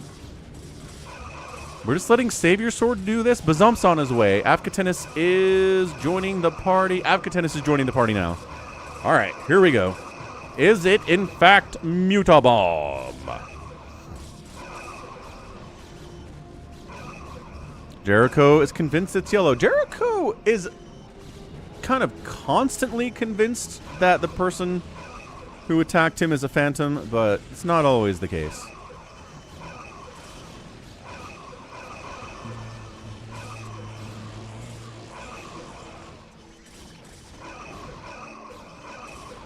Here comes the recall from Bazump. He's been recalling to his heart's content today. But also just dropping Reavers, not recalling yet. Maybe it's not necessary. Not necessary. Not necessary.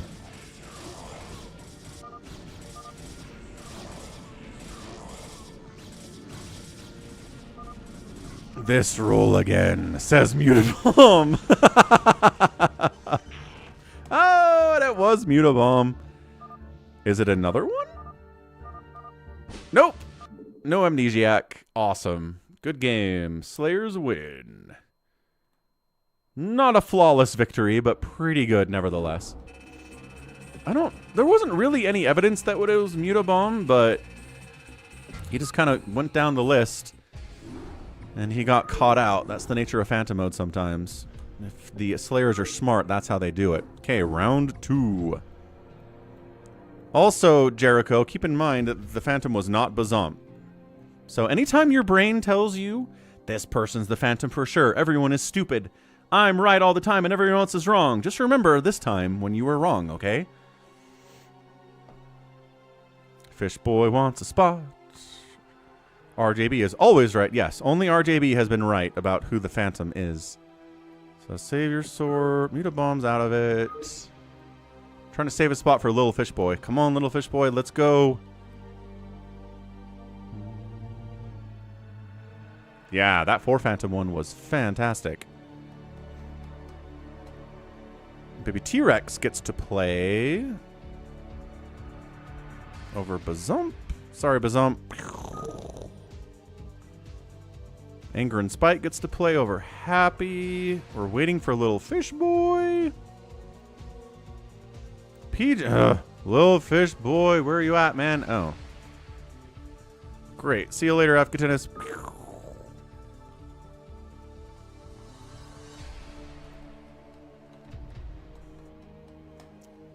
Come on, Fish. You can do it. Come on, get in the game. Fish, Fish. Come on, get in the game.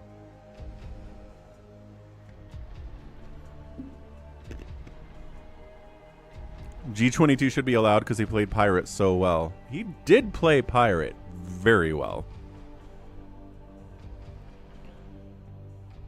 What's up, 4 Prime? Welcome back, 4 Prime. 4 Prime is here. 4 Prime, his family asked him to carry some heavy stuff yesterday, so I hope his back's alright. This is new Happy Phantom on Reaction. It's the same rules, but on a different map.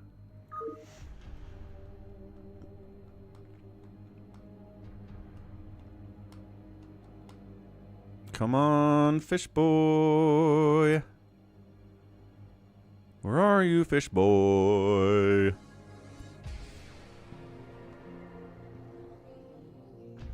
I'm glad your back is fine, 4 Prime.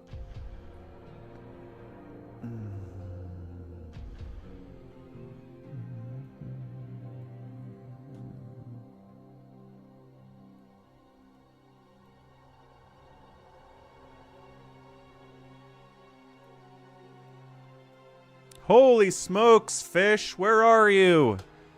You are wasting all of our time. I like you, Fish Boy. You're a cool dude, but what the heck? Let's go. Max is red. That's not good. Max, why are you red? What's happening? Gallons pops? No, Gallons pops out. Can't find it. Okay. Fair enough. Fish is not coming after all. So, I guess Gallons can take a spot back? Does Gallons not want to play? Nope, 4 Prime just took it.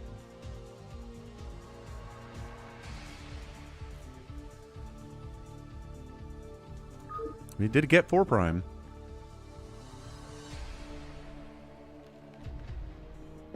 Alright, cool. Let's go. Baba Bam, round 2. Phantom. We got 4 Prime. Psychonauts. I forgot who Smug is. Who's Smug again? Smug is somebody I know, but I don't remember who it is. No, Smug is Bigwan. That's right. Smug is Bigwan. The biggest of Wans.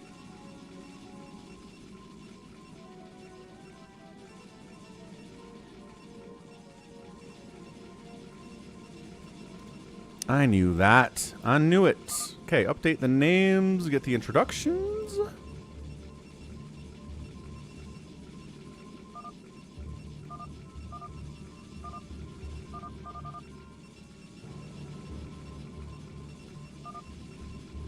What is a WAN anyway? We'll have to ask Big WAN. Okay, top left, this time around, Detroit is here. 12 o'clock, baby T-Rex playing Zerg. Top right, Max is Maxin. Right side, PJ, good player. Bottom right, Psychonauts, good player. 6 o'clock, 4 Prime, really good player. Bottom left, G22, who successfully pirated.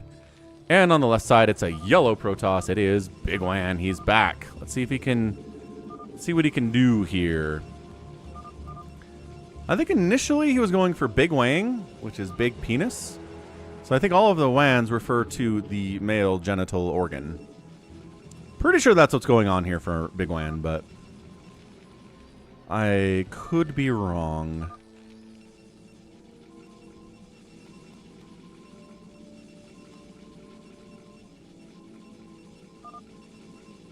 Baby T-Rex says he's a knight. 4 Prime says he's a pirate.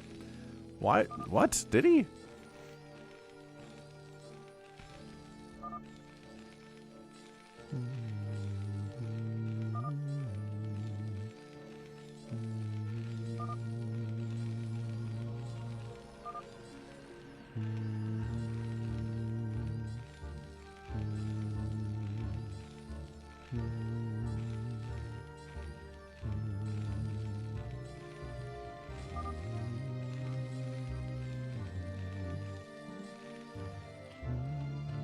What's up, Sarv? We have not done a fastest map or a big game hunters yet, Critter.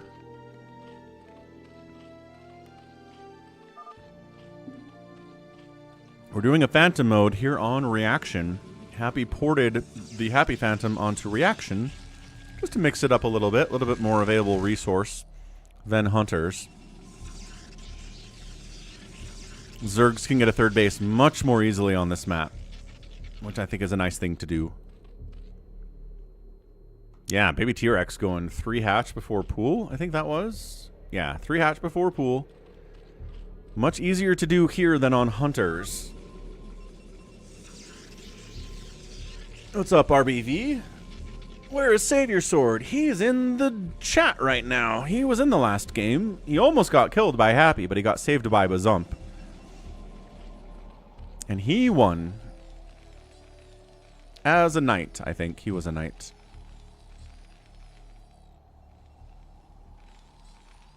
Ooh, factory no gas down here by Psychonauts. What did he say he was? I'm building factory without gas. I'm a paladin. Oh, there we go.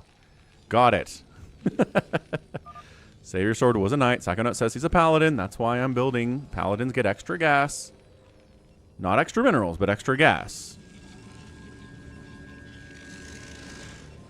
Third Nexus coming in from Bigwan too. So Bigwan goes... Third Nexus fast. Not before Gateway. G22 says 2 paladins and 2 knights. There's a lot of law enforcement on this map. No. Knight gets extra minerals, but no gas. Paladin gets extra gas, but no minerals. We switched up what a paladin is. Somebody tell PJ what a paladin is right now.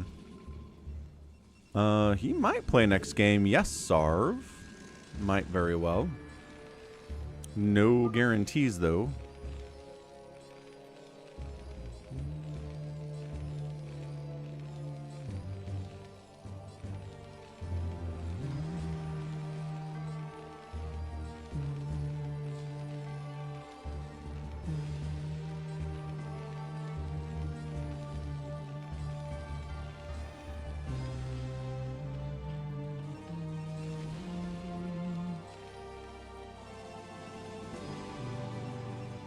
Max 4 cannon double gating. He doesn't want to die early. Third Nexus already done over on the right side here too. From Peach.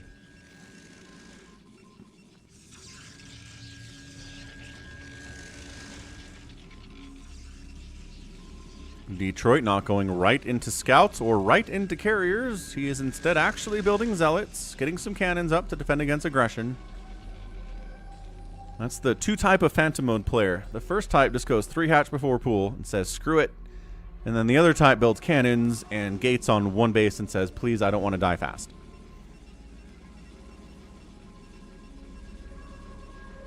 Yeah, I think it makes more sense to claim Paladin in Happy's Phantom Critter. I think that makes perfect sense to me.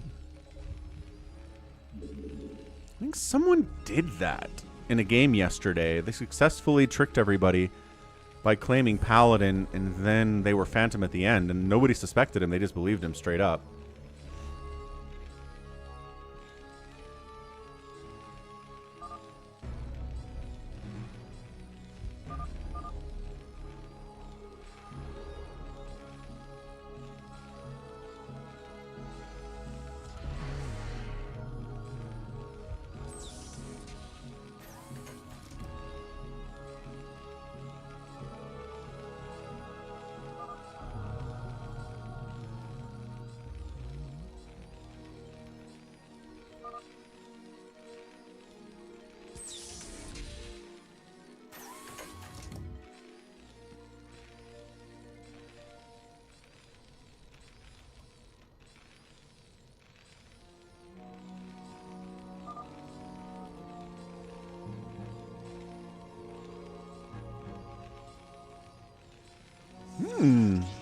Second forge for Detroit. Excellent. That was Wander who did it yesterday. Yeah, Wander successfully fake Paladin claimed. That was cool. If Wander did it, it was probably a smart move. Yes, it was indeed, and it worked.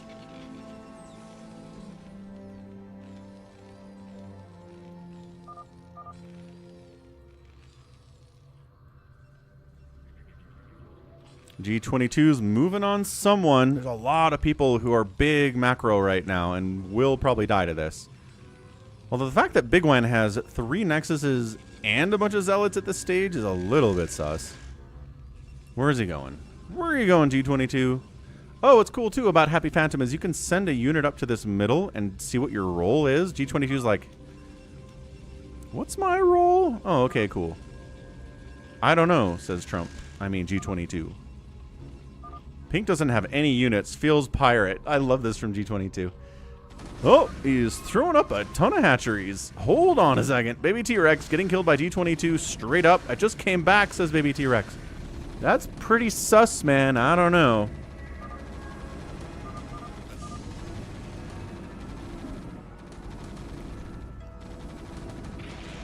He claimed tonight. Help me, please.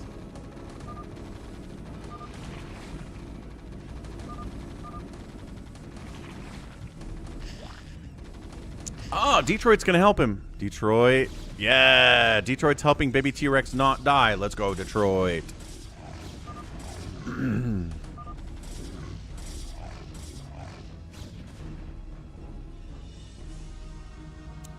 general, I've found in Phantom mode, if you call people morons for attacking you, they don't stop attacking you. It's not a very convincing argument to call people stupid. It just makes them mad, and then they want to kill you. Maybe they didn't want to kill you, but now they do. But too many people just, like, get angry themselves. They're dying, and they're like, screw you. I hope your family dies in a fire. And it's like, well, that didn't make people not want you dead. So now they're countering here on G22. Is he throwing up extra factories? Doesn't seem to be doing that. Here comes Max with his CPU Mass Zealot build without speed. Here comes Detroit as well. I think G22 might just straight up die here.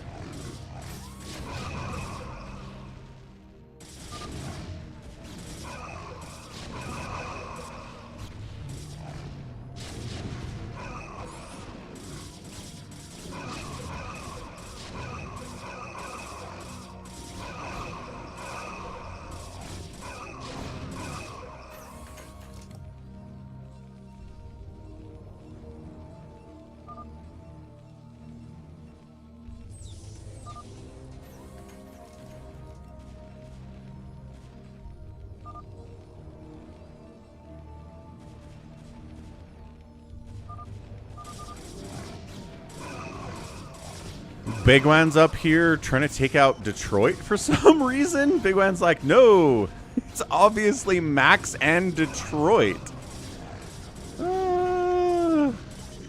Okay. I mean, if anything, Baby T-Rex should help over here, right? Detroit saved him earlier. But instead, he's just counterattacking. Oh, okay, he's getting Bigwan, I guess. That might actually do it.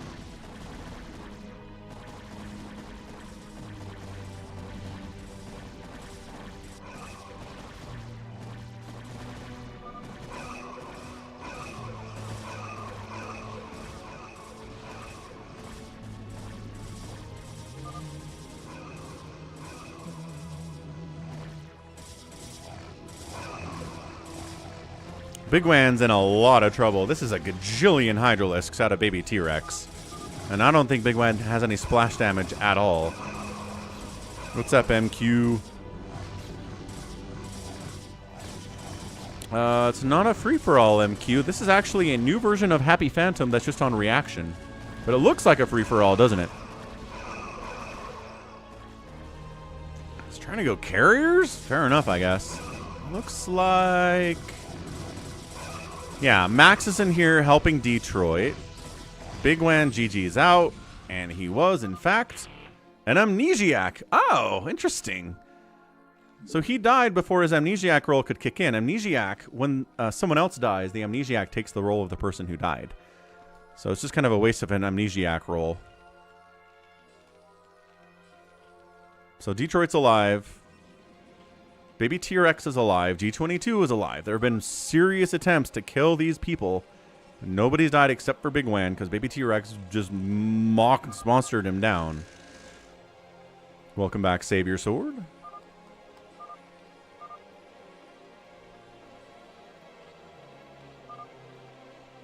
T-Rex is alive. So, let's see. Detroit saved T-Rex. Then Detroit and Max tried to kill G22, but failed. Then Bigwan tried to kill Detroit, but got saved by Max. And baby T-Rex countered Bigwan and killed him. There we go. It was an exciting little 5 minutes there for Save Your Sword to miss.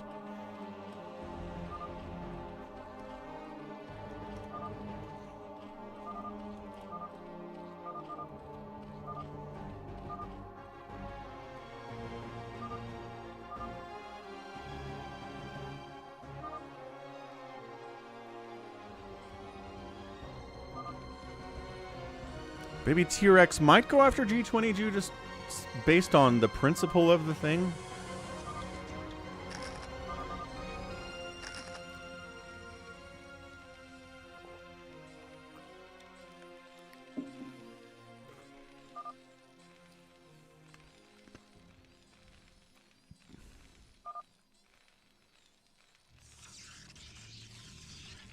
Oh, this looks like a move up from PJ to take out some Max, maybe? Where are you going? PJ's on the move. He's not quite sure what to do. Just kind of centrally locating his army, I guess. No? Is he going after Detroit? Where are you going, PJ? What's the plan here, man? He kind of like, is it baby T-Rex? Maybe it's Detroit. Maybe it's Max. Who knows? This is a very scary position.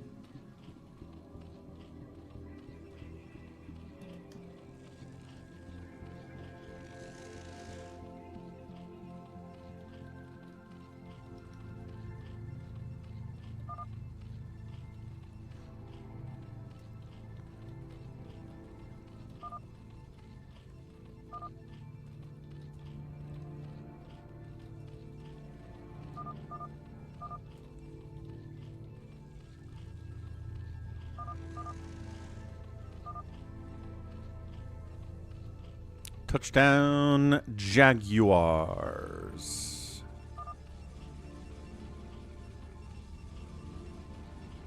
(16-13) Jags. 12 minutes left in the fourth quarter.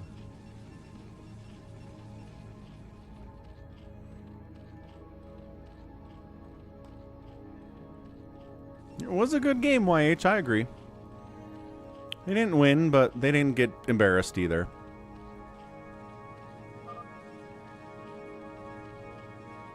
PJ is kind of freaking out at how big baby T-Rex is. He's a knight. He gets a lot of mineral income.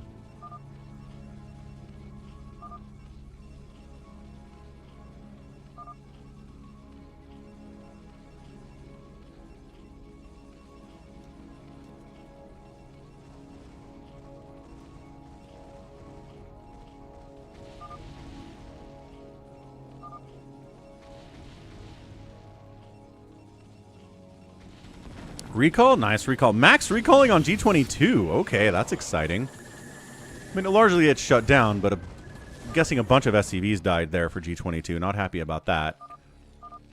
It wasn't a recall, it was just a drop. Never mind. Drop. Drop it is. 1,000 tanks from 4 Prime. 1,000 tanks from G22. 1,000 tanks from Psychonauts. The South is going to be hard to crack for anybody.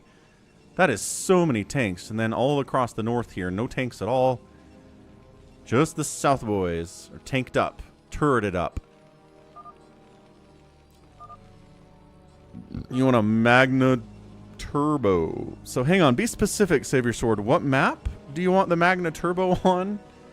And do you want Team Turbo or do you want 1v1v1v1 Turbo? Free-for-all Turbo. What if the pirate doesn't want to get 15,000 minerals? Then they don't have to. Pirates don't have to be pirates. They can choose what actions they take. It's the nature of the world we live in.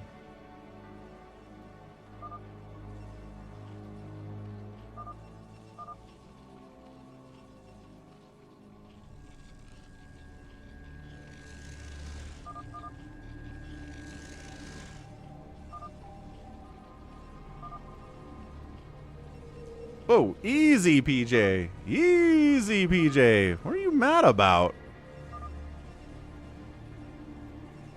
Yeesh, calm down. PJ really wants to attack somebody, but is also worried that if he does, he'll get countered and killed. Which is a fair thing to be worried about.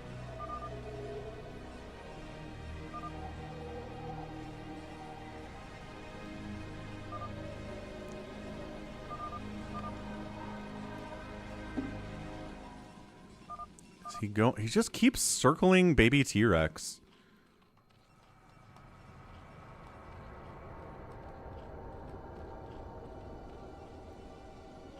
Oh, alright. Fair enough, Savior Sword. We can blow that out today. Avcatinus would be killing people, that's for sure. He's not afraid of anyone. Avcatinus is brave.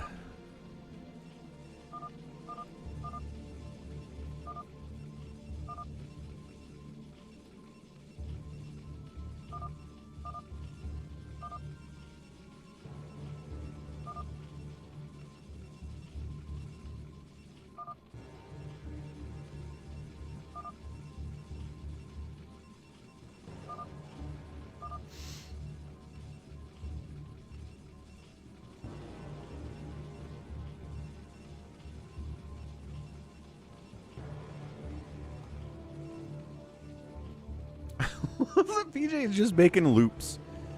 Do I kill Max? No. Do I kill baby T-Rex? No. Do I kill Detroit? No.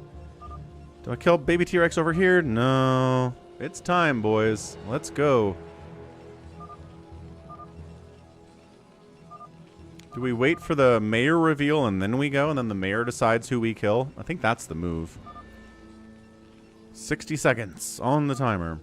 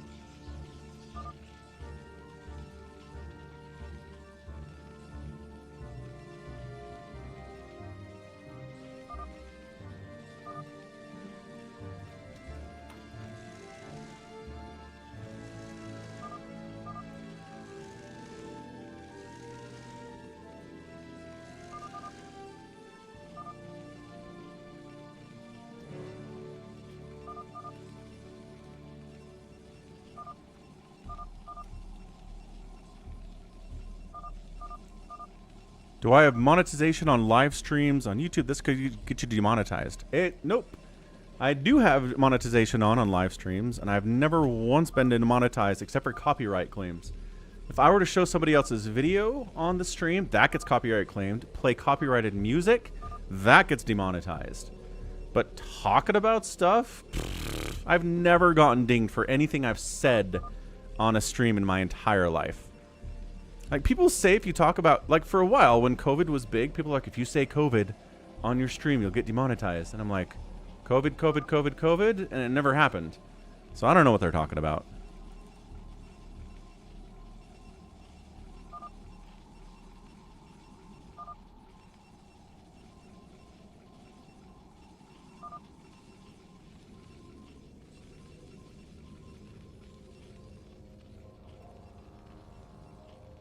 Red is mayor. Let's go. Okay, here we go. Is he calling out brown? 4 prime's mayor. Awesome.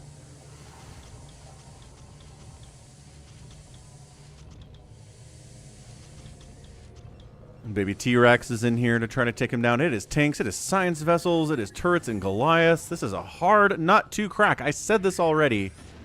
But killing any of these Terrans down here is going to be a nightmare. So here comes Psychonauts. And here comes baby T-Rex.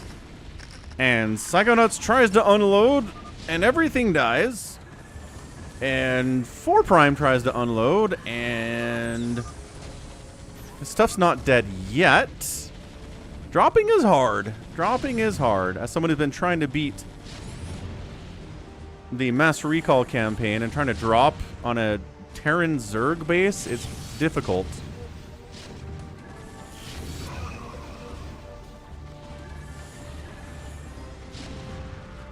Yep, G22 is fine. No, we're running infinite hiders into 1,000 siege tanks.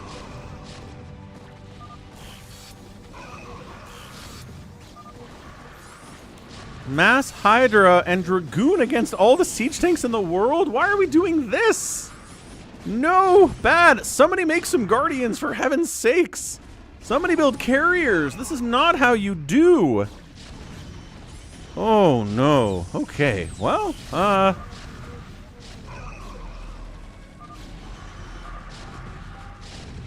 wait, are there Guardians? Or is he just calling for Guardians? He's asking for Guardians. Dude, look at these tanks go. 11 kills, 16 kills, 11 kills, 8 kills, 10 kills. Ah, finally Guardians arrive. Irradiates, ready to shut these things down.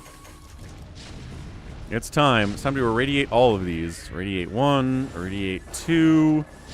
Good split out. Irradiate 2, Goliaths plus irradiate, and the Guardians all died. Yeah. Hey, turns out the Terran was moderately ready for Goliaths for Guardians, and they're all dead. Guardian dies with 0 kills. That's what we like to see from Guardians. Ridiculous. PJ's trying.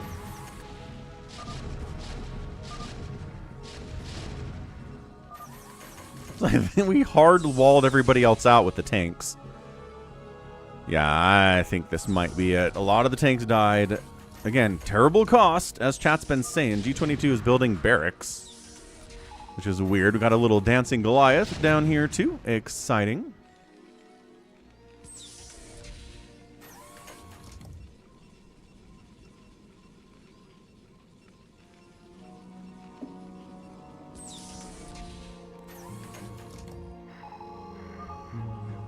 G22 says, it's not me.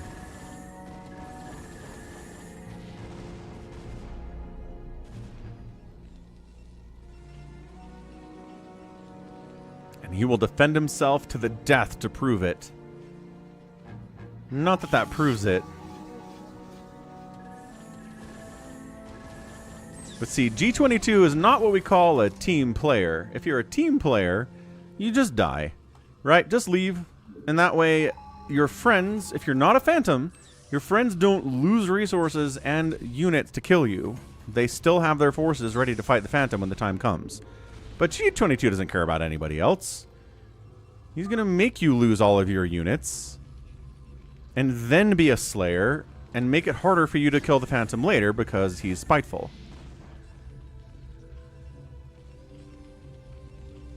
PJ continuing to dance around. If they're killing you, then are they your friends? If, you know, for the greater good, for trying to win the game.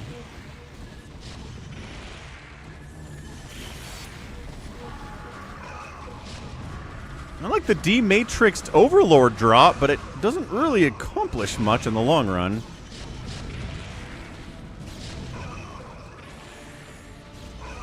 Coming up the ramp, tank sieging up the back line. PJ's in here now too. Stasis on a couple of the tanks of G22.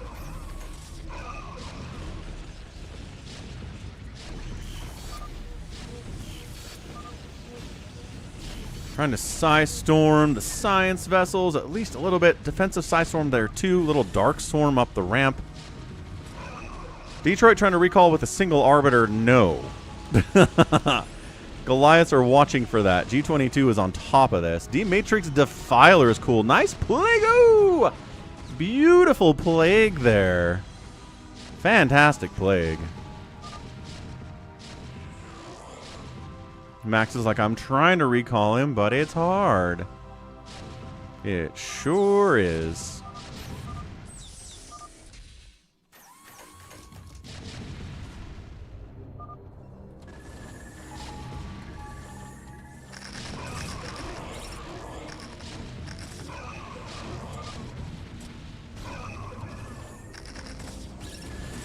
Okay, Arbiter sniped.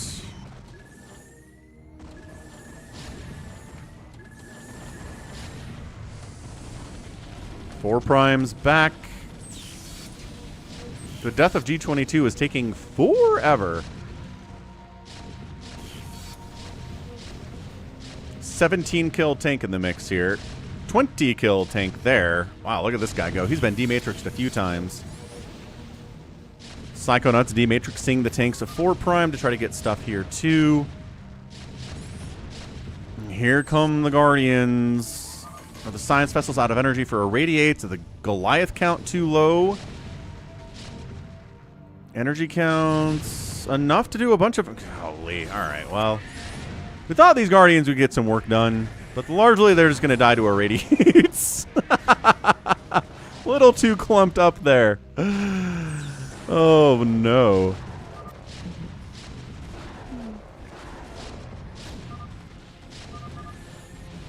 G22, GG is out.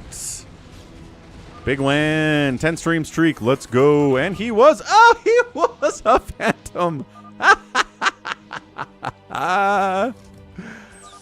Woo. All right. One Phantom down. G22. At no point did I think he was a Phantom. That was really good hiding. So one Phantom left. And a whole bunch of dudes. It was worth it at that point. Yeah, it's worth it to sink all of those resources into killing a Phantom. Undoubtedly. Happy recommends killing Max next. I'm going to step away for 1 second, but let's follow PJ's camera. And I'll be right back.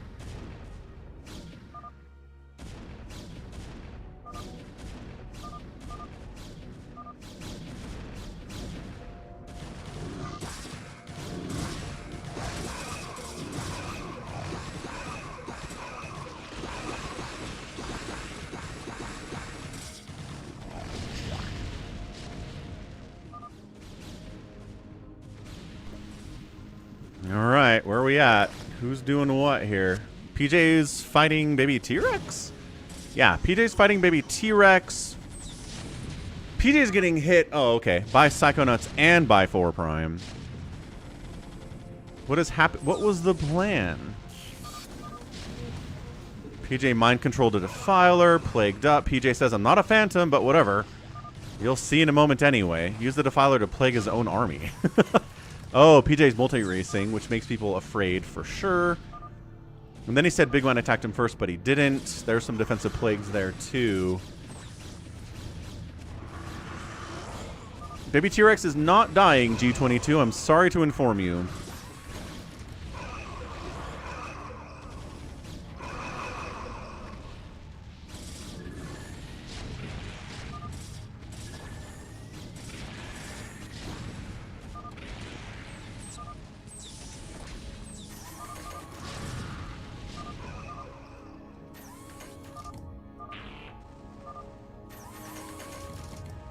Well, shoot.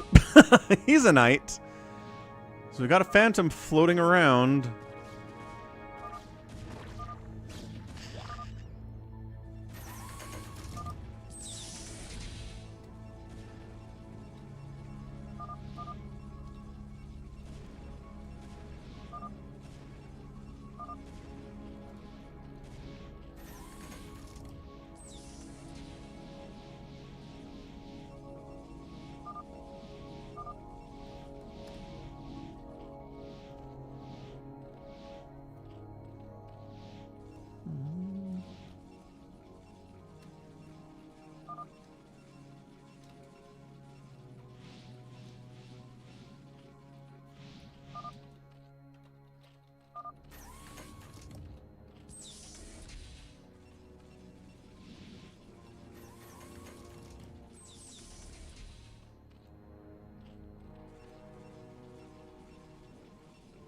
Critter still thinks it's Detroit.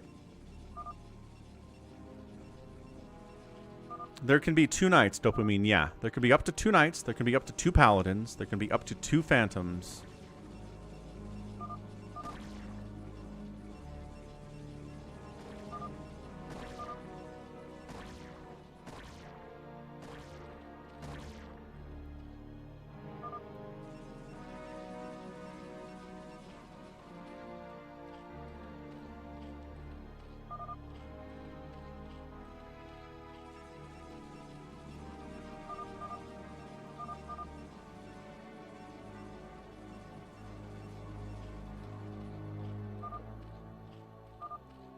Happy says, I could make anything I want here. It's my map. I can make there be 4 phantoms and 4 paladins if you want.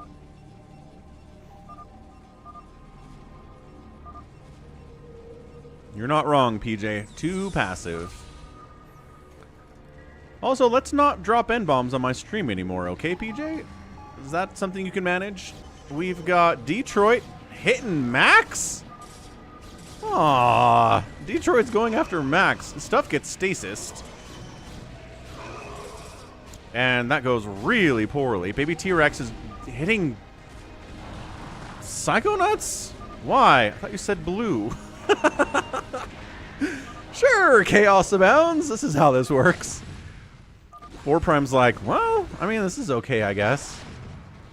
4 Prime's hitting Psychonauts. Baby T-Rex is hitting Psychonauts.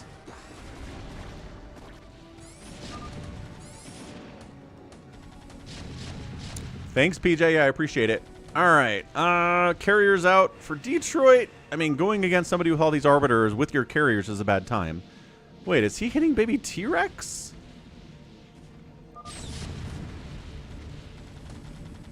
He's mayor. It can't be red. It literally can't be red. Psychonauts GG's out, but he thinks it's Detroit.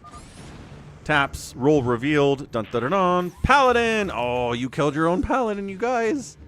That's not good. That's bad. Who are these guys attack? Oh, are they going to attack Psychonauts? They were going to attack Psychonauts. Bigwan wants a 1v7 hero. Requested.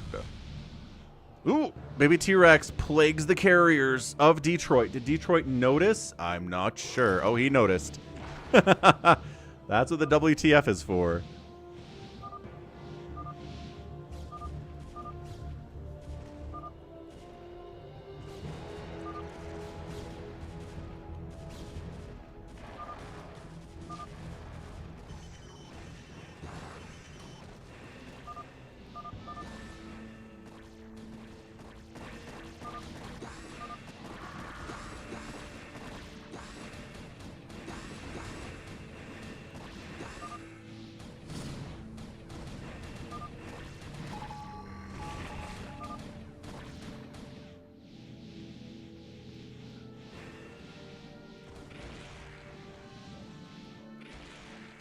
Nuclear launch detected. Sure.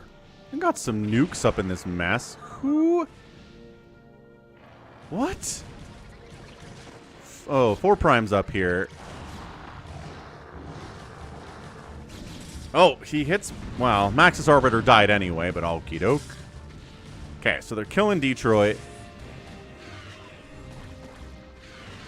Scourge trying to connect. Stasis on some of these carriers. Nicely done there, too, by Max. Good stasis. 2017 Buffalo. Uh-oh. Your Jags. It's your Jags. No, I think the Arbiter died before the nuke, Psychonauts, but it was going to die anyway. Awaken, my child. Who's that? Ghost Legs. Know that I am the Overmind, the eternal will of the Swarm, and that you have been created to serve me. Thanks for the follow. Trying to get to 3,900 followers here on the Twitch dimension. Everyone helps, and you're doing it. So, Scourge. No, they don't have detection. They must kill the Arbiters. One of them dies. The other one takes several hits, doesn't die because Arbiters have a ton of HP. Reaction does give a different game. It's true. Easier to defend than on Hunters. Jericho's singing its baby T-Rex. Once again, Jericho has a very strong feeling about who the Phantom is. He was wrong last game. Let's see if he's right this time. Max killing Detroit. I mean, everyone's killing Detroit. This is just a very slow death. Detroit's probably not going to GG out.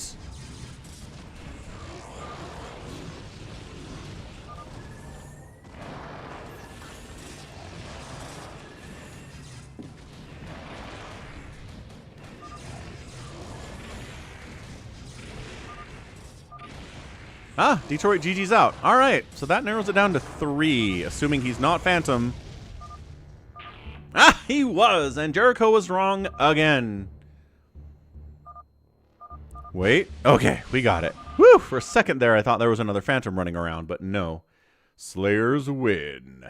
Detroit was the Phantom. All right, GG, that was fun. The Amnesiac got killed right at the start, which totally sucks.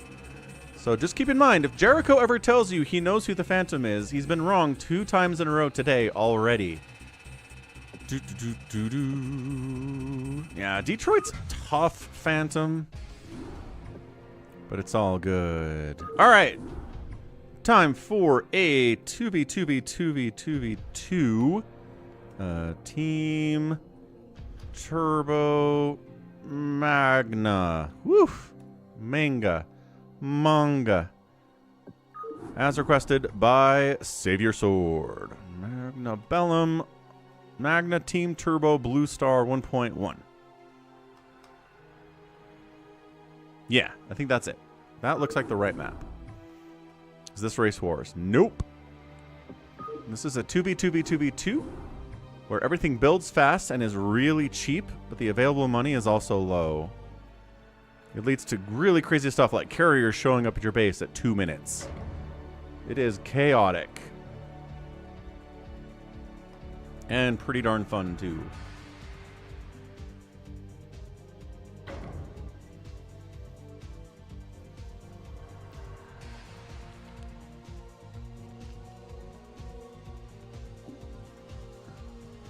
Four Prime says, when I take charge, we win.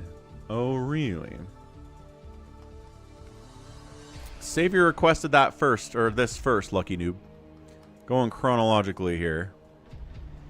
Obs says, it was yesterday, says he'll Obs. We've got Mutabomb and Max, Savior Sword and Detroit, Avcatinus and Baby T-Rex, Buns of Thunder and Critter. I like it. I think these teams are good. Max doesn't want Avcatinus to kill him. He's going to kill him. Catch you later, 4 Prime. It is San. Holding incredibly strong. What a great game. All right. Let's get the top left out of here because that's annoyingly still present. But we got teams, folks. We got Team 1 top left.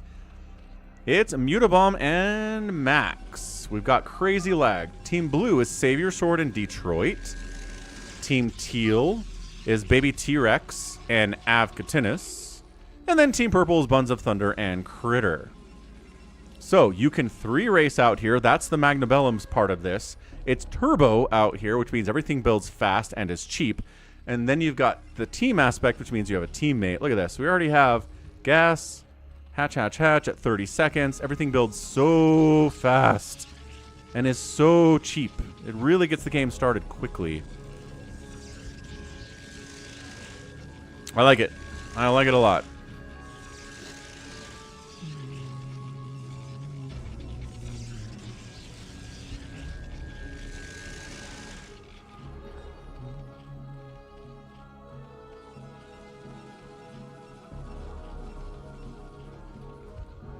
I guess while we have a second, let's check out Falcon Paladin Plays. If you're not subscribed to Falcon Paladin Plays, how are you not subscribed to Falcon Paladin Plays? Mixed American, it's 2v2v2v2. You can see the colors here. Bonk. Red, blue, teal, purple. The colors are on the same team.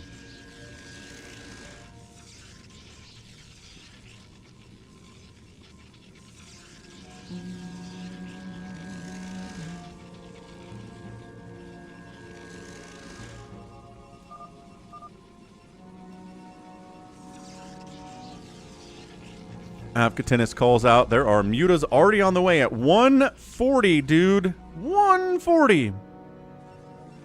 That is how fast you can do stuff, man. It is crazy. You can get carriers out at sub 3 minutes. Yeah, go. It is fast. It is crazy. It's going to give you a headache without a doubt. Are they going after Buns of Thunder? Might be going after Buns of Thunder here. Mutalisks, Marines, couple medics in the mix here too. Cannon count hefty. Mutaflock not that big, but more mutas coming in because and they have 1-1 as well. Imagine this: 2 minutes and 25 seconds. 1-1 mutas ready to kill you. Avcatinus push. Go take out that one pylon. Can you take out that one pylon? Your teammate's doing all of the work. Avcatinus is not assisting in the effort right now. He's just kind of hanging out.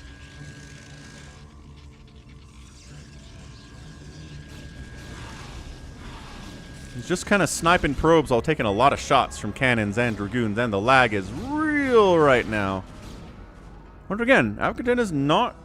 I guess maybe denying the expansion is good enough against Buns of Thunder. Buns of Thunder is a good player. I understand why they're going after him first. Team Blue's ginormous.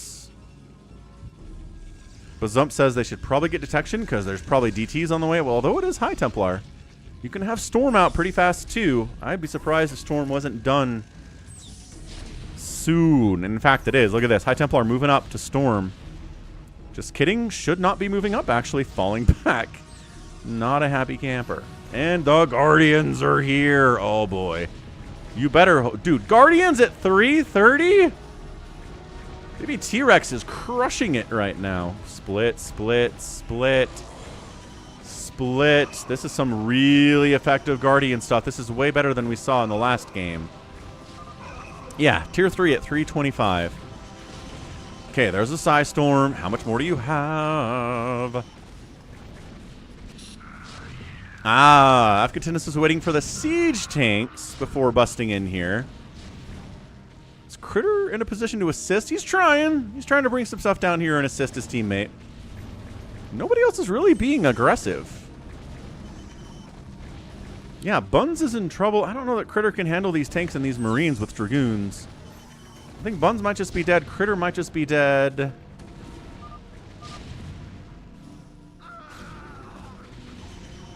It was yesterday thinks that a mass Corsair play is going to murder baby T-Rex. He would probably do it because he's got Mutalisks and he's got Guardians, and that's about it. Oh, look. Here's some Corsairs. By golly. Marines assist against the Corsairs. There we go. Corsair Micro is pretty good here from Buns.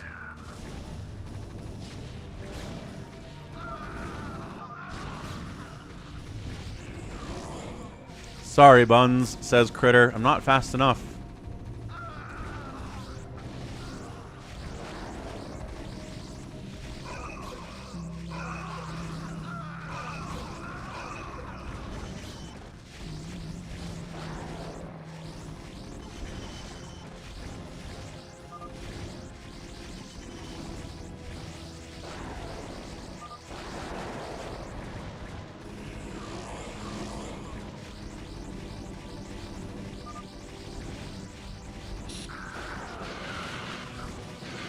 Nice Scourge connections. Beautiful Scourge connections there.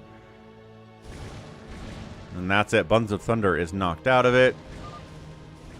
Critter's out too.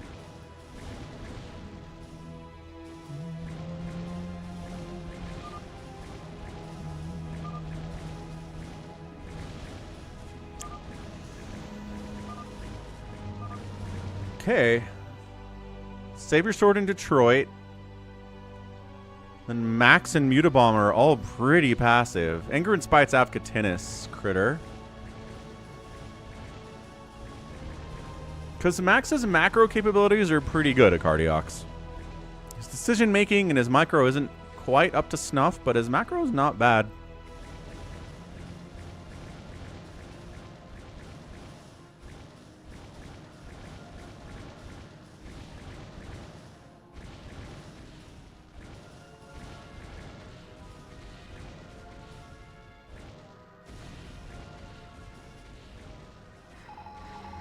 Oh, here we go. Red and blue going for it.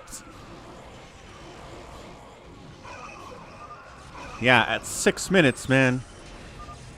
So the obs are like, well, that gives the game to Teal if these guys fight. And then Teal's able to macro up and come take out the loser of this battle. Mass Scouts from Detroit fighting against Dragoons.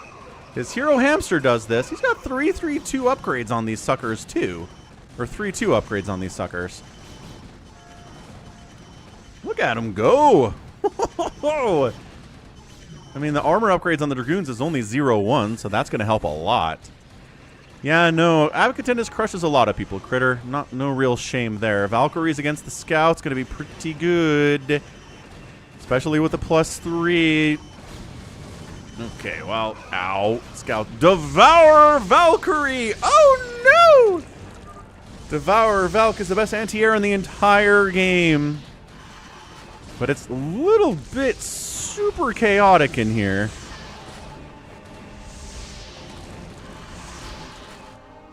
Woo! If you're attacking interceptors with the Devourers, they're not really going to get the job done, folks.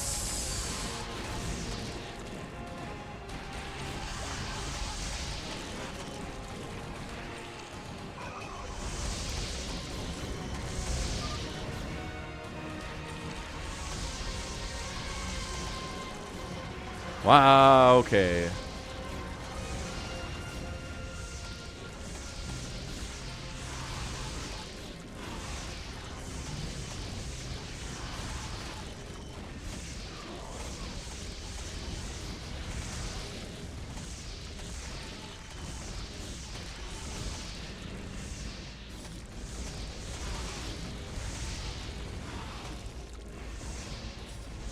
This could be a pretty fast Team Turbo Magna Bellum, yeah. So they're keeping each other down. Mutabomb's ginormous. He's 266. Actually, the Scouts of Detroit, again, not the greatest of moves I've ever seen.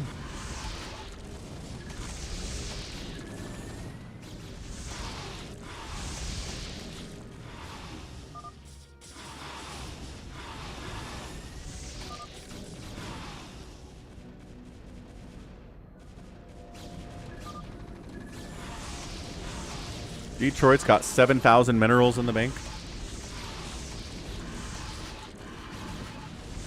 which is definitely a lot.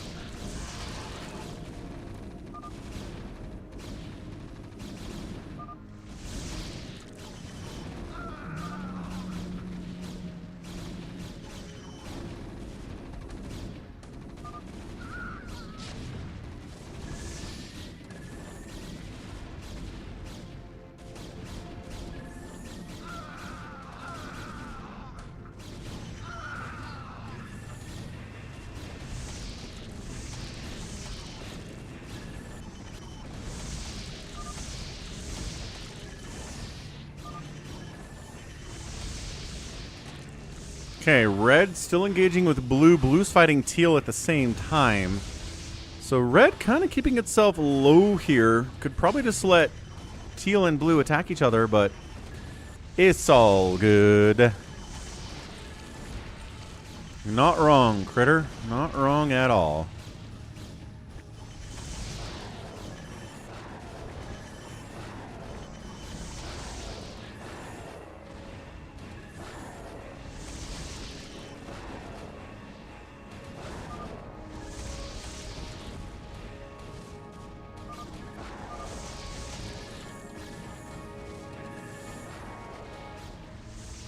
I think it's going to be Savior Sword and Detroit knocked out of it, and then it's going to come down to Mutabomb and Max dealing with an absolutely humongous baby T-Rex and Avcatinus team.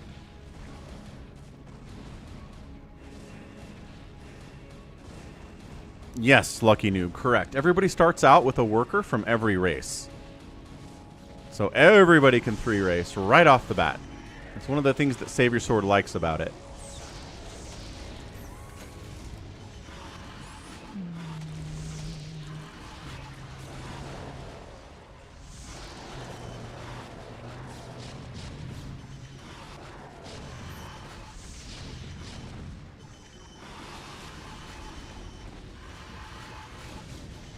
Hey, what's up? Music with John. How's it going, man? Happy Sunday. We got a crazy Team Turbo here.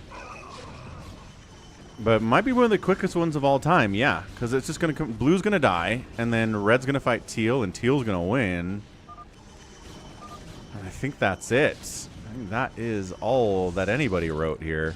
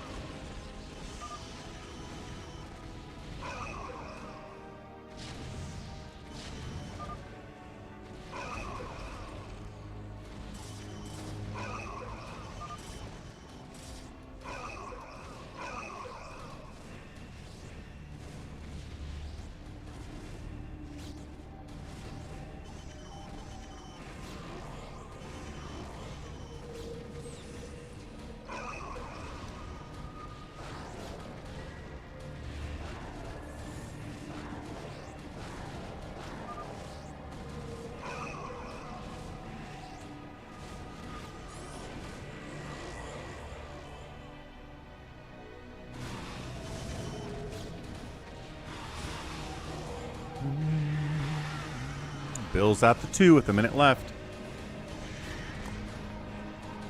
Touchdown wins. Touchdown wins.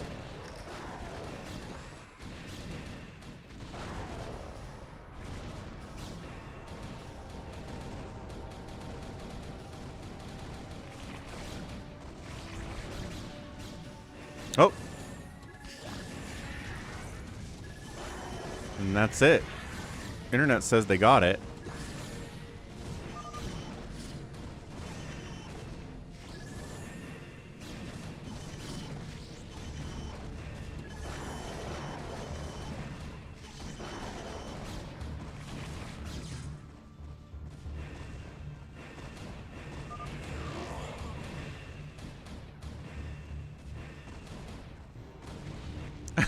These arbiters are just like la la la la la la la la. Oh, it was overturned. Oh.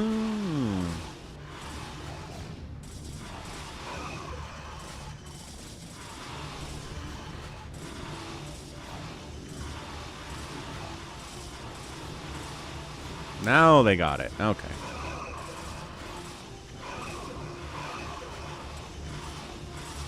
Yeah, it sounds about nice. Nice recall of battle cruisers to defend, or to attack rather, attack your enemy's base here. These Mutalisks were defending, but then an Arbiter recalling in 0-0 BCs is kind of fun. I mean, it's 2-2 Mutalisks. So they're not going to really handle it too effectively, but I think it's enough BCs that it really doesn't matter what the upgrades are.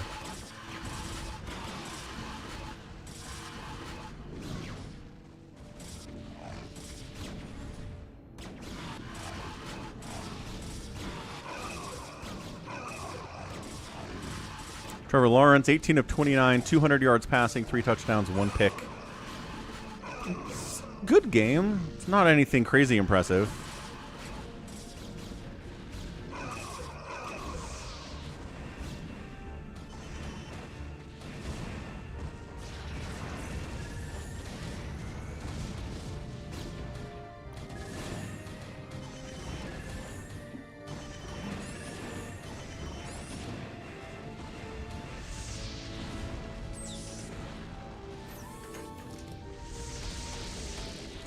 Savior Sword pushing south on Team Teal. There's a little bit of an attack there.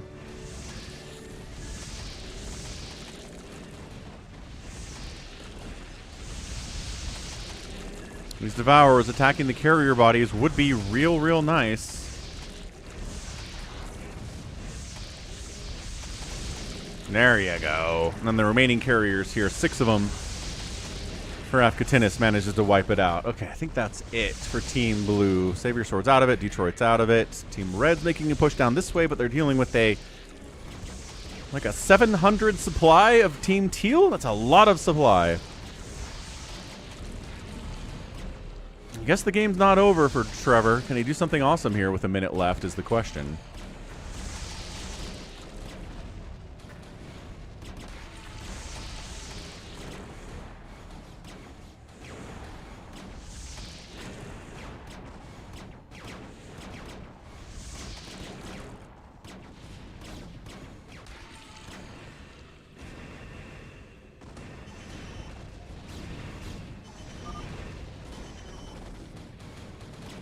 No, Muta's definitely an excellent player.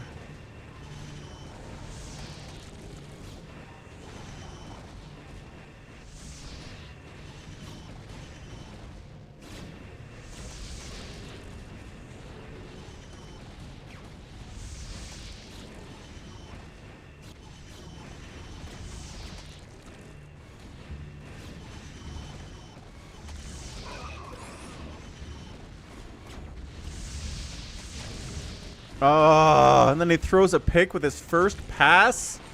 Trevor Lawrence, you're not overcoming the accusations, man. I guess we have to see another year of him figuring it out and winning a playoff game. Good luck in 2027, dude.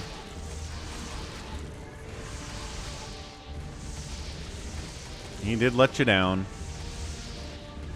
Hey, there's always next year. Like, you get the best thumbnails in Team Turbos like this. You just get Mass BC, Devourer, Carrier, Arbiters recalling in tanks. Like, everything's insane.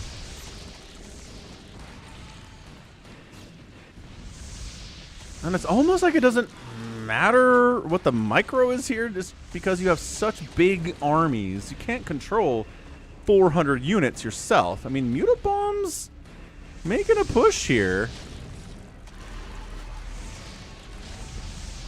YH, you picked 4 underdogs. Why would you do that? Again, unless you're just trolling, trying to make people be like, what is wrong with you?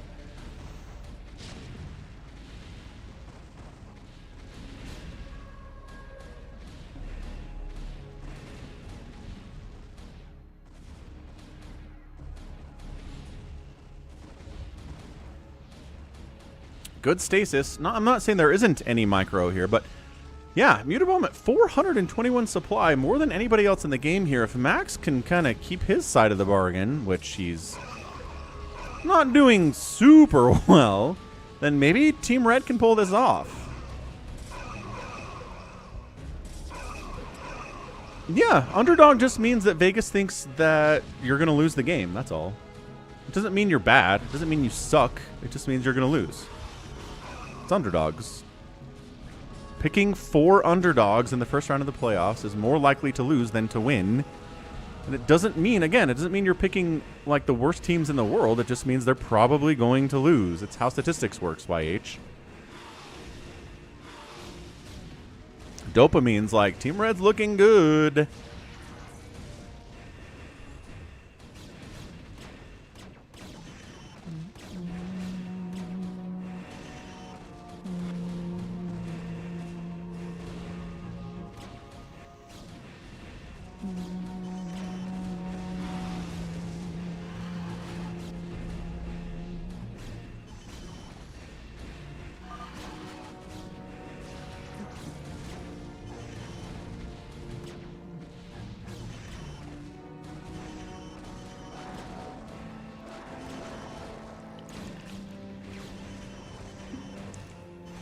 Yeah, YH, the betting markets will determine which team is more likely to win. Look, you can set a betting line at a push.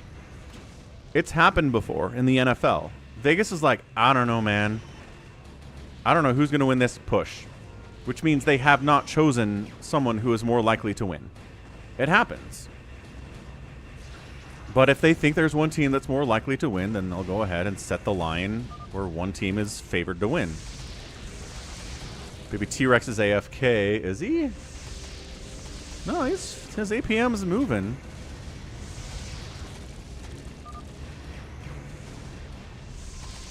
There you go, Critter.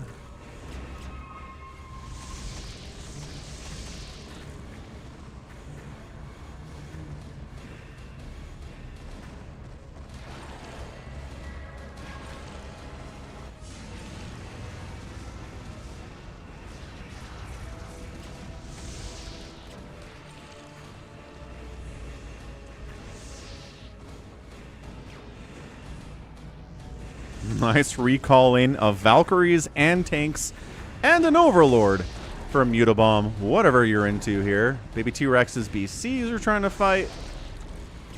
One of the things here is you can't upgrade past 3 on this version, right?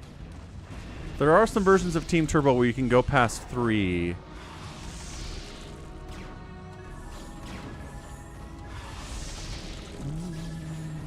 How about the Raptors? What do you want me to say about the Raptors? We are the Nuggets of the East. So your whole team's injured?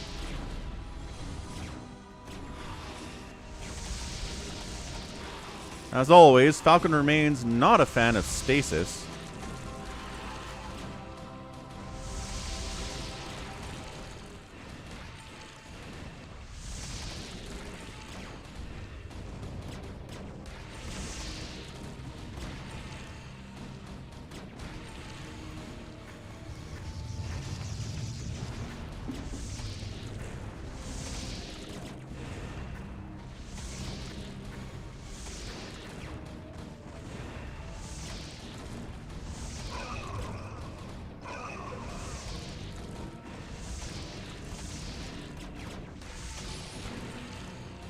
Baby Savior Sword's back in action.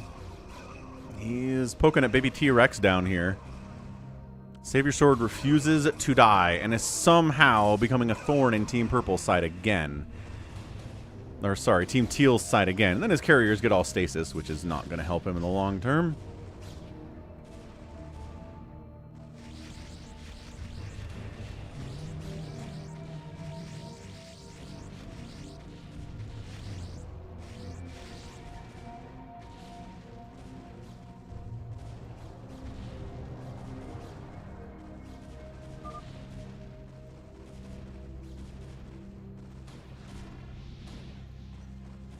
Max says he's on a move out. He's going to try to kill Avcatinus? Question mark?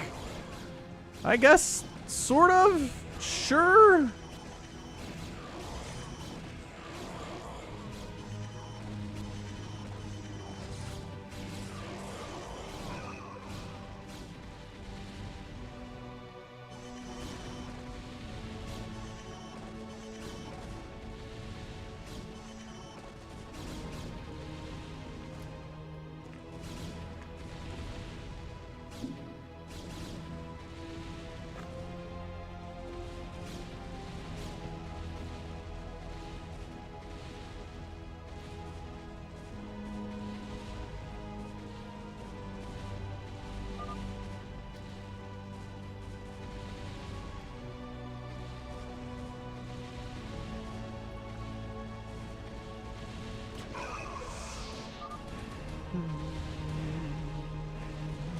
Happy. We already have a hero 7v1. Why do you want another one?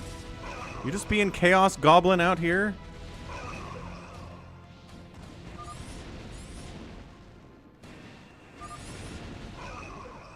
Ah! Baby T-Rex GG's out? Holy crap! He's got 20k minerals and he rage quits. Hang on a second. This is insane all of a sudden.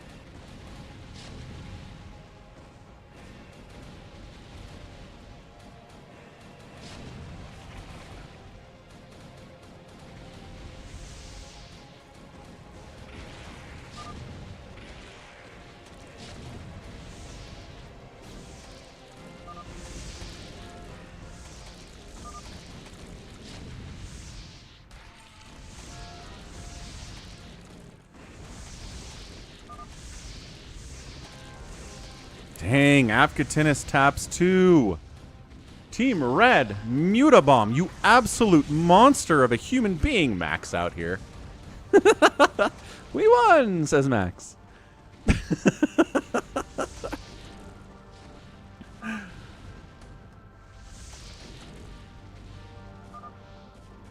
Wow, Team Red gets the win.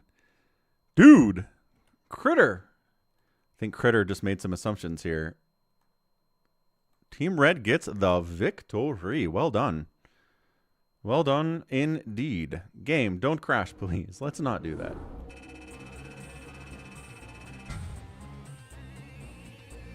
And Happy Chaos Goblins his way into requesting 3 straight Hero 7v1s today.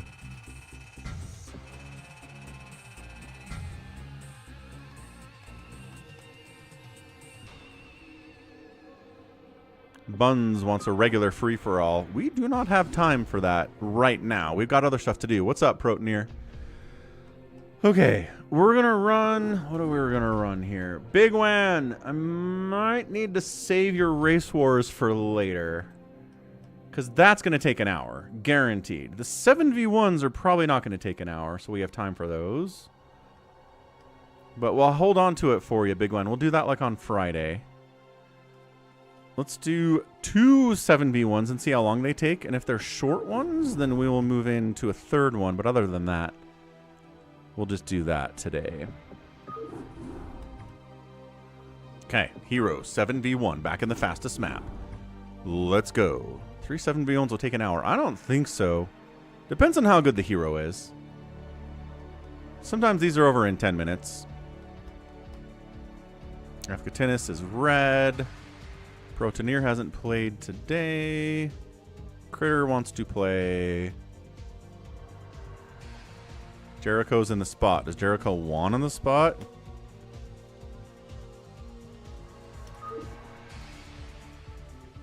Critter leaves? Why you leave, Critter? It's fastest map. Avcatinus takes the spot.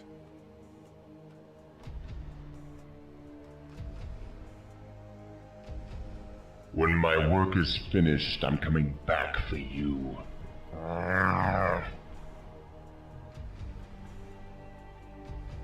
Dopamine.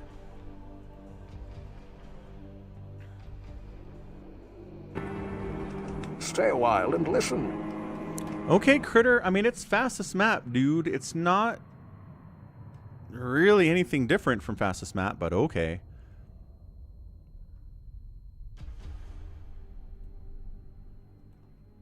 Max is lagging. I'm going to put a G22 in there. Nice, Dopamine. Thanks for changing your name to what it is in-game. I appreciate that.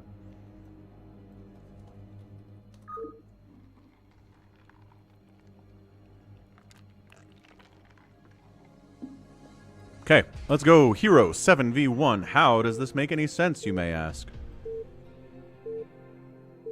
Well, the hero gets hero units. So that's how they can hold off. They still need to be aggressive. They still need to get in there and start murdering folks fast. You cannot sit back and be like, I can defeat everybody with my maxed out army. No, you have to send your Marines out to murder folks first. So top left, we've got Avcatinus playing the hero. The irregular folks are Dopamine, Protoss, Bazump, Zerg, a Terran, Bigwan, a pink Terran down here, Protoneer. We've got Happy playing Zerg. We've got a brown G22. And then a red Jericho playing Protoss. So once again, make a couple racks, make some Marines, get out there, kill some dudes. If you can kill 2 or 3 people to start the game, you're in a much better position than if everyone's still alive at 10 minutes.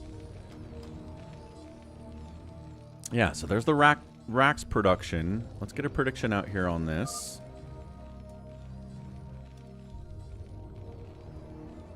I'm the observer of Christmas past.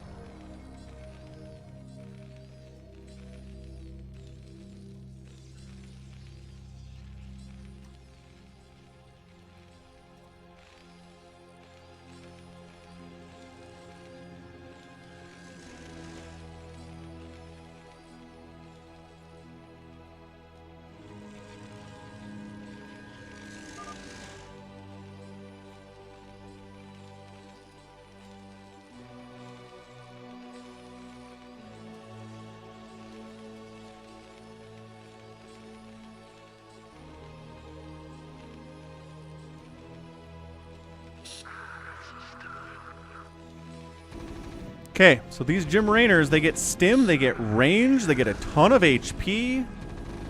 They're doing 18 damage per shot. They can burn down cannons like crazy.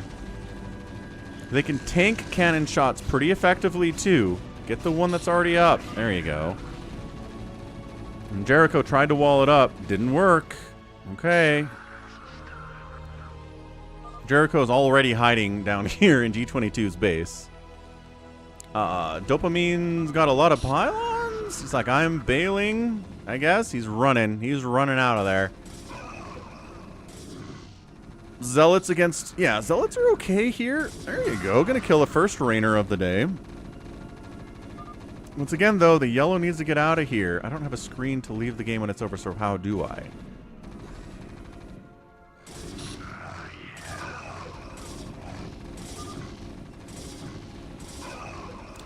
You do have that one as well, Savior Sword. Do I want to go to a jazz game?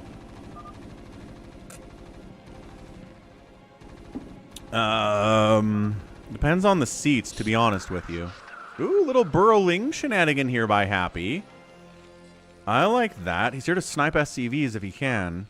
These Marines are holding steady here. Yeah, no, nothing ever gets lost. If you requested it, it's in the queue. I only remove it from the queue once it's been fulfilled. I wish that users could see the queue, because I think that would help people know what's going on. Yeah, Happy just kind of ling flooding like crazy, but Happy might actually be dead. With these 2 Marines and the absolutely 0 Sunkens at this base. Like, what are you supposed to do?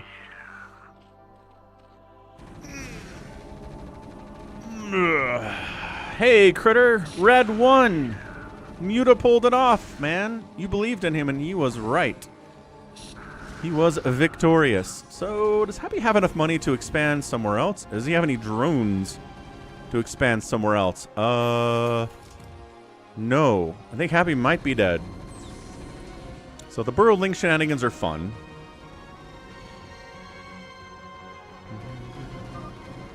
Yeah, I'm going to be honest, YH. I think I would need lower bull.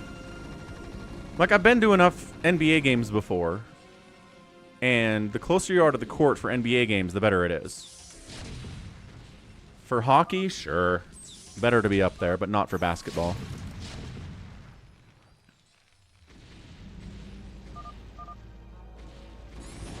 Yeah, Happy's toast. He can't even build anything here. Tank's not a bad answer here. Terran has such a hard time dealing with Marine Rush when it's a hero Marine. Sunkens and cannons are good, but bunkers with Marines in them are not good. Tanks aren't as great as you'd want them to be either. Happy 4 pooled, tried to make it happen, didn't work out. There we go. Marines down here in G22's base as well. Protoneers getting hit. Bigwan's getting crushed. Yeah, this might be a hero win. Look at this. in like 5 minutes. What'd I tell you? These things can be fast. Can we do this again? Cannons are too slow. I'm not sure they are.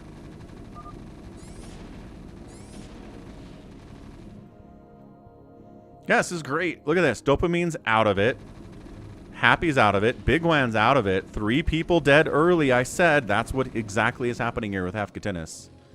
Yeah, good hero play, GOAT. True fact, true fact. What about basketball? I think the BYU basketball tickets are more expensive than Utah Jazz tickets right now. Because BYU is ranked number 9 in the country. And the Jazz are alternately trying to win and not trying to win, and it's a whole mess of a team.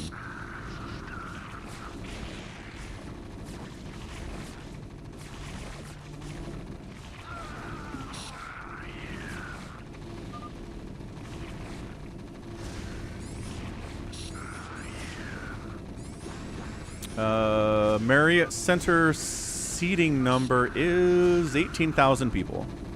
It's the largest basketball arena in the Big 12 Conference.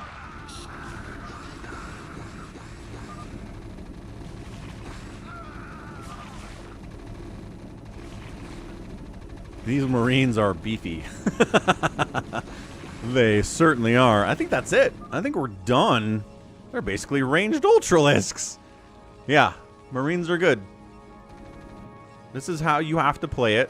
Avcatinus played it perfect. He's moving into probably getting nukes, if I had to guess. Nope, battle cruisers and upgrades for these Marines and stuff. How do they have a big arena? You know who Danny Ainge is, YH? BYU's, you know, been to the Sweet 16 before, knocked off some bigger teams in the tournament. Remember Jimmer Fredette? Those were some really good teams, too. Made it to the Elite 8 against Florida. BYU has some decent basketball history. They've never won it. And in fact, I think they have the most NCAA tournament wins without a football championship in the country. Or a basketball championship in the country. So that's cool.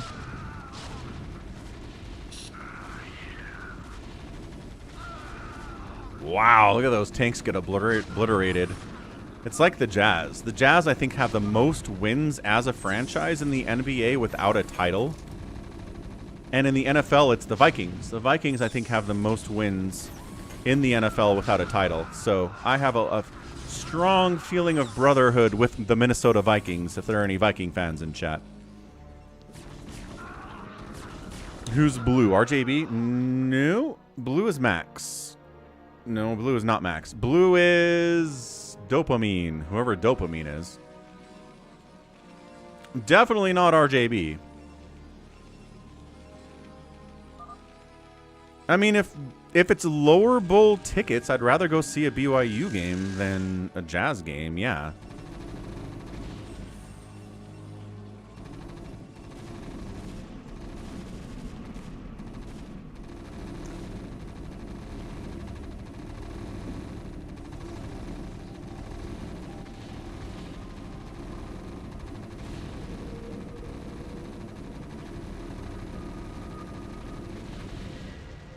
I think this is over. They're gonna try to stretch it out as much as they can, but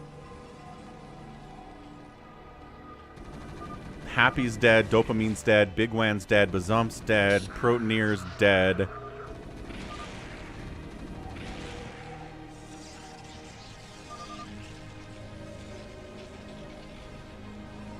Hero battle cruisers are joining the party now too. We've got Magellans in the mix.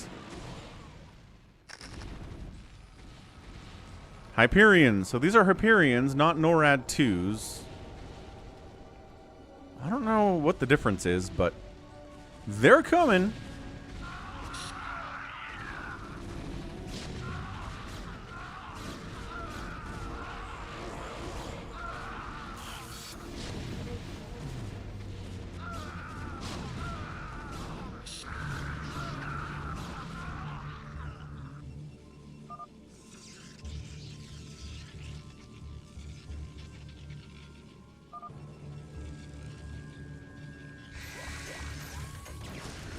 Yeah, Happy's trying to live over here. No, says the Hyperion. 2 of them. Jericho taps. I think we're done. Like I said, 10-minute game. Either way. I told you they're expensive, YH. I warned you. And that's it. Nicely done, Avcatinus. Crushing it out here. Really impressive victory. He knew how to play. He had a plan, and he executed it very, very well. So most people picked Avcatinus to win. Man, he produced 305 units and killed 388 units, losing 76. That is an amazing kill-death ratio for them heroes. Nicely done.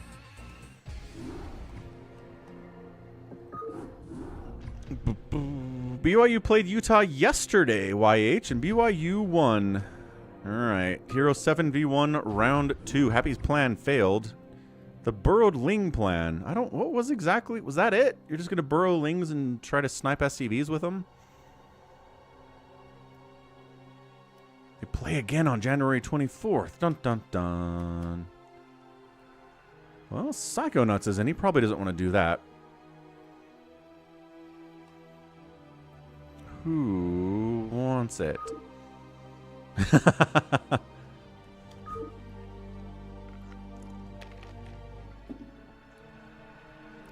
Stall Marines. Kill workers. Gotcha, Happy. Technically it's fastest map. Yes. I'm not putting... Sorry, Dopamine. What I saw in the last game, I'm not putting you in there. Protoneer doesn't want it?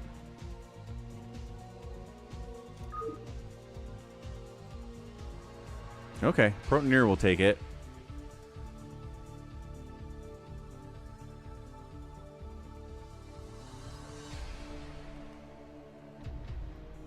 Was Bazump in the last game? Not sure he was.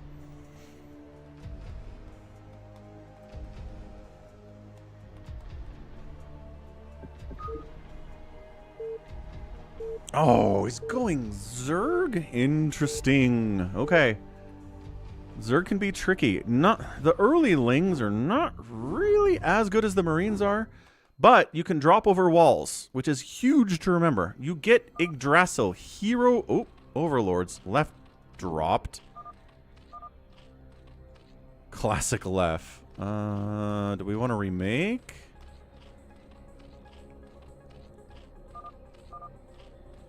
Yeah, let's go. Remake.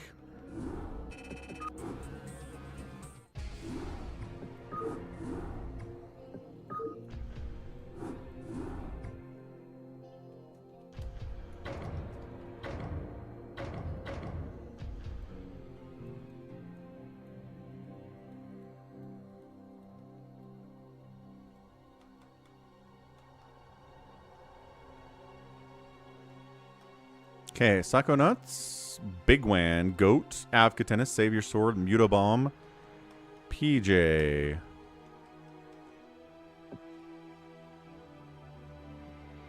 Yeah, Left's been having internet issues over the last couple of days. He tried to play with us yesterday and had some serious lag as well.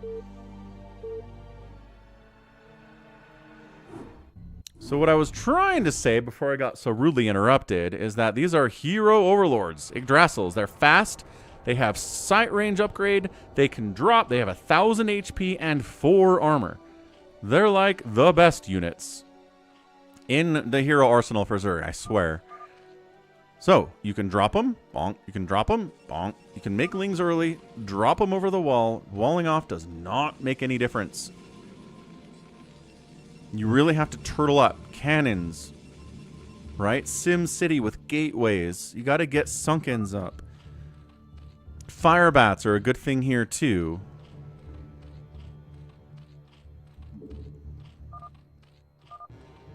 Let's see what Protoneer does, also known as Zwanzwig. Be right back.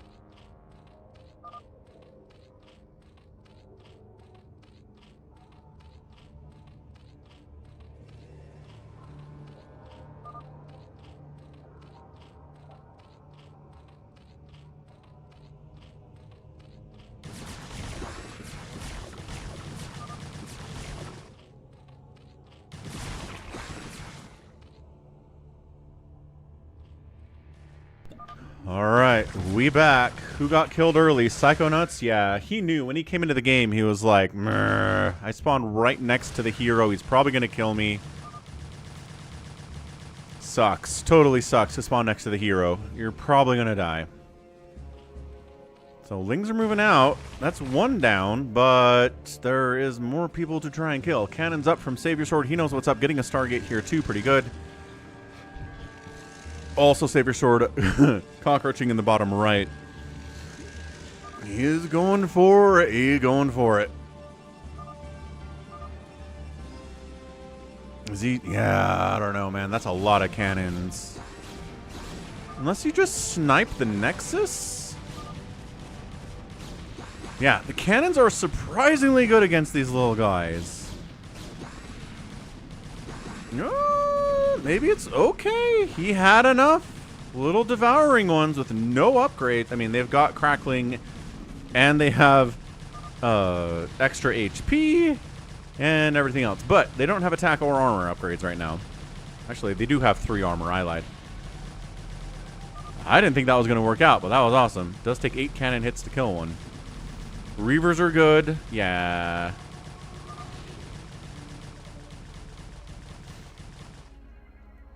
Here comes Bigwan on his own with Firebats, Marines, and Medics to try to handle this mass Ling strat. Go, Firebats. Get them.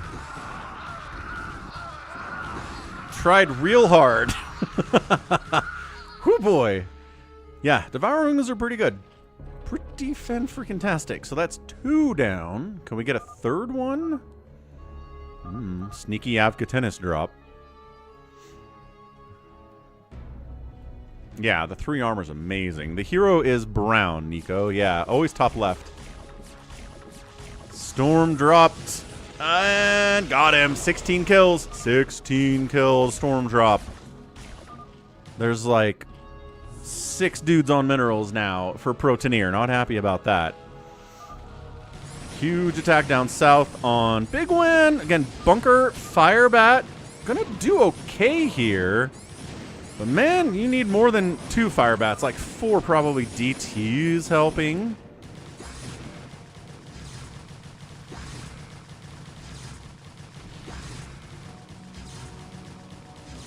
Look how many hits it takes for a DT to kill a Ling. Hero Lings are broken. Railgun! What is up?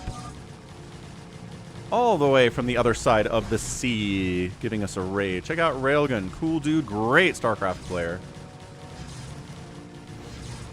Yeah, 2 huge raids today. Send me a replay, Railgun. You got anything cool recently? I'll put it up on the channel.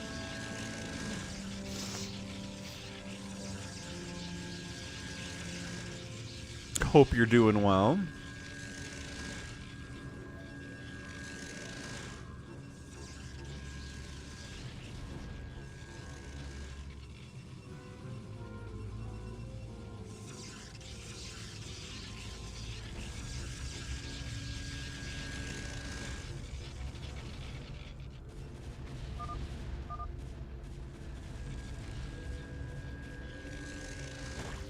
Sounds good, Railgun.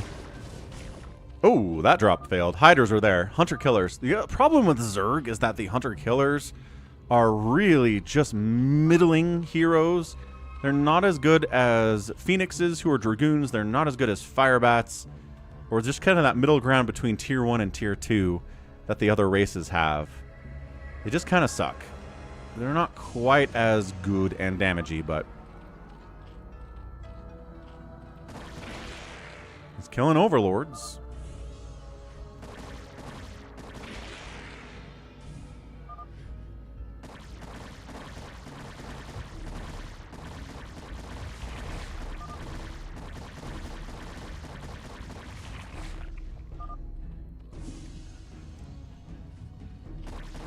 Here we go. Sunkens are going to be not bad here. I'm not going to say he's going to win with this. Also, the DTs on the backside from Avcatinus are huge.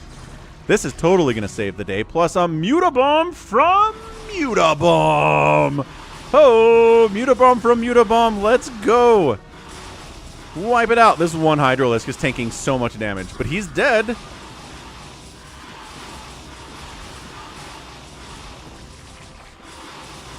Hey, look, another sub 10-minute Hero 7v1. Kel Surprise. ZVZ'd. And then some scouts show up from Goat, just for the heck of it. And let's see if Protoneer can get out of this one. Again, his Hydras are going to be pretty good, but that Storm Drop really slowed him down. And I think he's just overwhelmed. I think that's just simply it.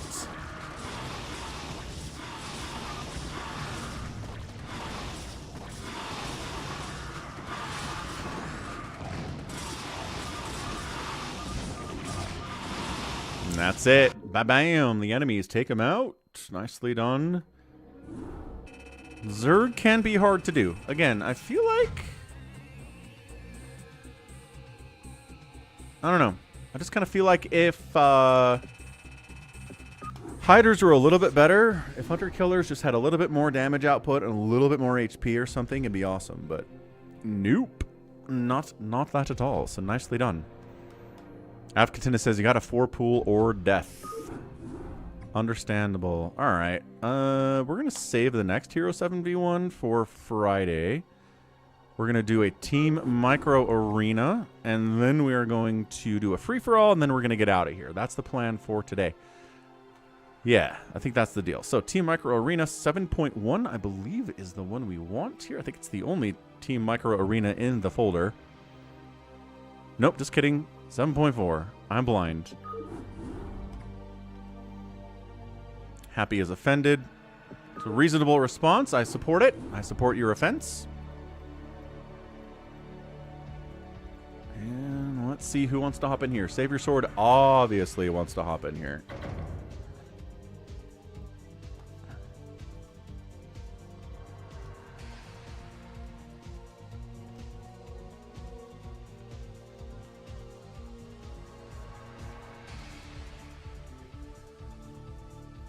I like how G22 is only nice when he wants Falcon Unrest as the map.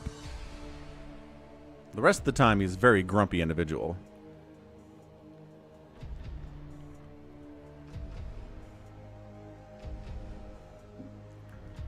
Shield recharge is crazy lame.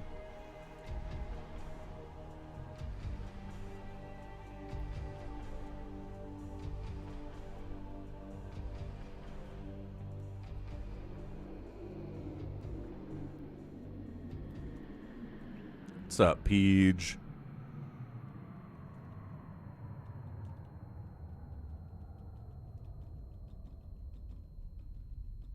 G22 says, I'm always kind.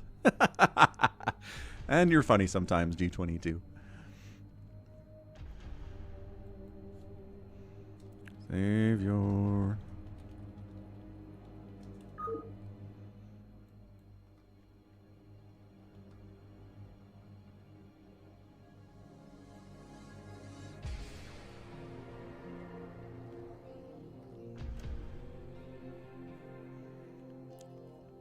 I pray Save Your Sword has fun with Miltras, he says. Where's RJB? I don't know. He was in chat. I don't know if he's playing with us. But he's in chat. He's alive. He's doing good. He could not resist speaking up to provide some context for the Minneapolis ice shooting last week, which was appreciated.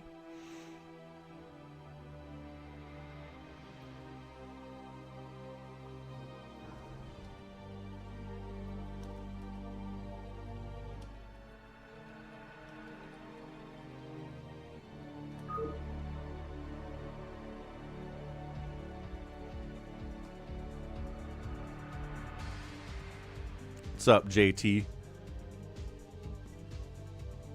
I don't pick the shield recharge. The only thing the good thing about the shield recharge is the max hacks. Max hacks? Is the max hacks? I don't know what we're talking about here.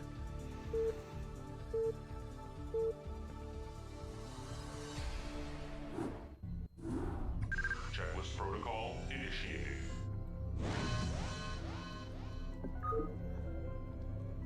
Welcome back, Ordy. What's up, Wow Mage?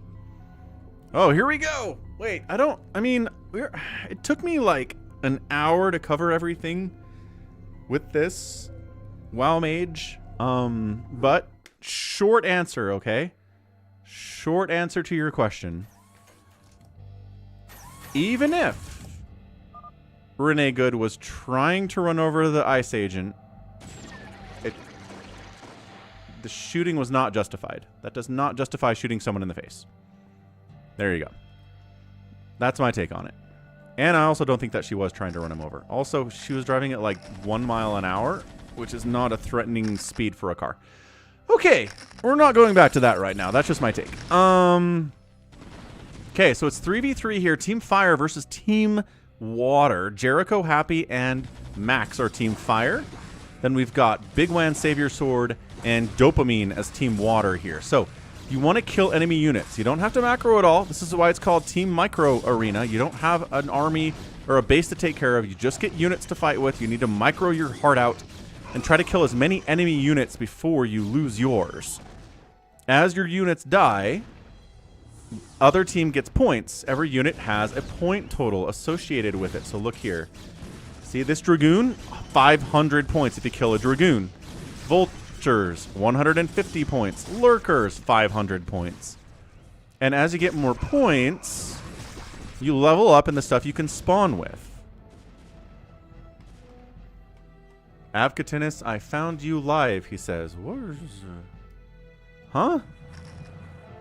Of course I'm live. What are you talking about, Avcatinus? For units like carriers and reavers, do they have the attack engagement, or do the units within them have...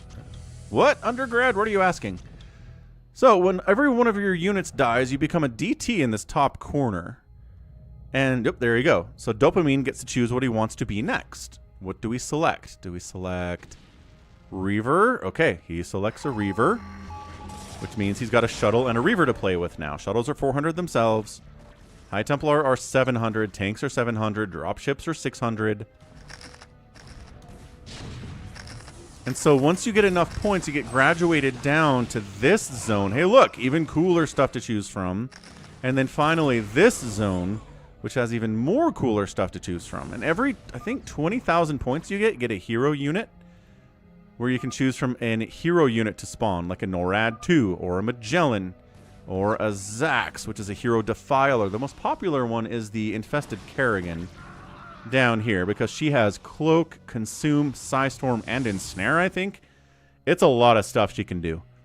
Anyway, so we'll keep an eye on that. Did I watch it? No, I didn't watch the clip. I'm busy casting StarCraft right now, Avcatinus.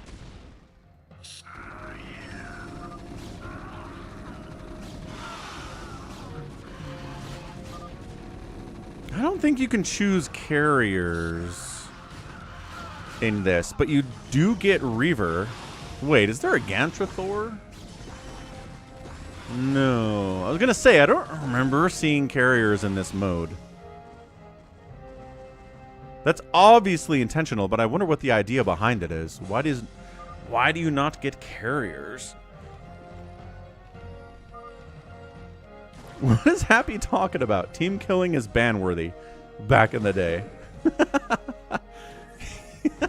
So that's another strategy here. A second level strategy here is that if If you have like 2 units left and they're very low health, have a team member kill your units. They get the points instead of the enemy getting the points. It's, you know, 4D chess thinking.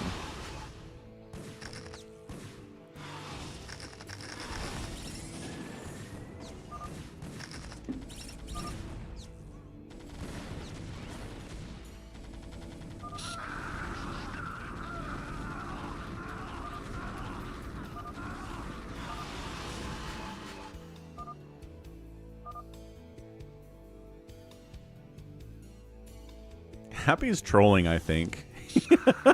He's trying to argue that team killing is on par with stream sniping. It's a funny call. No, they got the reverse. That's big points. Big points. Who's winning right now? Happy's got 10,200 skill score. I think he's, yeah, he's down here. So he's not down in tier 2.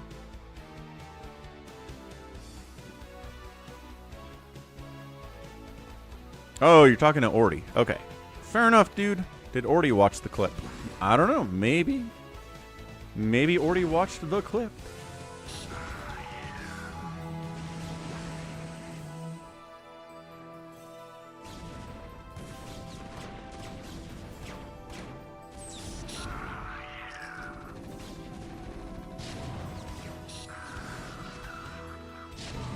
Ooh, cloaked rates out here from Happy.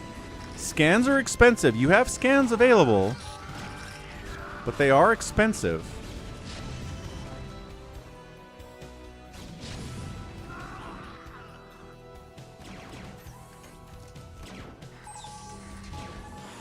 I mean, I think you still want to try to get value out of those units, Vmon, and then team kill them once they're low on HP. Like, killing them immediately isn't quite as good. But I see what you're saying, Vmon. Yeah, I mean, if you have the micro to perfectly team kill your own team's units when they're at 1 HP exactly, then you're doing it right. But that's so much micro. That is so much just dedication to the craft. It's really hard to do.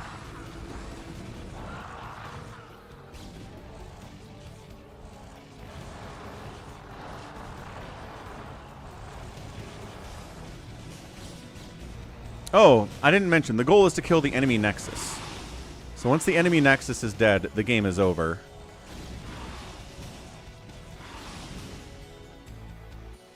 Nice Mutamicro here from Dopamine.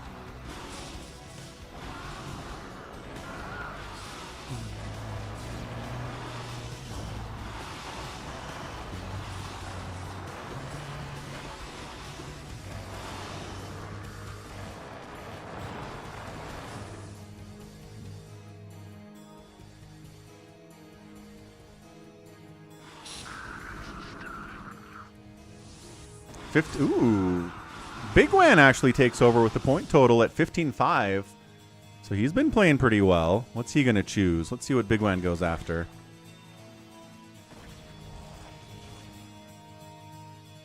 Does Bigwan not know that he's down here? Bigwan, you're down here, dude. Okay. He's thinking about it. Thinking about it. Heading Zealots, I guess?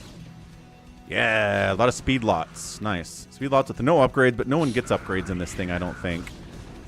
So yeah, speed lots against Marines, pretty good. A little bit of Muta support there, though. Going to clear those guys out. Goliaths.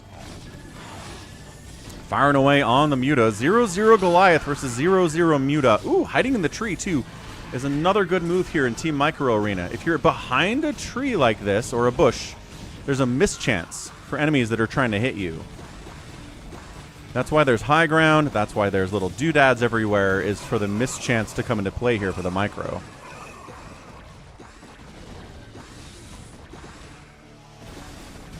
Yeah, there you go, Vmon. Good call. Great call.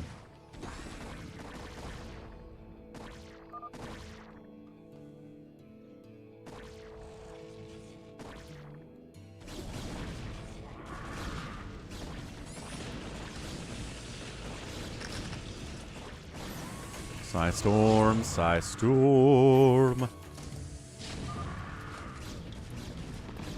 Jericho mad again. Jericho's always mad. Jericho and T22, same guy, basically. Good players. They get mad real fast. Got a Radiates here. Happy's got a Magellan. Happy's got a Hero Magellan here. What you don't get with a Hero Magellan is a lot of energy. It's still 250 max. There's no way to replenish the energy. Honestly, you might as well just kill it. Let somebody team kill it to get the points because...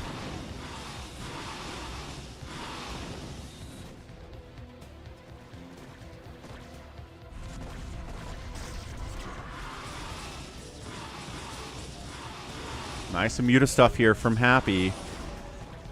So that's going to make it hard for Team Fire to win this thing if they're down a guy. Ah, there's a Phoenix going after. Yeah, so Hero Phoenix does 250 damage per shot and is a glass cannon. He's fairly fragile, but he will kill your headquarters if you're not paying attention. So that's a major strategy here, is to drop a Phoenix on this high ground and then attack the enemy Nexus from there and hope nobody notices. But Team Fire up here did notice what was happening in time.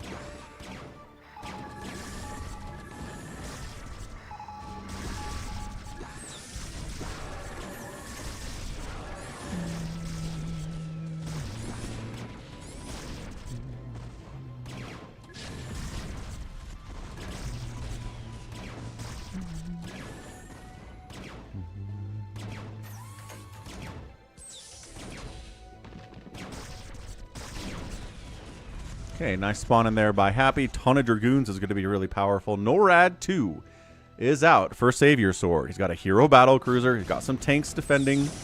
Good combination here by Savior Sword. They're going to try to kill the NORAD. That might be a mistake. There you go. Going after tanks instead is a better move. Lurkers trying to wipe out the tanks as well. The Lurker death sound is weird, says JT.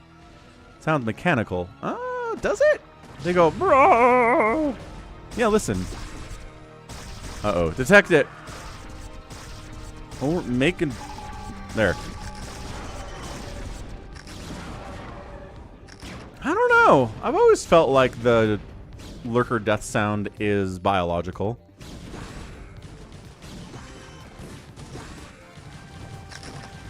No, Jericho didn't rage quit. Jericho is playing Heroes of Might and Magic 5 in a tournament. Nice Spider-Mind connection. I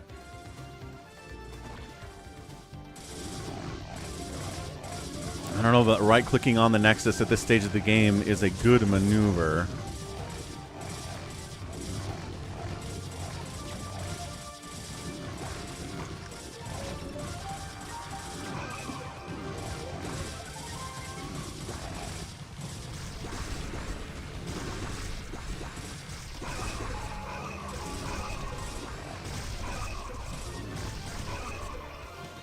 NORAD 2, 7 kills, ensnared, 50% HP. The Wraiths are going to ruin him for the rest of all time, though.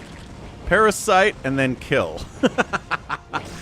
just for the insult there. Wow, what a Parasite. That was insult to injury right on that one.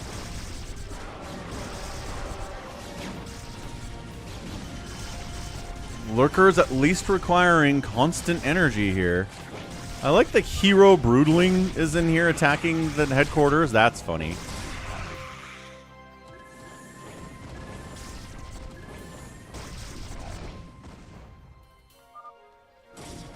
Happy's like, wait a second, this is a 3v2.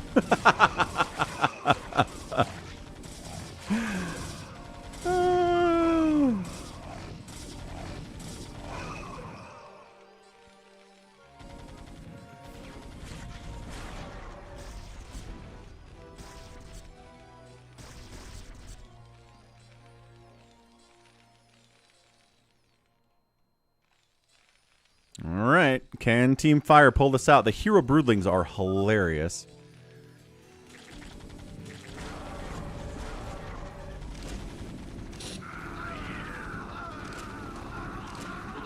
How is Hero Broodling a thing?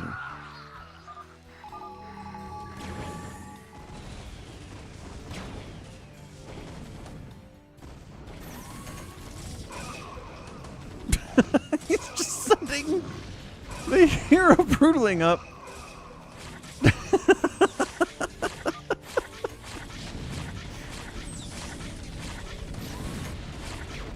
Get it, Hero Broodling. Yes, 2 kills. Yes, Hero Broodlings. Avcatinus lagging out. Avcatinus. Someone should quit from Team South to make it fair, says Avcatinus. He might have entirely disconnected. How fun is that?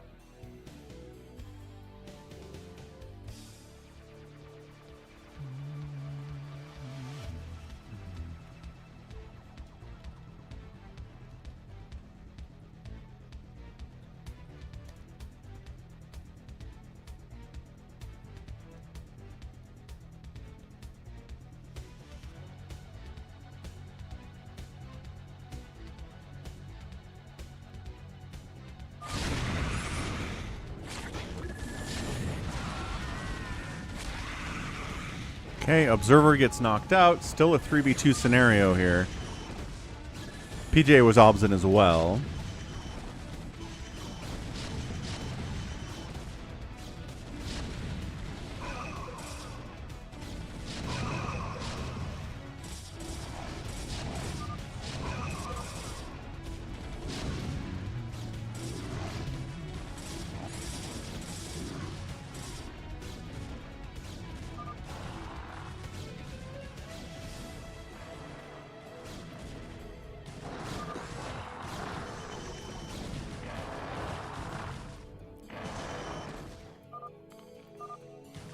Nice D-webs. And they got it. Bam. Nicely done. All right.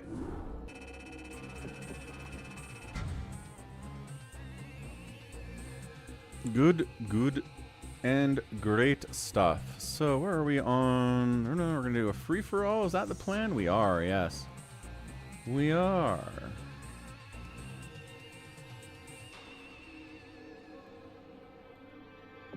Okay, GG's. Excellent job, everyone. Time for the free-for-all to wrap up the stream today. Going to do a 7-hour stream here today on the Sunday because I love you all. So let's go Falcon free-for-all. Maybe on Overwatch. I think it's probably time for an Overwatch free-for-all. Bad map, but that's what Falcon likes on free-for-alls is bad maps. Except for Reaction. I think Reaction's a pretty good map for free-for-alls. The rest of them are bad. Let's see what we get.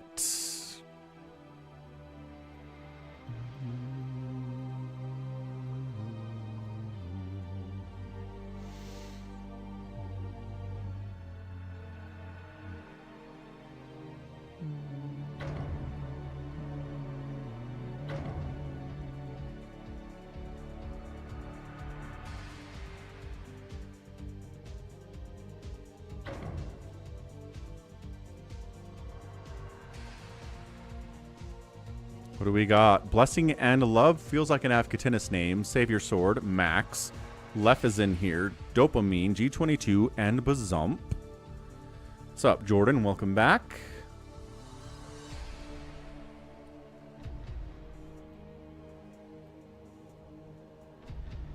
This feels like Road War, but all grown up. It does.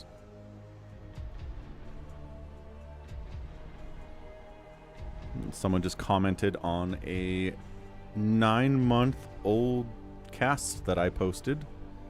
That's always interesting. We got a spot. If anybody wants to play a free-for-all with us, you're allowed to do it. Just got to be a follower or a subscriber on the channel. Which is a very, very low bar to entry.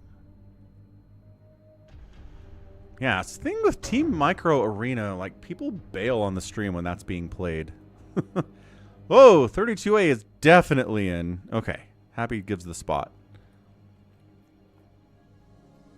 Yes. Okay, now I feel good about it. So Avcatinus is going to hunt Max. We'll see how that goes. Max is going to be mad about it.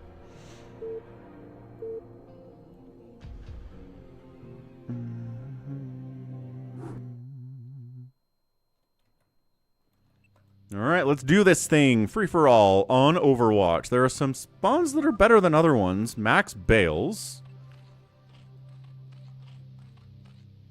I guess we're remaking. Max, you alright, dude?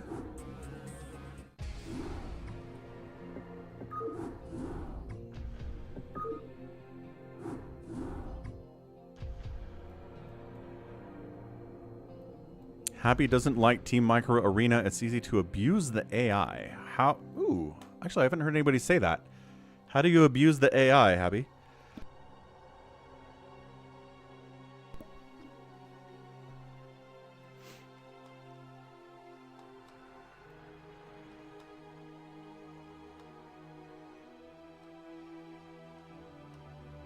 Oh, Max can't play. Alrighty then.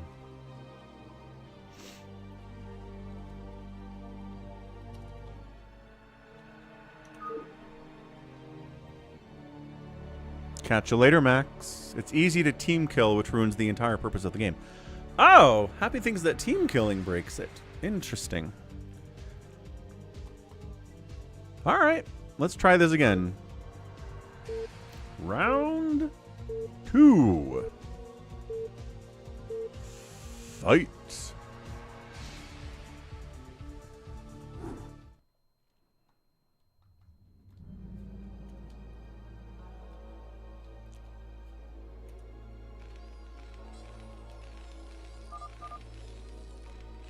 Alright, top left of the map. It's a dark blue Terran player. His name is Avcatinus. 12 o'clock is a gray Zerg player, 32A. Top right, a black Protoss is G22.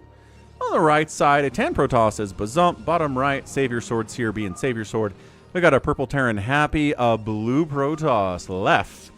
And then last, but certainly not least, is Dopamine. Spamming 800 APM playing a magenta Toss.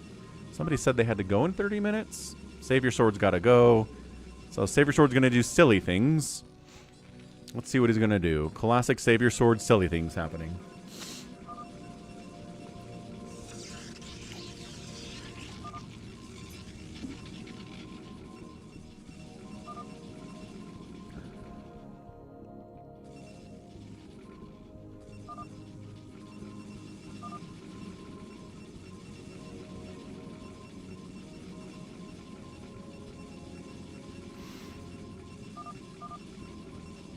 Yeah, no, you could totally do that, Vmon, I think. I think it's possible to programmatically get rid of team kills.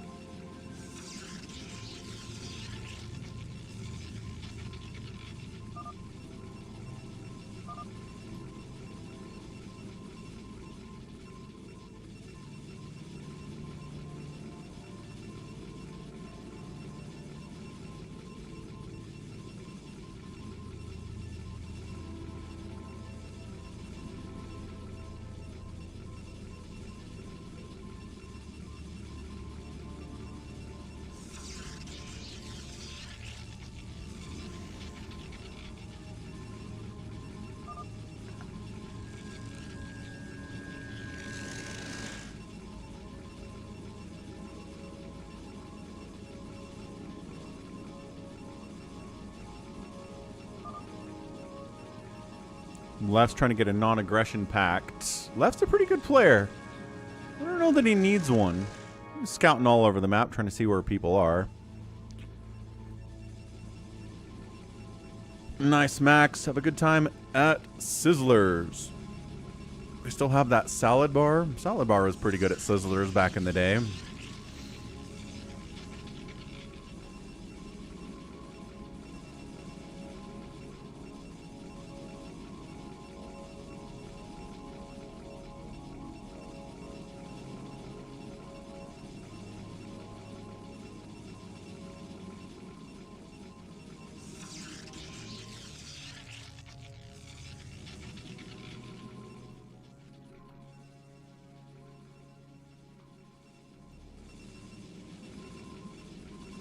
Well, Savior Sword's going to try to kill somebody in the first 10 minutes, so it's not a very good representation of Max. I don't think. But also Bazump's down here trying to kill Savior Sword, so that's not good for the sword. Did he not make a Zealot? Oh, he made a Zealot. It was just out. So now he has to bring it home. He's losing a lot of mining time here. I think Sizzler's still around. Level 80. Is there one near me?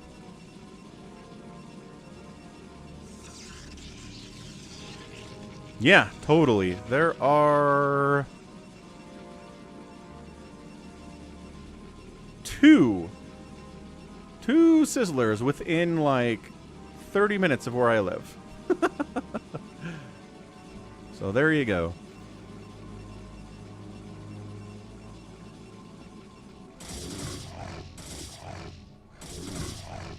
Here we go. Zealot on zealot violence here. Oh, this is evil.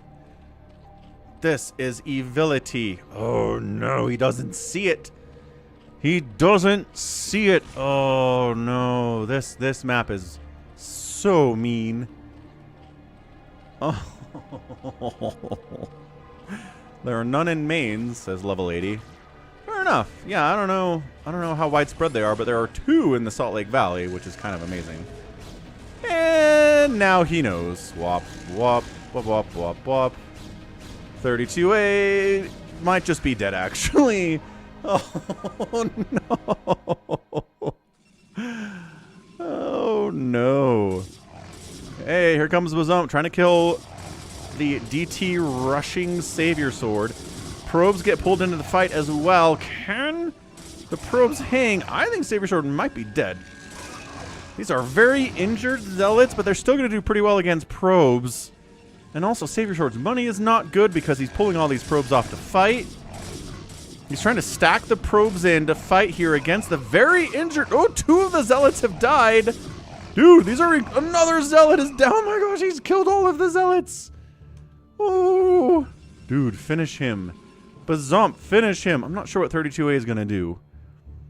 He's going to try to long-distance mine, but here comes Avcatinus to murder him. What's up, 4 Prime? Welcome back. Yeah, how was the driving? Detroit, this is a free-for-all on Overwatch. I think 32A is getting free-for-all, but 32A probably died to the cannon rush alone. That is just diabolical. You really got to watch out for that high ground. Oh, the DTs are out for Savior Sword. Quick, cannons. No robo for Bazump? No robo, which means you can't finish off Savior Sword without mobile detection, but the DTs won't kill you at least, which counts for something. Happy says I messed this up. Happy seems fine. Not sure what he's worried about. Yeah, I gotta get my kid out driving. He turns 16 in a few months. Gotta get those hours in. Oh yeah, no, definitely time for a free-for-all, Detroit. I always have time for a free-for-all on Sunday. Always has an asterisk on it, but 99.9% of the time I do.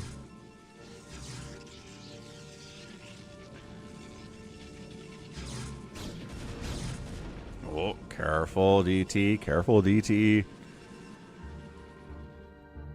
Wait, where did those Marines go?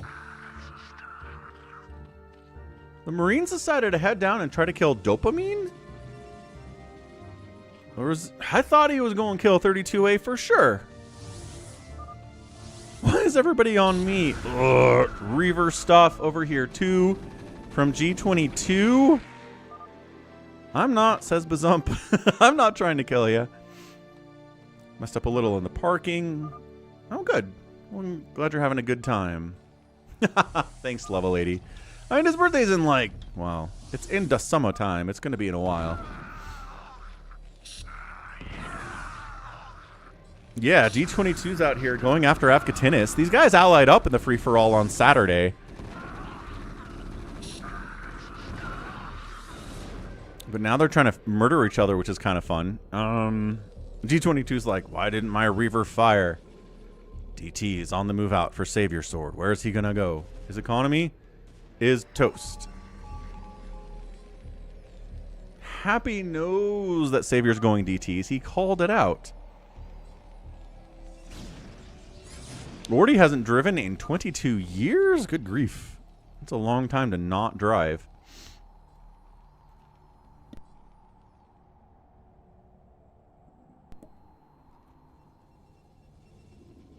Yeah, I know. There's plenty of time. He's just busy. He's doing band stuff. He works. It's just hard to find time for him to drive.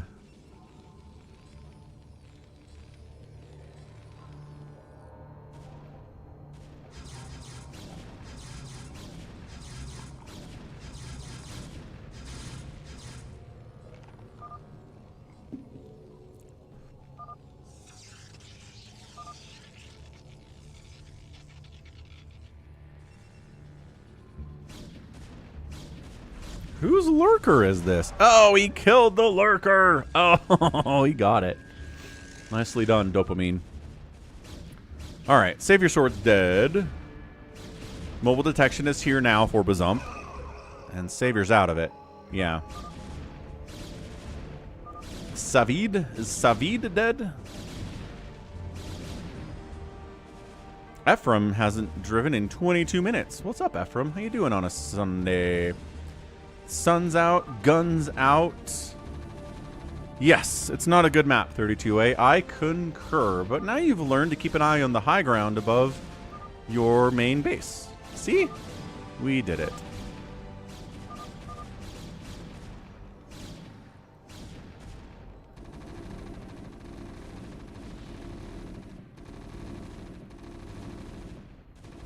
So 32A's out of it, Savior's out of it. Everybody else is generally in the same ballpark here. Avcatinus getting a second base. G22's getting a third. 3 bases down here from Lef as well. Happy's got tanks, marines. He's got a third base he's rocking with. Hey, what's up, T-Wolf? I know, welcome back, dude. Railgun's putting F in the chat. GG 32A. Rest in peace, Savior Sword as well. 2 players out of it at the same time. Remaining players, 6. We've got Avcatinus, top right. We've got G22. We've got Bazump over here. And Dopamine way over on the other side. We still have Lef alive. Lef's a good player. Hasn't won one of these yet, but really trying. And Happy's down to the 6 o'clock. Now, who gets Savior Sword's bases? Bazump seems to get that.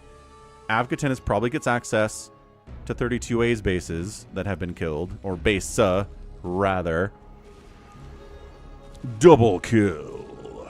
Yeah, but Zump's, he's won free-for-alls before. He's a legitimate player. G22 and Avcatinus are also very good. I'm not sure about Dopamine. I haven't seen anything from Dopamine yet that makes me feel like he's an amazing player, but he seems alright. He's wiping out this, like, 5th base attempt of Happy's. Happy expanding like a madman. Happy could win this, too. We have a lot of solid players left in this game. I like it.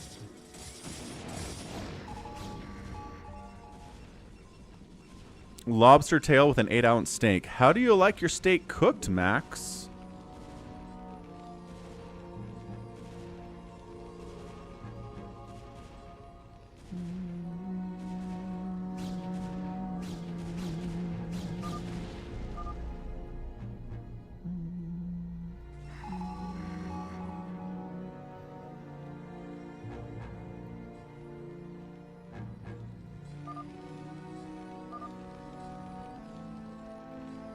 Yeah, medium rare. Let's go. Medium rare is where it's at. Good man.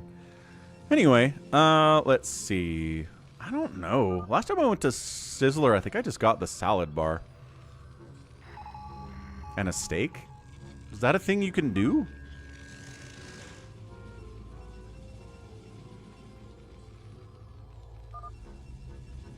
Dopamine's trying to get a non-aggression pact going at 12 minutes. I guess it's never too late for that, if you can find someone to agree with you.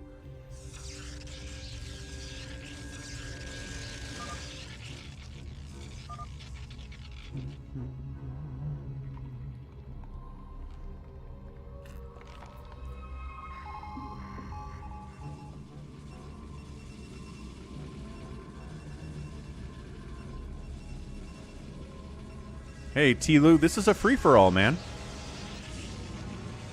Classic free-for-all on a map called Overwatch, which has a lot of high ground you got to worry about. We had a Zerg get cannon rushed above his own main, which is brutal.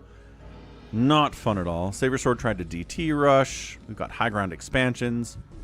You can take 2, which are pretty easy to defend because of the high ground nature of them. Good stuff. So right now, Lef has the most supply at 124. Like I said, Lef can win this thing. We got to push in here from Bazump on G22. The lag is real.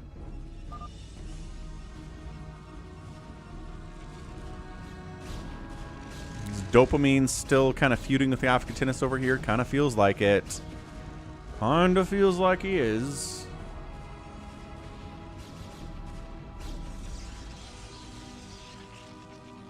Yeah, so G22, 99 supply, Bazump 107. Upgrades, +1 attack for the G22, 1/1 for Bazump. He has an upgrade advantage. Does anybody... Yeah, there is Reaver tech for G22, because we saw him drop Avcatinus earlier, but I'm not sure if he has any Reavers remaining, which you want some splash damage if you're going to play a PvP or really any kind of a matchup. I don't know that there's any splash damage for Bazump either, though. He doesn't have a Templar Archives. He doesn't have a Robotic Support Bay. That's going to be a weird PvP without any splash damage here if they engage.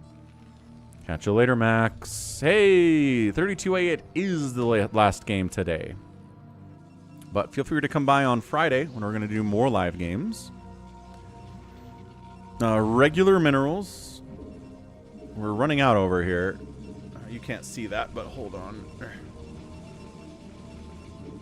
Yeah, under 1,000 minerals, 400 there, 300 there. So mining out this map is definitely doable, which makes the game last, you know, not 2 hours, maybe just 1 instead. 4 Prime's rooting for the Terrans. Here's one now. Avcatinus is a Terran getting mashed by Dopamine. Wasting attacks on factories. Really needs to kill these tanks. There's 1 tank remaining. The deal has changed. The deal has been altered. Pray I do not alter them. Alter it again.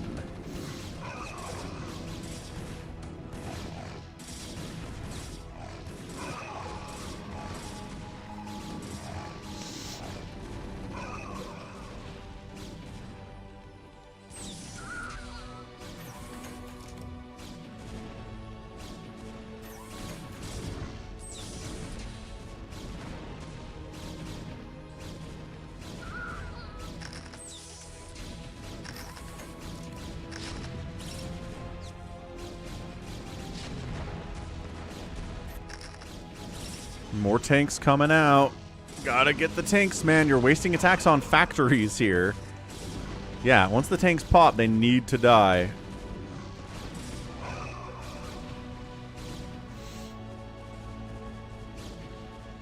Yeah, it's less spawn next to a cliff, as keep an eye on your cliff. It's like if you don't have any vision of your natural base as a Zerg player, and then you get cannon rushed there, it's kind of your own fault. You got to have the vision of the places you're vulnerable. It's just a matter of knowing the map, yeah? So now 32A knows there's that spot there. It looks like Bazump tried to push in here on Happy, but too many tanks with +1 for that to happen. Oh, huge attack by Left. Now deep down into Happy. He's got his own tanks. A lot of TVP on the map after you guys wiped out the one Zerg that existed. So much Zerg racism. So much Zerg racism.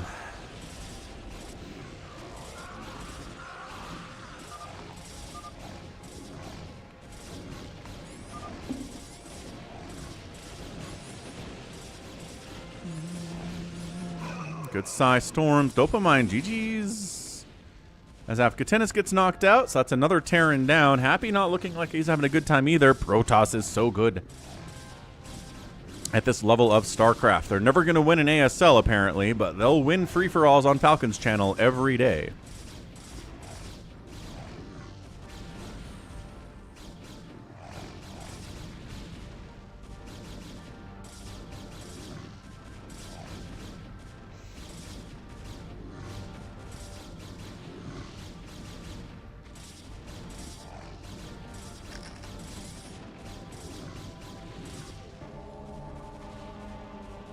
Who's Dopamine? I don't know. I think Dopamine is Dopamine. Avcatinus. I don't think he's a secret name of anybody else. Could be. But Dopamine started showing up on the stream as Dopamine and is Dopamine in-game, and I don't have a reason to believe he's anybody else. The APM ranges don't really match anybody I know. The playstyle doesn't really match anyone I know either. So now it's the PvP times. As Happy looks like he's getting smushed. He's getting free-for-all by getting crushed by Left over here, and Bazump's up here killing this base. And Happy is just this one Terran in the middle of Protoss all surrounding him. Protoss, Protoss, Protoss, Protoss. It's probably gonna die. Well, I mean, cannon rushing a Zerg on the high ground. You think cannon rushing you would have worked, Avcatinus?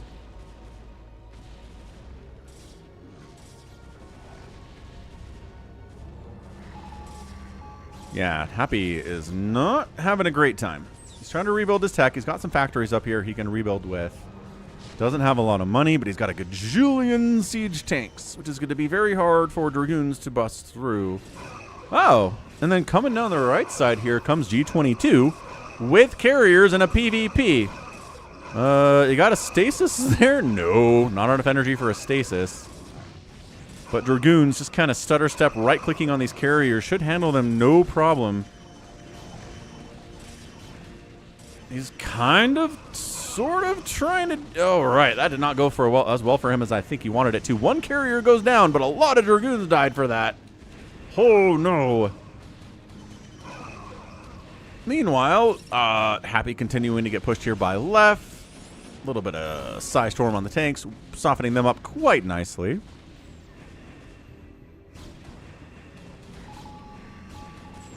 Oh, Avcatinus. I don't think so. I think he just was like, hey, I can cannon rush this Zerg from this stupid ledge above their main. I kind of want to do that.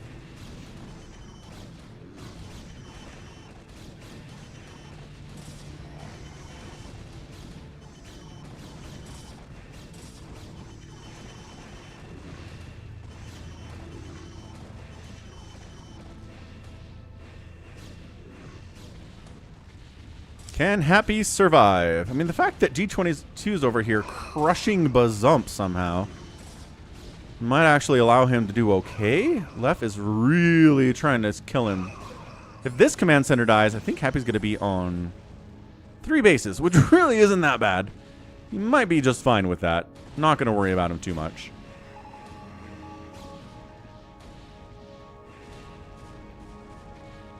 Bazump fleeing to the bottom right. Happy dying slow.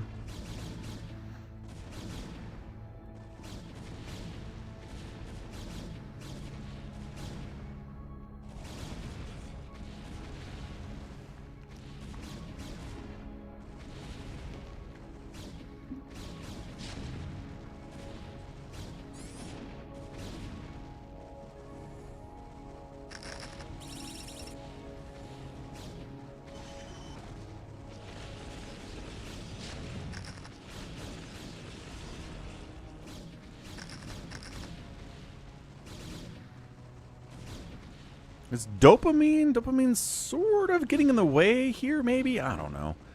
This is such a weird way for Happy to die. Like I said, just surrounded by Toss and kind of getting squeezed. It is nice to get some Protoss on Protoss violence, though, so it's not all Protoss teaming up on the one Terran who remains.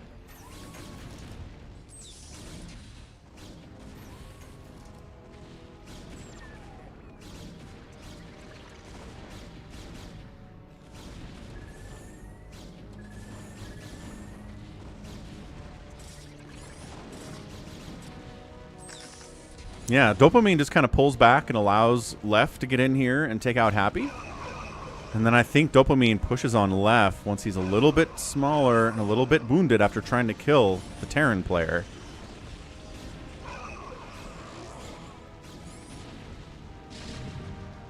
Get 'em, tanks. They got 1/1 upgrades. It's totally fine. 3 attack on these goons is nice from Left. Really good. Bazump probes trying to run. He's got a high ground base. Again, this map is pretty good for cockroaching, and there's Dopamine making the push down south into Left's base. I thought he would do this. He's got 1-0 upgrades, so he doesn't have the upgrades to hang, but he's got the numbers to hang. Because again, a lot of Left's armies up here dying to siege tanks. It's a good move by Dopamine. It's a good free-for-all move. Baby T-Rex says Dopamine stream snipes. Possible. Hard to prove it.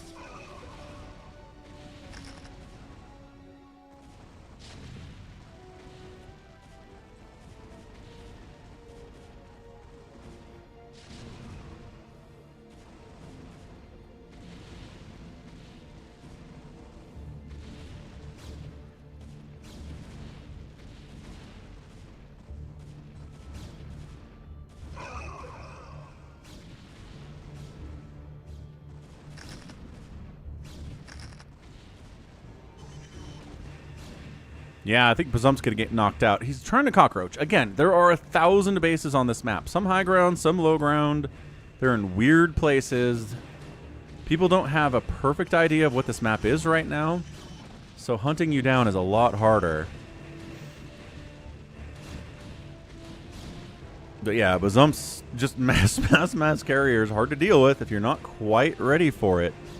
Here from G22. I love these probes. Just evacuating through this mess. Run! No, it's not safe. Oh, not safe at all. So Bazump's got 10 probes and a Nexus, and he's trying to rebuild his entire life. Meanwhile, Left and Dopamine continue to fight each other. Dopamine's at 151 supply, Left at 160. Again, better upgrades here for... Ow. 4 for Left. That's going to help him in the engagements over time here. 3-1-2 versus like a 1-0? Yeah, 1-0.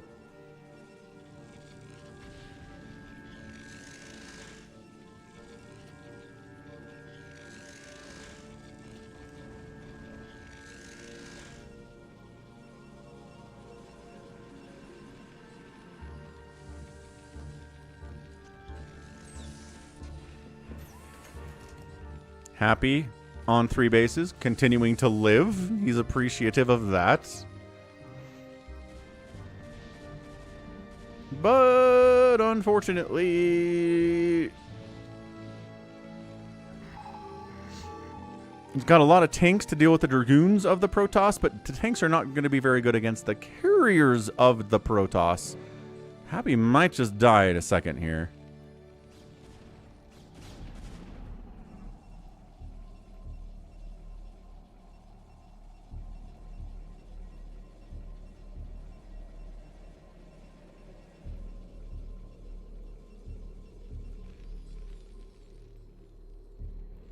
This? Oh, this is Left expanding down here. Also, trying to build some vultures down this way is Happy, but... No, says Left. Absolutely not allowed. Oh, the carrier's moving. The carriers are making a move, folks.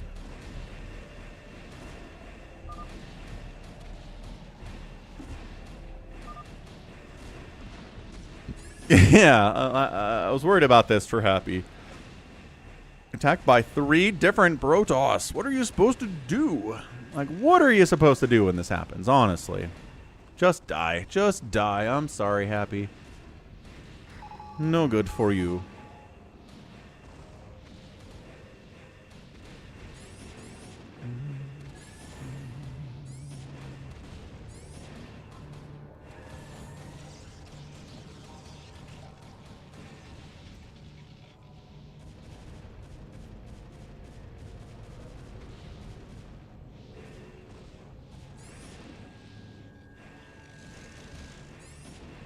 Yeah, I think Happy's dead by G22, while Dopamine and Left punch each other in the face forever. +2 attack is done for Dopamine, but it's a 3-1-2 setup here from Left. Reavers are out. Reavers can be game changers here, too, for Dopamine. 160 to 150 supply. It's so close on supply.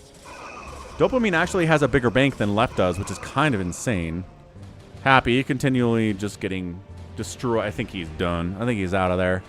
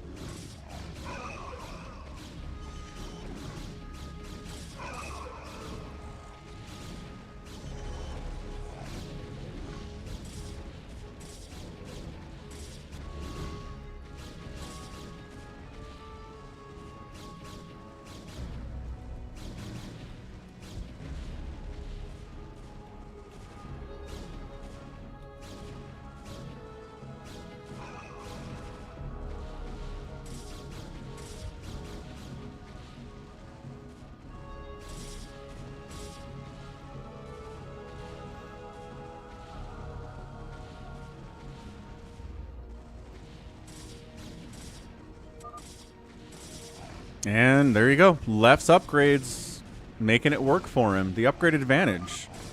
Dopamine has more money, but he's losing these battles because his upgrades are worse, and that's it. Dopamine's out of it.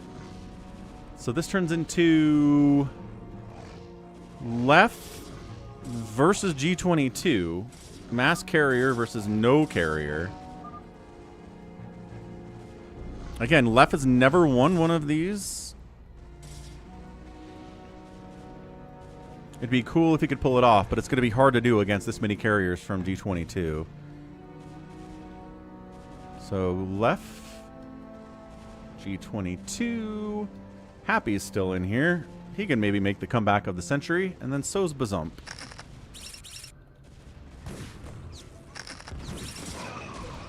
Make your predictions.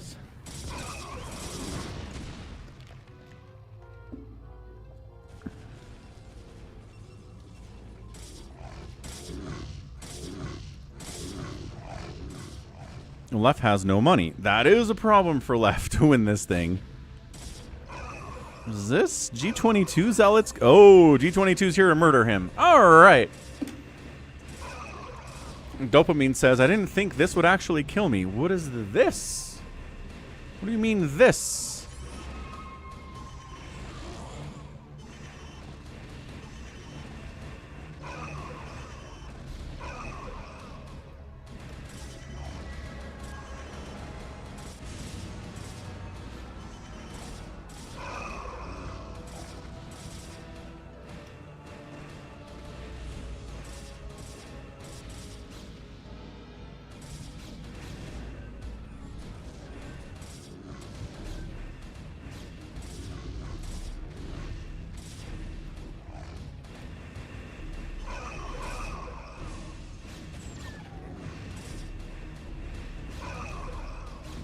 The sneak attack on your base. Ah.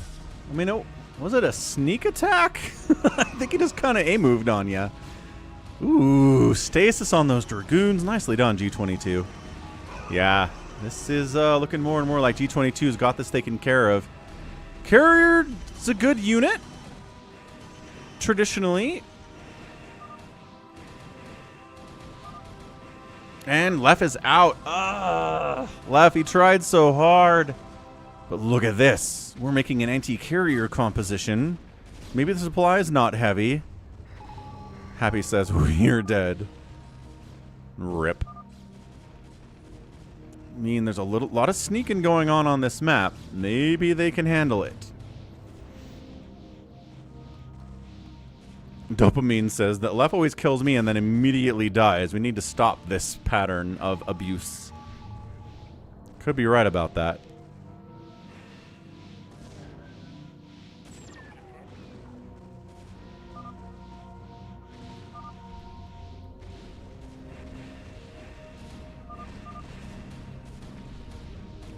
I have a Wraith, he says.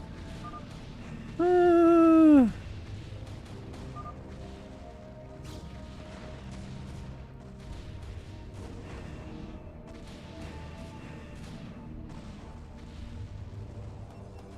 my gosh, this would be so cool. This would be so cool if he pulls this off.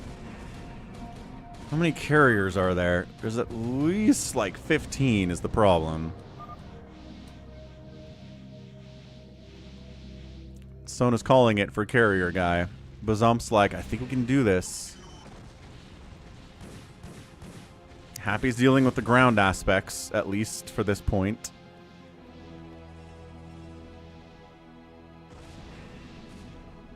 G22's wasting some time going after people that are already dead.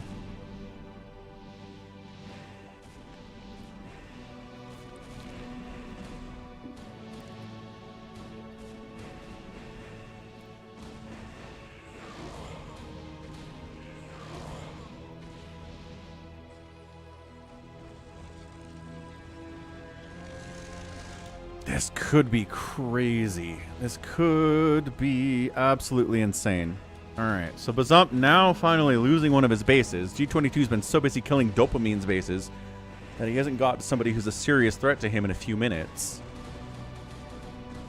Might as well evac those probes, Bazump.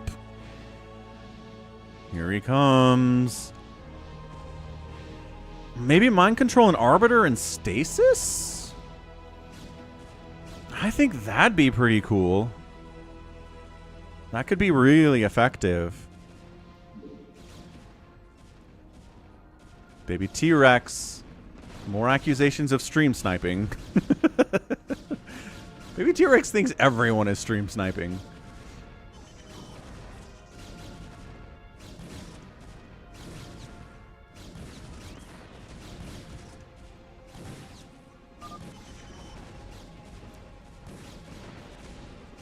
Don't be scared now, says Bazump. Just because I'm directly countering your carriers doesn't mean you shouldn't attack me. I mean, it might be a decent move here for G22 to just kill his own carriers and then just remax on Dragoons and go. Well, that's what G22 just said. I'm going to kill all my carriers and then remax on other stuff. That's what my 3 tanks are for, says Happy. Ho ha ha. Oh.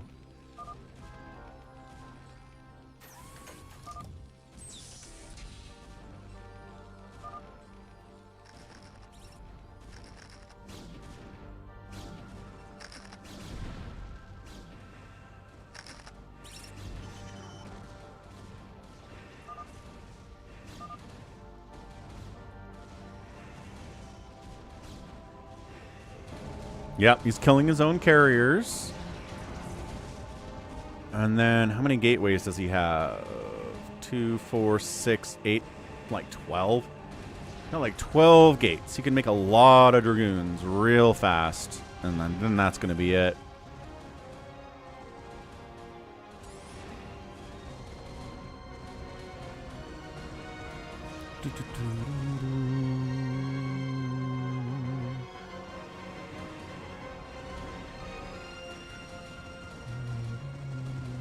And Kittle's injured now.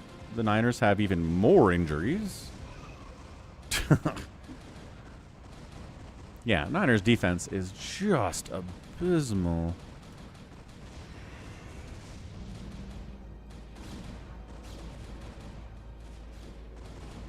Beating this Niners team should really not be that impressive. Their defense is so bad. And the Eagles are going to pull it off.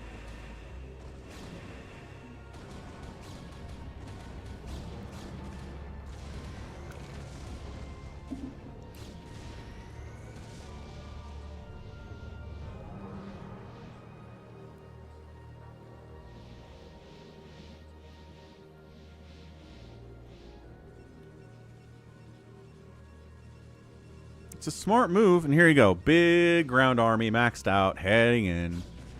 And you guys made an anti-carrier army with Wraiths and Dark Archons. Congratulations. Here's 1,000,000 Zealots and Dragoons.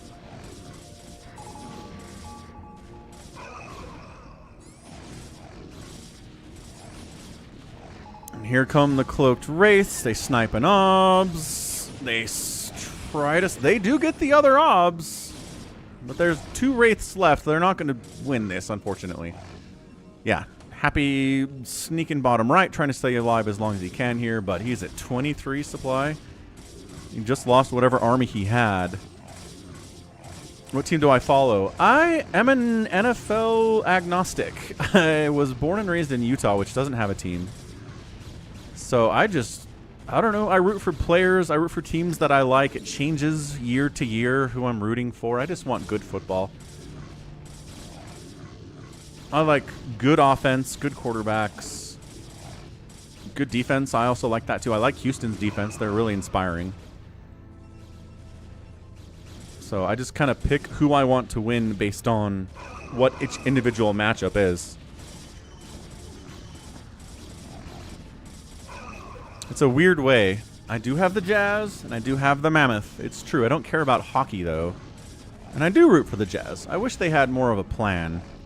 Kind of feels like ownership is a little bit lost of what they want to do with the team right now, what direction they're heading, so...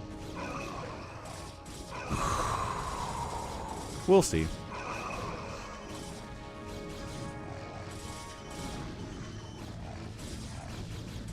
I'm rooting for him, but I'm not really following him that close. Nice Maelstrom. And I don't care about soccer either, unfortunately. Who are your teams, WoW Mage? Alright, stepping away one more time before we go. Be right back.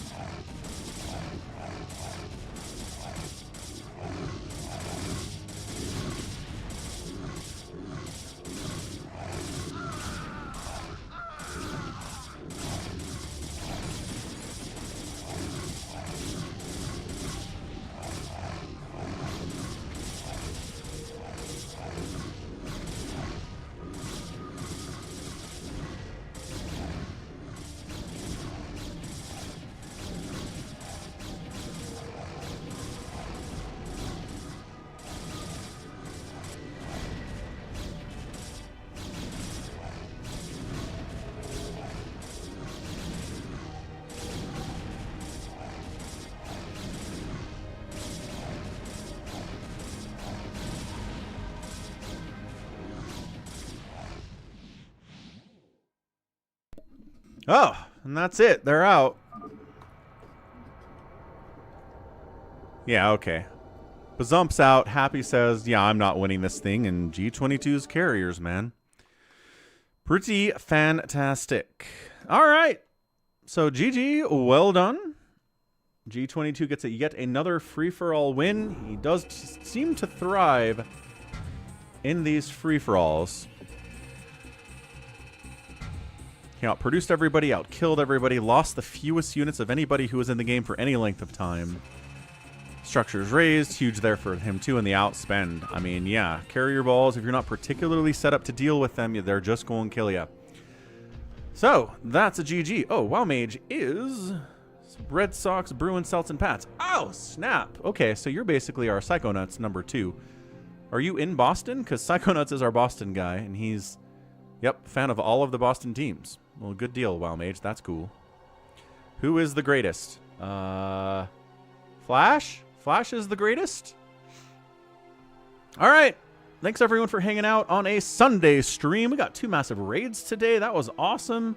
We got a tip from Bjorn over at falconpaladin@gmail.com for PayPal of 40 bucks. Avcatinus tipped $5. Nico, $2 Canadian. YH, $5 Canadian. Pretty good stuff. So thanks, everyone. New follows, new subs, too. Much appreciated. We will be back tomorrow. Oh, right. You're not in Boston. You're in Maine, but you don't have any professional teams, so you follow the Boston teams. I gotcha. I gotcha. Night MQ. We're going to raid somebody real fast here. As always, if you don't know what the schedule site is, here's the schedule site. I'll update it tonight with what I'm going to do this week. So keep that in mind. Check it. See when we're going to be streaming what. It's going to be some Pillars of Eternity. Monday, Tuesday, Wednesday, if you want to watch me finish that game. And it'll be a good time. So, let's go. Let's go. See how G22's so mad all the time? You're always so mad, G22. What's wrong? All right. Catch you tomorrow. Pillars of Eternity, StarCraft back Thursday. Love y'all, and goodbye and good night.